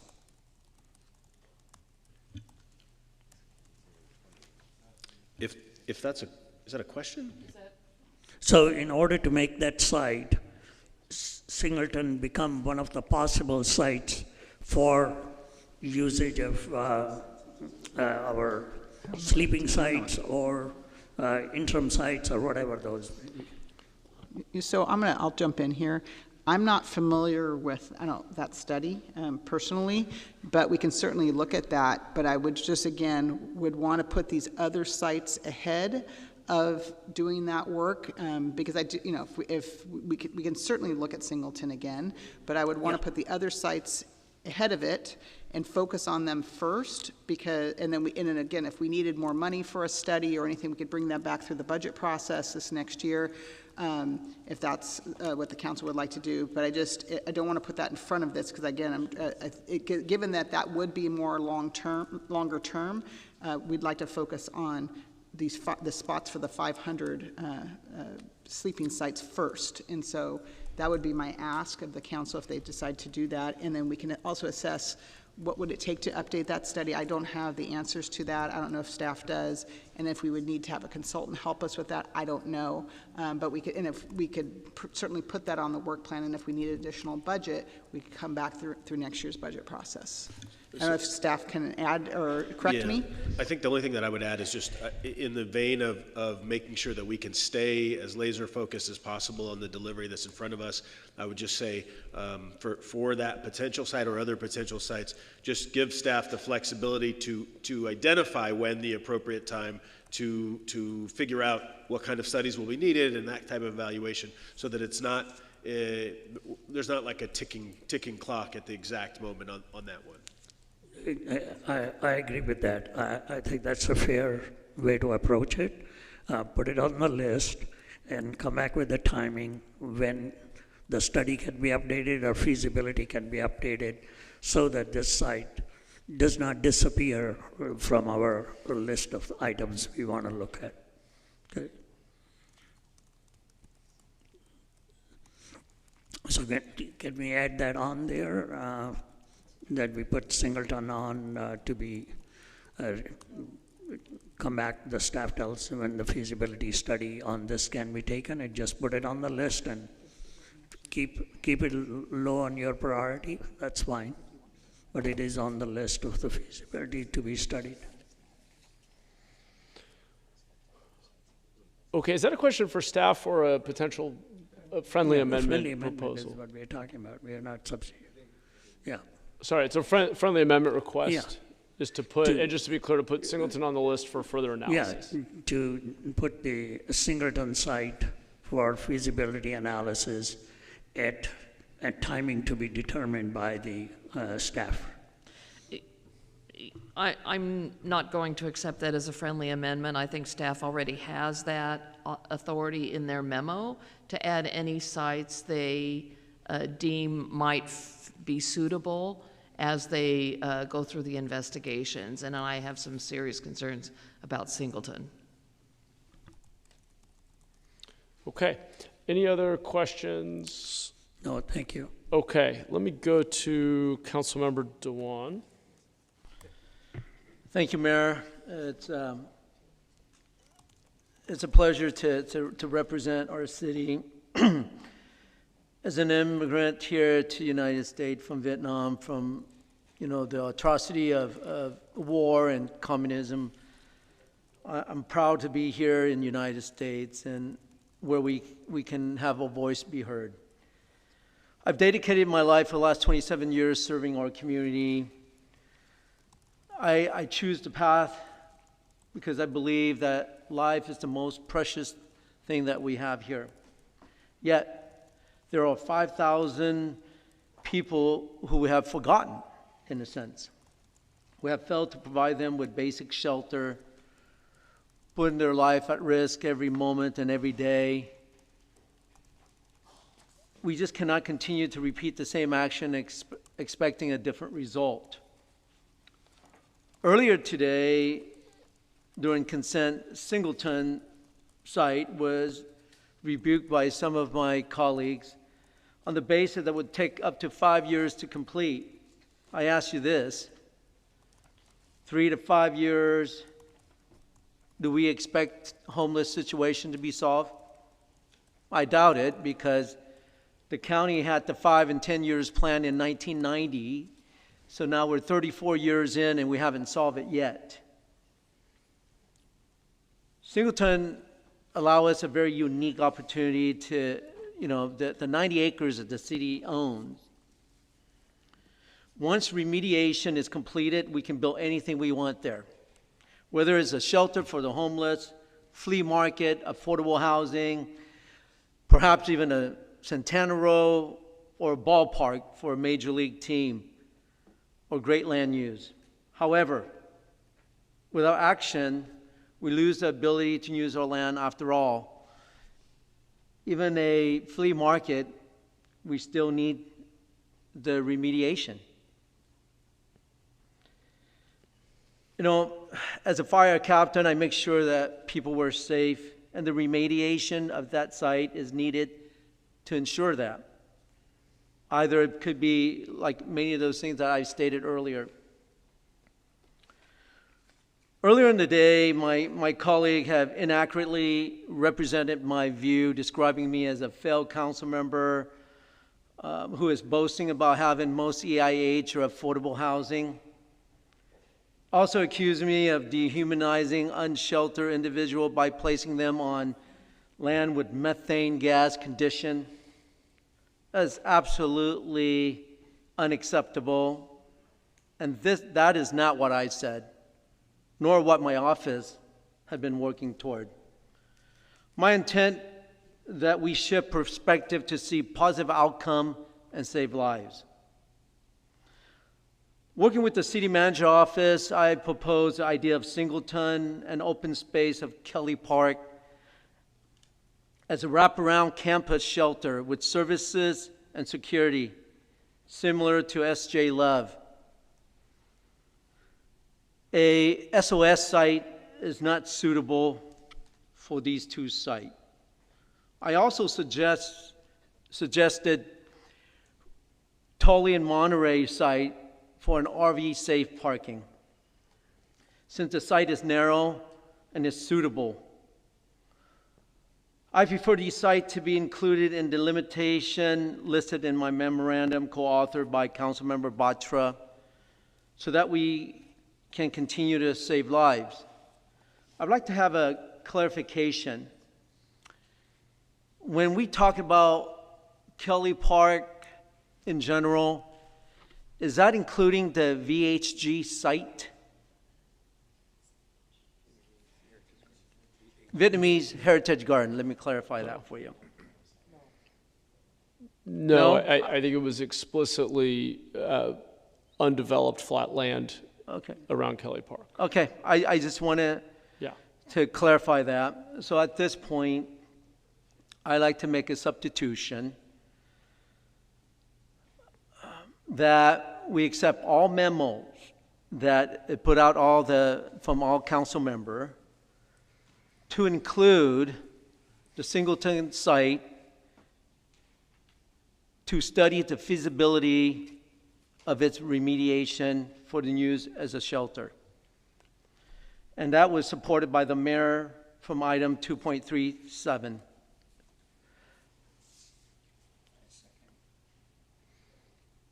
Okay, is that a request for a friendly amendment? No, Yeah, that was a substitution. Oh, that's a substitute. Okay. And I have a second. I'm sorry, so there's a substitute motion, a second to move all of the memos? Yes. Okay, I need to check my notes. Are some of them in conflict here, or can that?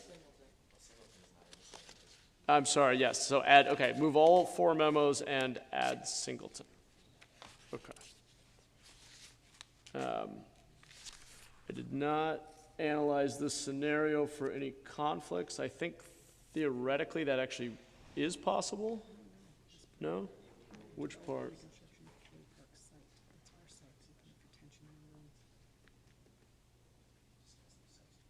Okay. Yeah, so I just need to clarify then, Councilmember Dewan, in your memo, I'm sorry, your memo with Councilmember Batra, just flipping to the right, memo here.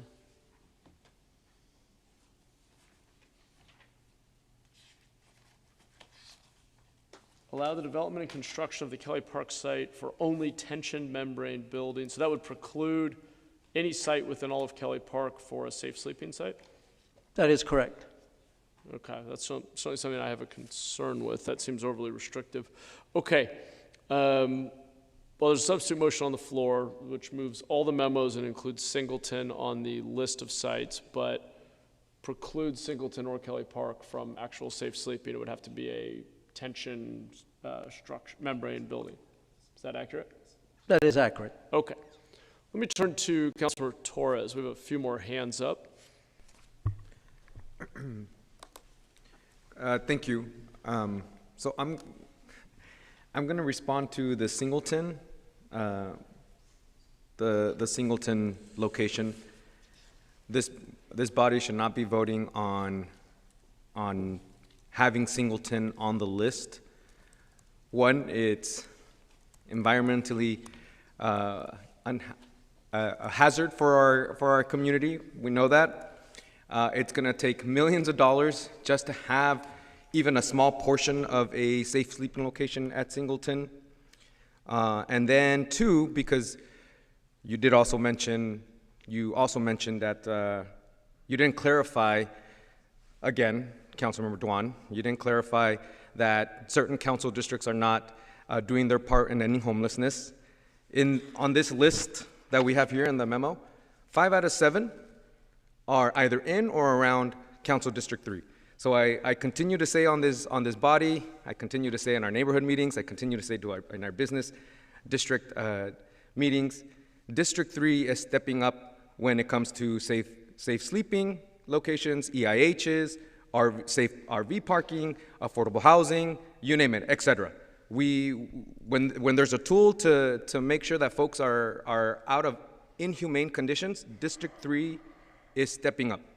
So that's that. I know you have your issue with Councilmember Ortiz, and hopefully he'll address that. But again, we are at a humanitarian crisis in our city, and so I know it's important to have these locations, but not at Singleton, because it's one, a hazard, but also not at Coyote Valley. So thank you so much, Councilmember Foley. I'm going to be supporting the original motion, taking Coyote Valley out of the list, because obviously we made great strides in preserving Coyote Valley, right?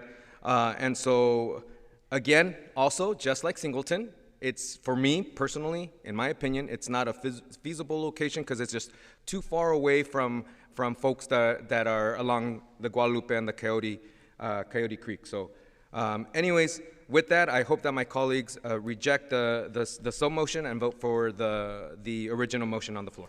Thank you. I just want to clarify the fact that I stated that there's no district have such a large site in order to put that large of amount. It wasn't talking about your district's not able to do EIH and so on. We had that conversation prior to this, and you understood it, and then now you can reverberate on that. But it's all right. Singleton, we asking for feasibility study. We didn't ask for. Councilmember Dewan, we have a whole bunch of other people on the list. We can come back to you, but there are others on the list, so respectfully, if I could come back to you after the list. Thank you, Vice Mayor. Okay. Councilmember Cohen? All right, I'm going to wait and speak after we vote on this substitute motion because I would like to discuss some more details of the underlying motion. So I'll just pass for now and speak after. Thank you, Councilmember. I just feel the need to just clarify something, just to be again on the record, on the Doan Batra memo. I just want to be clear We do not have the budget at this time for the tension membrane buildings with customizable modular interiors. So if council went that direction, we would have to go back and find the budget for that. I just want to be very clear on that. So just for the record, thank you. Great, thank you. And Vice Mayor, thank you for covering for me for a moment there. Okay, there's still a substitute motion on the floor. I did want to note, in either scenario, with the substitute motion or the underlying motion, the various memos, including the 2 group memos that I was a part of that were split between Safe Sleeping and EIH in order to avoid a Brown Act violation. Across those, we actually, in order to avoid a Brown Act violation, left out any mention or discussion within those Brown Act groups of staff recs, items B5 and B6 from the staff recommendation. And I would just recommend that the council, in addition to whichever permutation here of council memos we include in the final motion that passes, that we pick up the items B5 and B6 from the staff rec. They were only left out of the group memos I was a part of because they've applied to both EIH and Safe Sleeping, and we didn't want to cross Brown Acts, and this was a little complicated given that we were combining 2 different topics here. So I just want to clarify that when we get to the point of voting, if it hasn't already been done, I'm going to ask for a friendly amendment that we include items B5 and B6 from the staff memo. In terms of these sites, and I'm not trying to short circuit the conversation, we do still have a number of hands up. I think the bottom line is, in general, I think having more sites that we analyze is better. We're going to need a lot of options. We're going to need to have options that we move this year to hit our 500-person goal. We're going to need options that land in year 2, in year 3, in year 4, unfortunately, because of the scale of the problem. And we're going to need to be starting conversations now that lead to approvals of sites 2 or 3 years from now. I think it's a long lead time kind of thing. That being said, I am primarily focused on the goal that we set for the city manager unanimously, which was the 500 goal for the coming year. And I think this list is largely optimized around hitting that goal. And so I can support the either motion, which for now at least, in the initial motion did not include Singleton, even though I think it should be on the list for longer lead time discussions, and even removing the Coyote Valley site, because I think we may be coming back to those in future years. I personally would leave them on the list in the spirit of being overly inclusive and encouraging feasibility conversation studies and conversations on as many items, as many potential sites as possible while prioritizing our short-term goals. But if we come back around to those in future years and don't have them on the list for now, I can certainly live with that. So with that, I do have some concerns about the substitute motion, particularly some of the restrictions here on which types of sites would be appropriate. So I still have a preference for the original motion. Let me go back now to hands. I couldn't tell as I was walking back in. Did Councilmember Cohen finish? He did. Okay, I'll go to Councilor Candelas then. No, similar to Councilmember Cohen, I want to wait till we have an opportunity to discuss the motion on the floor, and then I'll come back to my comments if that's okay. Thanks. Okay, sounds good. Councilmember Batra, did you still have comments? Yeah, I think Councilmember Torres, you said that we know Singleton is a dangerous or unsuitable site. You heard Nancy Klein replied this morning when I asked the question, has any other city ever used a landfill site? And you got the answer that there were many cities have done it and they have many different uses. And what you heard from the mayor and us, all we're asking is to look for the feasibility of it, and we are going to need the site 2 years down the road, 3 years down the road. The sooner we start, the better off we are going to be. And our substitute motion, that's the primary difference, is all we're trying to get is the feasibility of a 90-acre piece of land which could potentially solve many of our problems. We are not asking it to be prioritized number one. We are not asking it to be done anything different than what the city will do or spend any money on fixing anything right now. So I'm not sure why there would be a reluctance to put a 90-acre site for a feasibility study which may help us solve our future problems with nothing you're going to lose. So I'm not sure of the reasons for reluctance, but that's what I wanted to clarify, that after that, if you're still reluctant about it, I'd like to know what that reluctance is.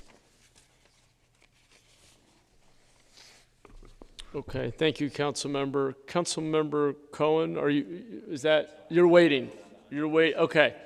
So if we've exhausted any further comments or questions, we've got the substitute motion.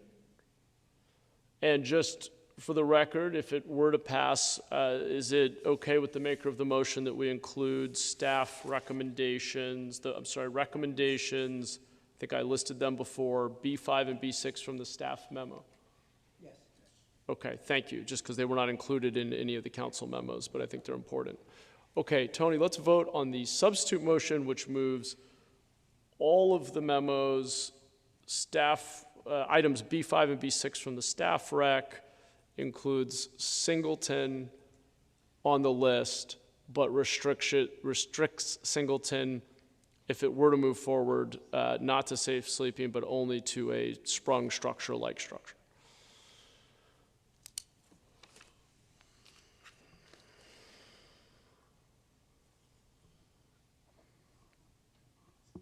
Okay. I'm still waiting on what, there we go. Motion fails 6-3. Motion fails 6-3 with Mahan, Dwan, and Batra voting yes, and all others voting no. Okay, so we're back to the underlying motion. The substitute motion fails. And the underlying motion, again, was Councilmember Foley's motion, and maybe we can just restate that, and I'll ask for the same friendly amendment to include items B5 and B6 from the staff memo. You want me to restate the motion, including if you don't mind, I'm sorry. The two joint memos from you, Councilmember Jimenez, Torres, Cohen, and Davis. The other joint memo with you, Councilmember Jimenez, Cohen, and myself. Councilmember Jimenez memo, and removing Kelly Park from the list. The parking lot. The parking lot, sorry. But actually keeping the flat. Let's say Phelan parking lot. I'll refer to it that way. And adding in from the staff recommendation B, 5, and 6. Perfect. Did I get it all? I believe you did. Yeah. And the Kelly Park, we are looking at the flat, undeveloped spaces investigating in Kelly Park flat that are not the parking lot and not within the Vietnamese Heritage Garden or Happy Hollow or the Japanese Friendship, any other developed sites at Kelly Park. Okay. Let me go to Councilor Cohen next. Yeah, thank you. And one of the first things I was going to do was ask for the friendly amendment on B5 and B6, so you took care of that. So just sort of to react a little bit to some of the discomfort that I heard from Councilmember Batra before, these discussions about where to cite these things are always very uncomfortable. The purpose of the action today is to try to expedite moving forward on sites that many of us aren't familiar with, right? So it's difficult for us to do that. We're trying to take out of the pick the loop in order to move quickly the council debate, which often leads to sites being removed from lists rather than added to lists. And so I understand that is hard and that is different, but I also understand the need for it given the urgency of our situation. I have a little bit of trouble. None of these sites are in my district. I wish there were some options. We haven't found any yet, and we're going to keep looking. But I have trouble, automatically saying, all these sites in all your districts are all okay. But I have to take my lead also from all of you colleagues about, the conversation we have on these particular sites. This is our opportunity to do that. Item one of the joint memos basically says to staff, if you can't cite 500 on the sites that are on this list, because after you do feasibility and community outreach and other things, you find out that they're unfeasible, you can then begin to expand the list. And you'll expand the list through an info memo, allowing for a 1-month right to appeal by the local council member, but not but trying to expedite that process as well. And I think that makes sense. I just want to make sure everyone understands what it is that we're talking about in this motion. Also, this item is specifically about implementing what we all agreed was important during the budget discussion to create safe sleeping sites. As Councilmember Foley pointed out, three years ago, in my first year on council, we did a joint memo with Councilmember Jimenez to actually allow sanctioned encampments, and we had a 3-8 vote to do that. Now the emergencies of our situation says that we're going to have to do this. But this is about moving rapidly on implementing this. Now, there are other sites that all of us might be able to identify in our own districts, including Singleton, which I believe certainly should be considered as for uses, given the amount of space it has, that aren't going to be able to be rapidly moved, which therefore means they fall outside of the scope of today's discussion, which is about how we rapidly place 500 people in safe sleeping sites. The Singleton discussion has nothing to do with that because it can't be done rapidly based on the conditions of that site. So I just want to make sure that that is all clear and why it is that that's not part of this discussion in my mind. So I think those are most of my comments. I just want to ask one other question of staff. As you move forward on sites, I mean, I know most of these are public property because they are presumably the least expensive places. They don't require other kinds of contracts and delays. Would you potentially, if you move beyond these sites, be also willing to consider some private properties and other sites that we may be able to make deals on? Yes, and I know there's a couple that are on a list that staff has been working on that we can consider and bring back forward, included in that info memo. And I'd be certainly happy to talk about some ideas that I have in my area, so I just want to make that clear. Okay, thank you. I think those are all my comments and questions for now. Appreciate it. Great, thanks, Councilmember. Appreciate hearing how you're thinking about this list versus future sites that we can continue to explore and start to do some preliminary vetting of for future consideration. Councilmember Candelas? No, thank you, Mayor. No, I appreciate the comment, Councilmember Cohen. I appreciate the flexibility to be able to delegate some of this authority to our city manager and staff to move expeditiously on some of the requirements that we have. But you know, I do have a little bit of trouble with regards to losing a little bit of that control with that process. So maybe a clarification from staff with regards to that info memorandum that we would be that we would get. So would you see engagement with the council office prior to an information memorandum, updating the council on the status of an additional site, or what do you envision with that? I guess staff or my colleagues who drafted that memorandum. So I suppose I'll start from the staff perspective. Just as we have done with basically every other site, we don't want to be in a position where anybody's caught off guard about what's happening in terms of their own community and that kind of thing. And so we do try and have in the past and would continue as this process goes forward to try to have a conversation about these things, understanding that to get into the process it would go into an info memo. Okay. You know, I want to just add from my perspective, council member, it is absolutely our collective goal to never surprise a council member and to keep you engaged and to, you know, sometimes I know it does happen, hopefully pretty rarely, but we don't want to surprise you. You are our partner, we work for you, and we need to work together on this very complicated work.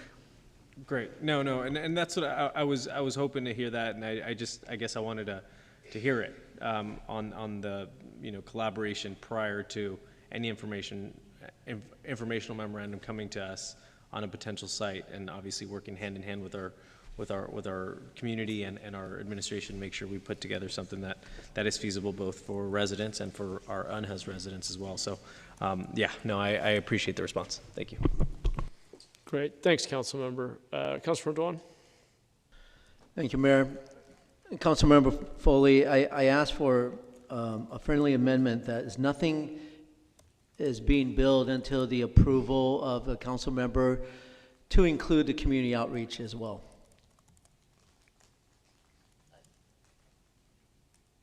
I think that's an important component, so I'm happy to include that. Thank you. Hold on, as a seconder, I just want to ask a question to Yeah, understand the can we motion, clarify that? understand exactly what it is that you're saying. There were two elements of what I heard. One was approval of the council member and community outreach. I'm not comfortable with the first one only because I feel like today's action is basically the vote for the approval of the council on these sites, but we have heard that community outreach will be part of the process and that should happen. So I'm not necessarily willing to accept the entire part of that. I want to understand what you're... And just to further clarify and more complicate, the council office will certainly be involved in that ongoing community engagement. For sure, as I yes. think we Yeah. kind of Okay, mentioned I just want to earlier. make sure I understand what he means before I accept it. Well, we're not coming back for another vote on these 7 sites, whatever we got left at this point. Yeah. We're not coming back. For example, if the community is up in roar about the particular site and they're not approving it, then the council member has the right to say, you know what, I'm going to go with the community. I can't have the site like this. So on any, I just want to clarify, there are 2 memos here. One approves a list of 7 sites for safe sleeping that have been in a list that council has had access to now and that staff has done some preliminary vetting of, and the requirement would be community engagement that would include the local, the relevant council office, of course, in that conversation, but we would be now delegating the authority to move forward to the city manager to meet that aggressive goal of 500 placements for people currently in unmanaged encampments along the waterways. To add additional sites, yes, our memo actually outlines exactly what you're describing, which is the council member, and technically this is true with the support of a majority of the council, can write a rules memo saying, I want to bring this newly proposed site to the full council for discussion and a vote. So the council member would have that option for new sites that the city manager wanted to add to the list. Well, let's clarify. What I'm asking for is this. I, as a council member, reserve the right, after the community meetings, if the community said no to it, I have the right to reject that site being built. On this, on which group? On a new site or on the 7 that are still on the list? Is it 7 or 7.5, I suppose? 8. There are 8 on the list existing site that on the list. On the 8? No, that's the whole point of the strategy we outlined in the budget process and that was in the staff memo and that the group memo reaffirms, which is that in order to move quickly and actually hit a very aggressive goal as mandated by our stormwater permit, we got to be able to move at scale and get 500 people out of the waterways, meaning we can't have endless months of coming back and discussing individual sites. This would be for that list of 8, saying, city manager, these are pre-authorized as long as you do community engagement and include the council office.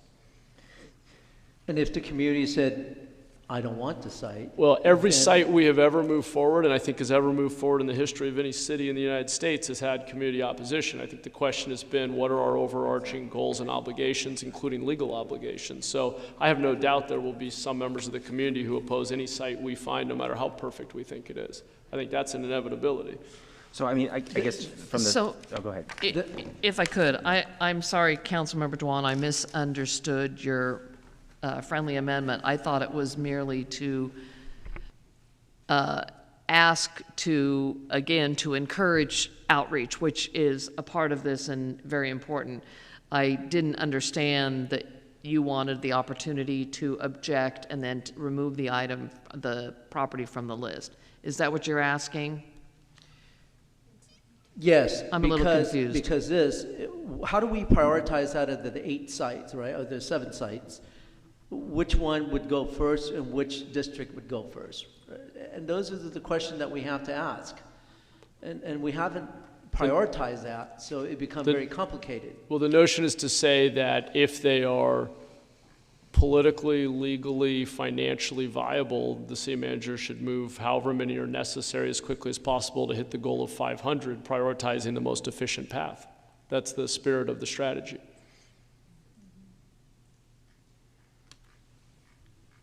I think that the council has already approved as a body contingent upon the approval of the council member for the district where the proposed site is going. We don't do that as a body. The council members don't get individual votes or vetoes. We vote as a body and it's a majority decision. It's not so that's the model. You can certainly vote against it and can always bring a rules memo and suggest that council reconsider a decision.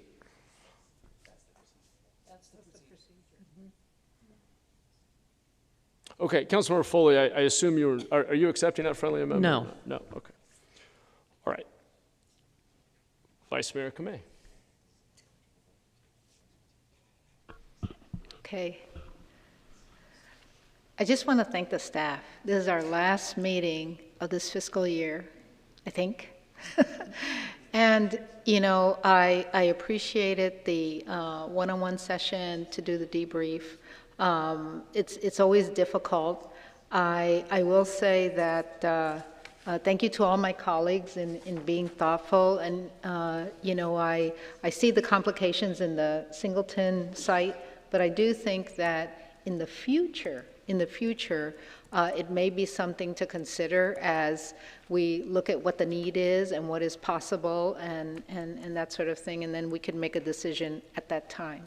So as a last meeting, and hopefully this is the last word, really thanks to the staff. And I think that we've been dealt a very, very difficult situation. And thank you, Councilwoman Foley, for, you know, like, setting the stage for our issue here. It's complicated.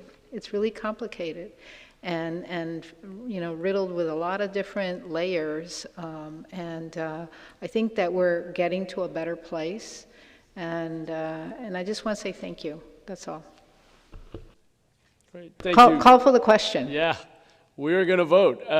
But I do have to echo your sentiment, which is just to also say thank you. I know how hard staff has worked, that there's been a lot of late nights, a lot of weekends, a lot of calls with different stakeholders already to vet this, including keeping council offices in the loop. And we've asked a lot of you. We're going to ask a lot of you in the coming fiscal year. We've set some very ambitious goals to comply with our stormwater permit. So I want to thank you not just for the work you've done to this point, but for the work ahead, because we've got a lot to do to protect our unhoused residents and our environment and comply with the Clean Water Act. So this is just the beginning, but I think it's a very good start, and I appreciate all your effort.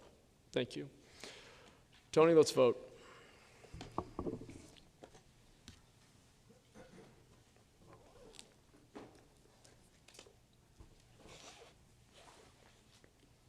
Motion passes unanimously. All right. After all that, thank you, everyone. We do still, thank you all, we still have open forum, which is an opportunity for members of the public to comment on city business that was not on today's agenda. Do we have any comments? Joseph, Carrillo, and Blair. Okay, Blair, you're first. Come on down.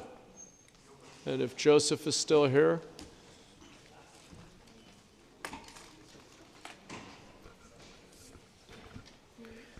Hi, thank you.